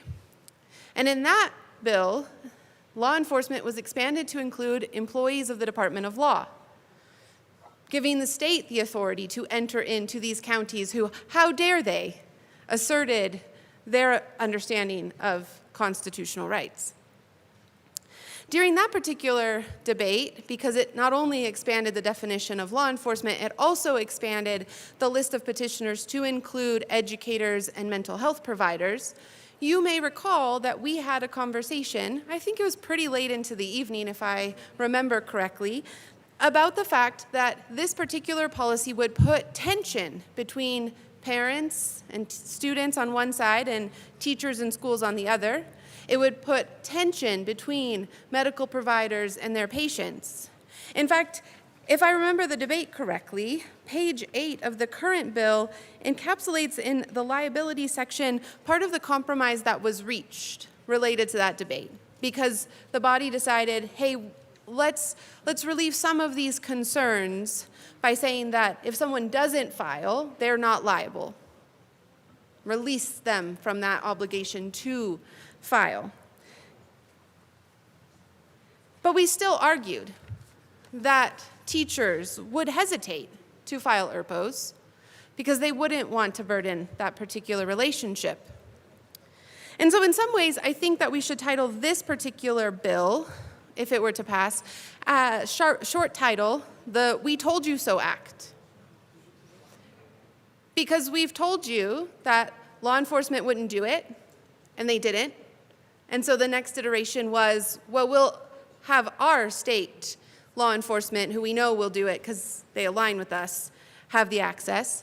We told you that teachers and doctors would feel uncomfortable doing it, and they do. And so now here we are. We're adding in institutional petitioners. And we're saying that this is going to further drive people out of community. People who have mental health problems,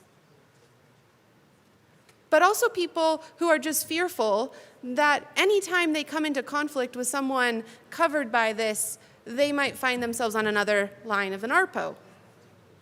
Now, we've been told that it is very rare for ERPOs to be issued when they're not actually valid. We've also been told that the data is not clear. But I do want to point out that the hearing process of this takes place after the initial confiscation. So even during the hearing, if it is resolved that, hey, we're not going to issue this for any further length of time because there is no threat here, that there already has been interaction with the court system, there's already been a violation of privacy, there has already been a harm caused. Now, when we talk about expanding into an institutional petitioner, we did have an amendment yesterday to limit the definition to those institutions specifically named here, and that was not taken.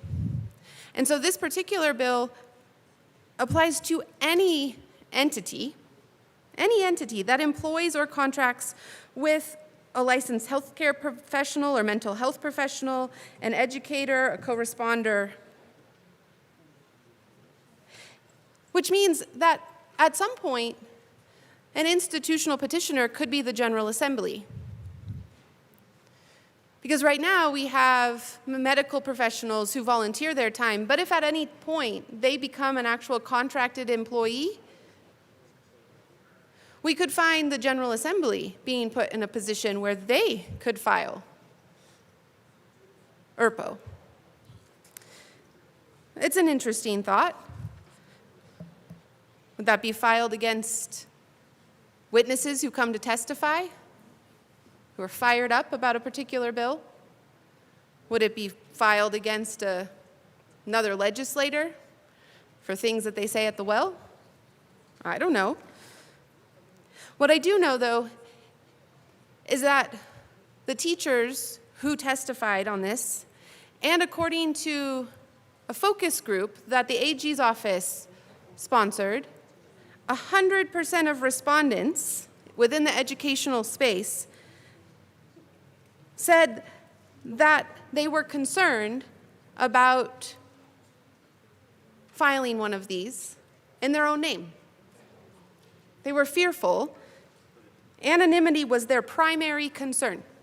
They wanted this to be anonymous because they didn't want it to impact on their relationships with other people. And they preferred the idea that the school district be the one to do it.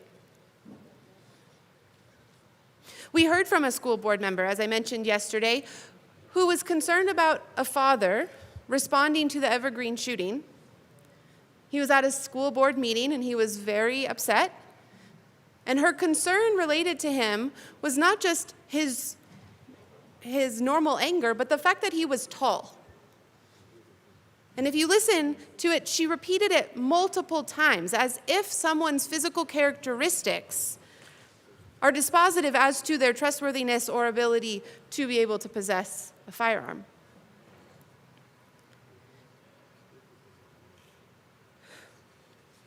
When we expand to these institutional petitioners and give that degree of anonymity, I believe that the hope is that we'll see more of these ERPOs filed.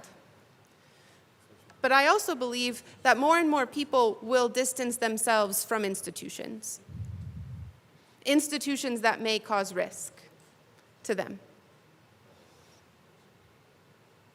Institutions that already are not trusted by and large in many quarters throughout this state.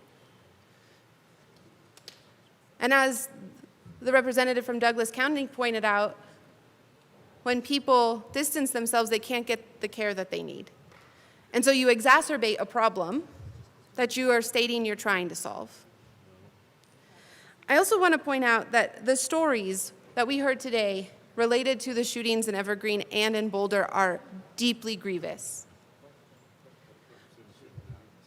But I don't see the connection between those stories and this bill.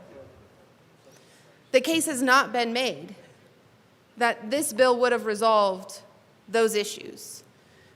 As I understand it, the family of the man in the Boulder shooting did have concerns, and they had the vehicle open to them, but they did not pursue it. In Evergreen, I know nothing that says that teachers were otherwise wanting to file an ERPO and somehow were prohibited from doing it. They would have 55 been seconds, giving Rep. Luck. 50 or 5? 55. Thank you, Mr. Speaker Pro Tem. In fact, that shooting happened while we already had the law related to educators being able to file. So what is the nexus? Because the suggestion was we wouldn't have these horrible things happen if this were in place. But the family already knew in the Boulder shooting, and they didn't do anything. This was in place. In the Evergreen shooting, this was in place for educators to use it, and it wasn't used. Let's try to find solutions that actually work. And hopefully, really quickly, let me just say, there's a study that is used on the government's website that says that for every 10 ERPOs, 1 suicide is prevented, which from my reading of what they're saying here means that 9 of those 10 end up killing themselves through other methods. I wouldn't say that's a Your very time has successful expired. policy. Thank you. Mr. Minority Leader. Thank you, Mr. Speaker Pro Tem. Members, I'm obviously in opposition to this bill for the reasons that all my members have stated. I think my colleague from Penrose, I think, really drove it home that about using certain circumstances or certain situations that have happened and then saying, like, what is that nexus? There already was law in place that that could have applied, but it didn't happen. And I don't see how going from individuals to institutions actually going to change that. And just as a general thinking out loud here, this has become the new norm, right? It's every year we're gonna expand it a little bit more and include these people. Next year, I guarantee you, we will be back. We'll have a new list of different areas, and we'll say we're going to expand it a little bit more, and then a little bit more. I mean, honestly, just run a bill that says anybody, anytime, anywhere can do it at this point, because it's just going to be a constant thing. I would hate to think that for political reasons that's why it happens, but I know we'll be back here next year having this same exact conversation with just a different list here. And I just will point out, it specifically says the individual district charter school or institute charter school. And as somebody who sits on a charter school, we kind of deal with threats a little bit differently. I don't think you all want to talk about that, but we send our administrators to go get trained, and we put a big sign on the outside of our school that says our staff is armed, and we will protect our children. I mean, that's how we deal with threats at school. And we also have a resource officer who is there during the day on top of it, and nobody knows who is armed and when and where. And we do that on purpose to mitigate threats. The main issue I have with this is the hospital or healthcare facilities, behavioral health or substance use disorder treatments. So when this bill went through the Senate, I just happened to be standing outside of the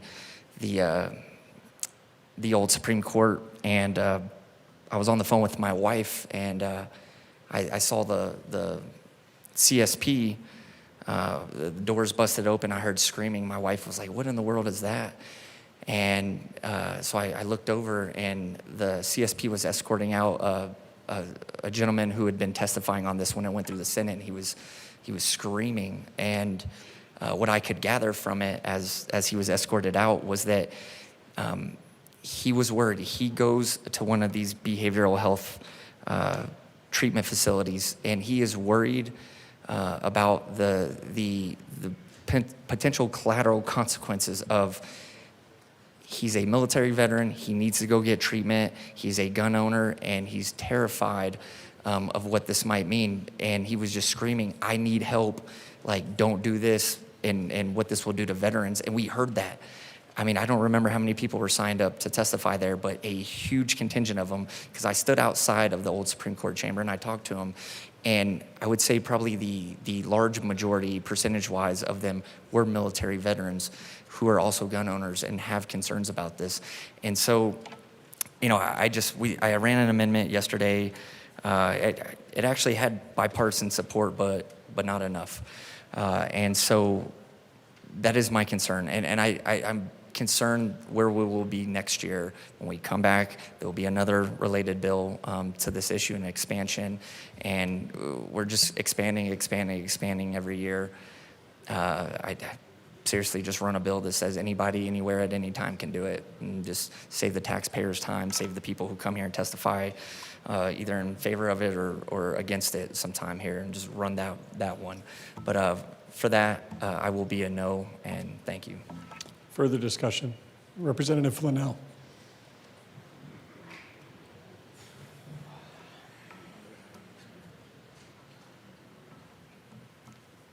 Members, this is not an easy bill for me to speak on.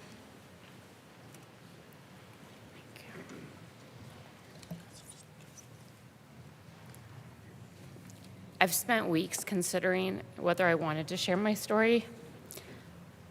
But I think that it is something, it's not something I've ever spoken about publicly before, and it's difficult to put myself in a vulnerable situation like this, but I believe it's important because this bill is not just a theoretical policy discussion. It actually impacts people's lives like mine. As many of you know, I work in the firearms industry, but I wasn't always a firearms enthusiast. Growing up, my parents owned a gun store and a gun range, and my mother was a firearms instructor. I didn't shoot a firearm for the first time until I was 25 years old, and it was with my mom.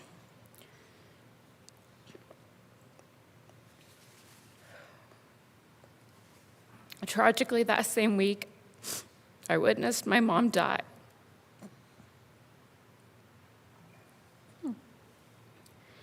That moment has stayed with me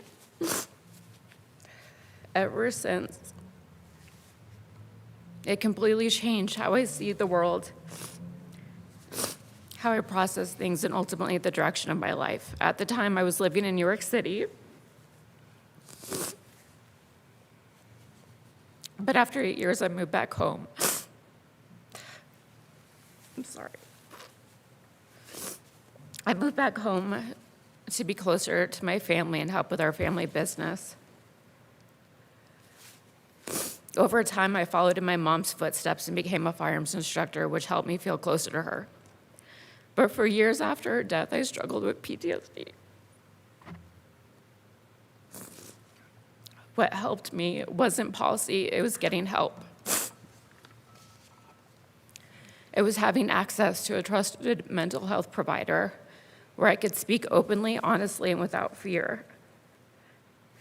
I could tell my story, express my emotions, and work through trauma, knowing that what I share would be used to help me, not be used against me outside of that room. That trust made all the difference. And this is what concerns me about this bill. If this policy had been in place when I was going through that trauma, or if I were to experience something similar like this again, I don't know that I would seek help because I have too much to lose. For over a decade, I've built a career in the firearms industry. For over a decade, I've walked in my mother's footsteps. In those early days after her passing, I gravitated towards firearms. I purchased several firearms and spent time on the range. To some, that might have looked like a red flag.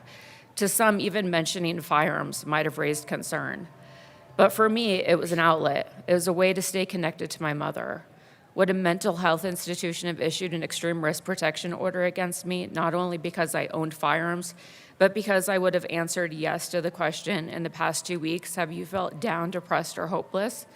Of course I felt those things. I just lost my mother and my best friend. We often talk about the mental health crisis in this country, but instead of advancing policies that encourage people to seek help, this bill risks doing the opposite. Mental health care only works when people feel safe enough to be honest. It only works when there is trust, when individuals believe that asking for help will not result in unintended consequences or legal repercussions. Members, I am deeply concerned that this bill takes us in the wrong direction. When I reflect on that time in my life, I know how critical it was to have a place where I could speak freely and receive the help that I needed. If I had felt the need to filter my words or worry about the consequences of being honest, I don't know if I would have sought help. And I don't know that it would have had such a positive outcome because I couldn't be honest. Additionally, how can anyone be sure that someone who works at a mental health facility who has never met the patient will issue an extreme risk protection order because, like me, they simply check all the boxes? This bill makes it easy for people to take less responsibility and hide behind corporations. This bill dismisses what this country needs most, which is mental health. We should be encouraging people to seek help, not creating new reasons for them to hesitate. For these reasons, I plead for my colleagues to vote no. Thank you.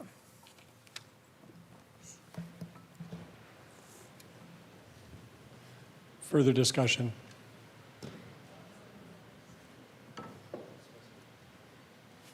Representative Wilford.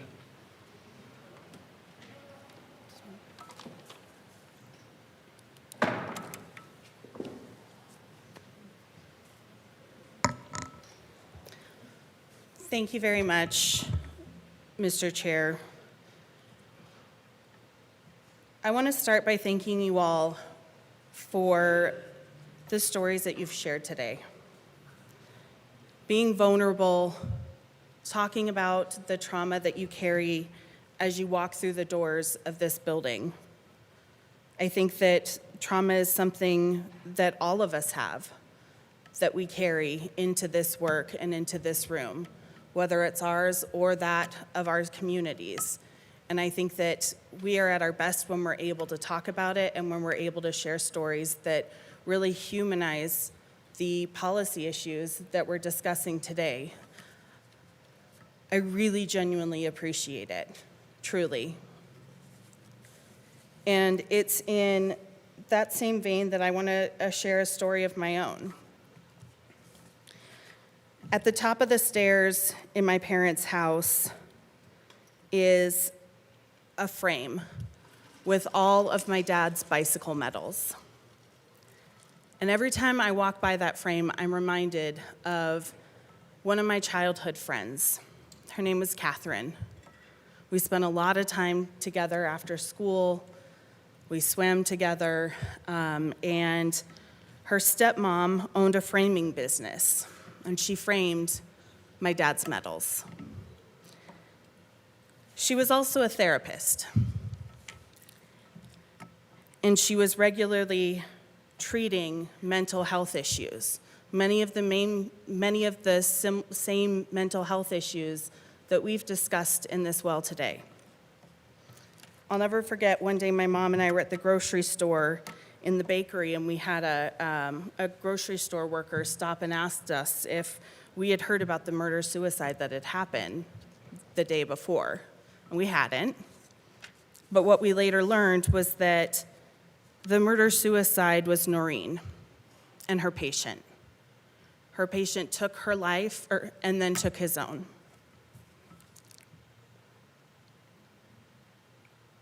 Too often when something terrible happens afterwards, we hear people ask, who knew? Who saw it coming, and why didn't anybody do anything? Members, violence doesn't come from nowhere. It leaves evidence, statements, behavior, access to weapons, escalation, irreparable damage. Our mental health providers, our teachers, our co-responders are often closest to a tragedy right before it happens. Not after, not in hindsight, right before it happens. This bill does not create a new system. It does not change the legal standard or legal process. It does not take away somebody's rights. Instead, it interrupts violence before it has a chance to occur. As you heard, the original Extreme Risk Protection Order law passed in 2019, and it has allowed law enforcement and family members to petition a judge for an ERPO.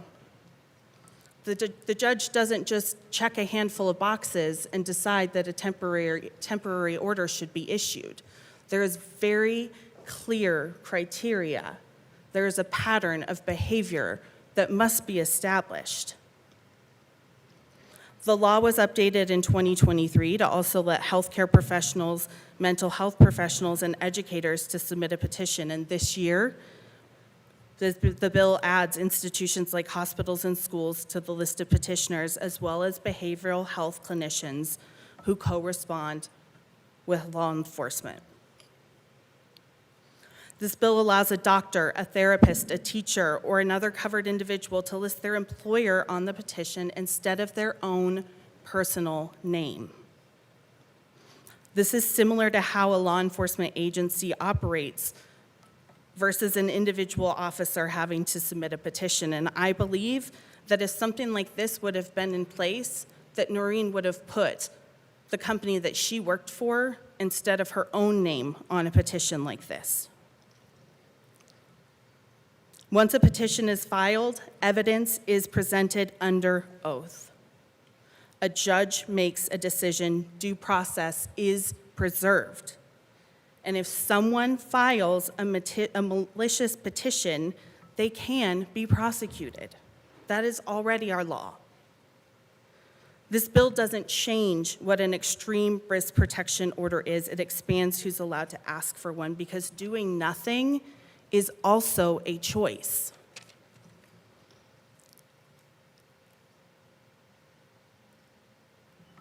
As a sexual assault survivor, I too care about access to mental health. And therapy has been something that has been a part of my life every single week in continuing to process what I experienced and the world that I walk as a completely different human afterwards. I care a whole lot about public safety. I do. Please sit down. I do. I care a whole lot about public safety. I care a whole lot about saving lives. And this bill, I believe, will foster stronger and safer communities. We heard a lot about statistics and numbers, and so I want to be clear about what the numbers are. According to the Office of Gun Violence Prevention, between 2020 and 2024, there were 692 ERPO petitions filed in the state. Judges granted 478 temporary orders and 371 final orders. That, to me, says that the program is working. The process is working. The process is keeping community safe and people alive. So the question before us, members, it's not a complicated one. When someone has credible firsthand knowledge of a serious risk, do we allow them to act, or do we do nothing? I ask for your yes vote today. Further discussion. Representative Froelich. Thank you very much, Mr. Speaker Pro Tem, Mr. Speaker for today. I want to express my gratitude to the folks who have now had this debate for 2 days, as often happens when we address this subject. I'm very, very grateful to people who share their personal experiences across the spectrum of those experiences. I come to this work actually from an extreme place of privilege. I walk into room after room of survivors, and I ask, how can I help? And I haven't walked in their shoes. And I rely on them for what they feel would have made a difference. If we think of the history of this particular bill, and of our whole movement is run by survivors. All those folks in red t-shirts that come to testify, we have a woman whose sister was a teacher at Sandy Hook. She comes every single committee. She carries with her every day the dress her sister wore that day that now looks like a cheese grater. And she shares that trauma over and over and over again because she doesn't want it to happen ever again to somebody else. Our colleague in the Senate, whose child was murdered in the Aurora movie theater, and please sit down because this honors their work to listen to this debate and vote your conscience, so please don't feel like you have to stand. But the murderer at the Aurora Theater, the next day they discovered a manifesto he had delivered to his therapist that outlined exactly his plans. And that's what set our colleague onto the path of running for office and trying to do this work. And he came into this building and he passed the first ERPO in 2019 with our then majority leader. And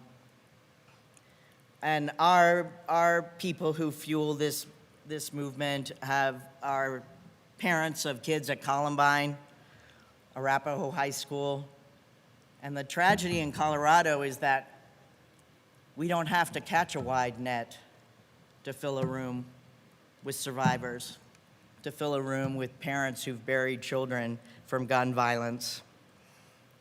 And as our colleague from Boulder said, only in America. This is a uniquely American problem. An acceptable sacrifice, said the man our president ordered our flags lowered for earlier this year. It's worth the cost, unfortunately, he said, some gun deaths so that we can have the Second Amendment. Some? How many? Was it the 2024 deaths from willful, malicious, or accidental guns? That's little over 19,000. How about injuries? That's 36,000. Mass shootings? Only 659. Mass murder? 40. And the absolute kicker, suicides. Oh, no. Lost it. Uh-oh. Okay, sorry about that. So I lost my stats. But the other crazy piece of this is that suicides grossly outnumber all of those other categories. And I care about that. And if we look at who are highest susceptibility to suicide, rural white men over 50. And I care about that.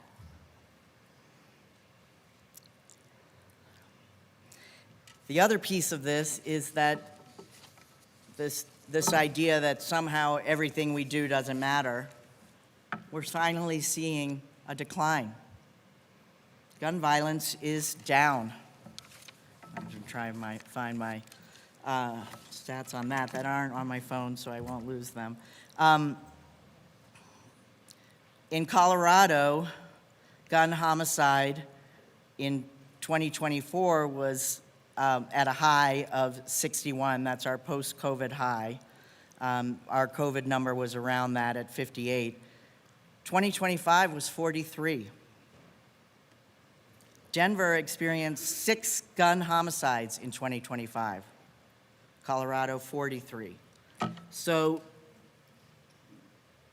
we're turning the page. It's not enough. And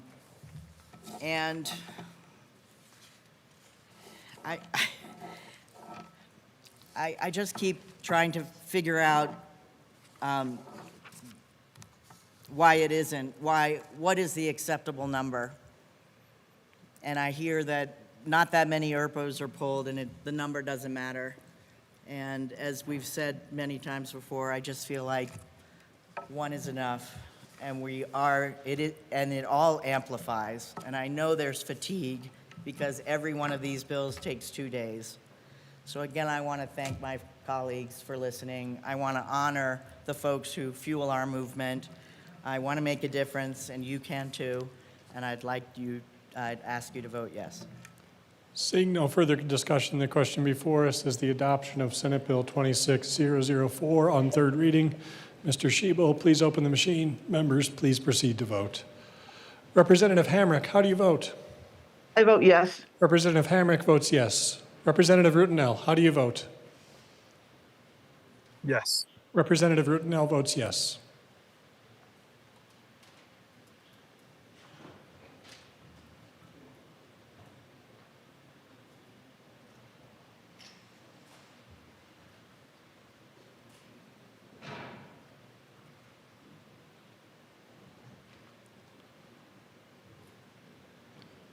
Representative English.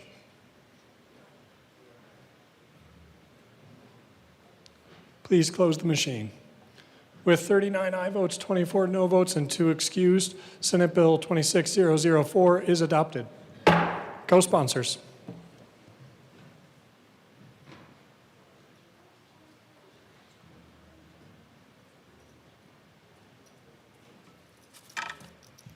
Representative Rutenell and Hamrick, co-sponsor.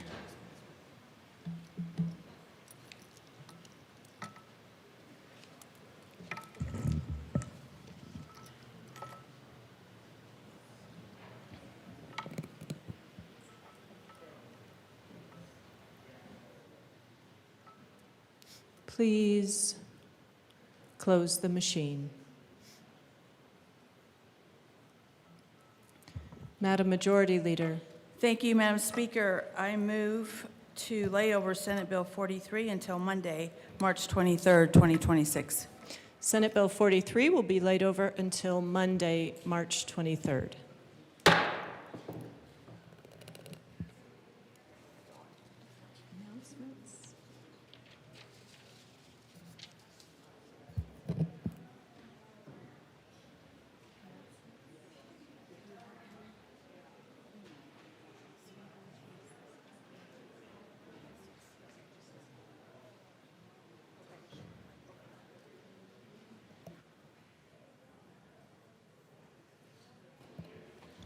Announcements and introductions, members.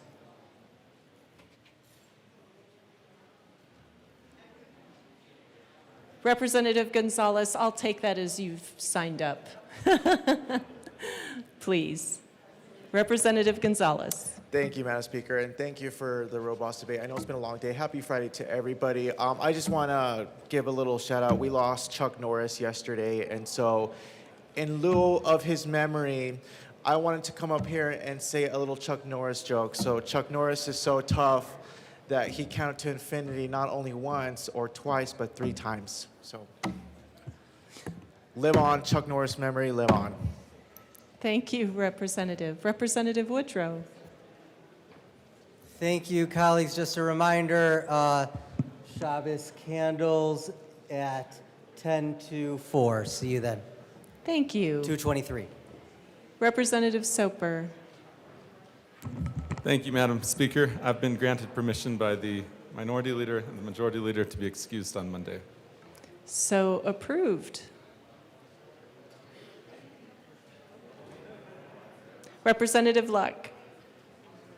Thank you, Madam Speaker. I don't have any historical fun fact for you all, but I do think that there was a lot of emotion in this room today, and I do believe there's a lot of love that flows from that emotion, and I hope you all feel it cross and know that I love and adore all of you. Bye. Thank you. Madam Majority Leader. Madam Speaker, I move to lay over the balance of the calendar till Monday, March 23rd. Seeing no objection, the 26. balance of the calendar will be laid over until Monday, March 23rd. Madam Majority Leader. Madam Speaker, I move that the House stand in recess until later today. The House will stand in recess until later today.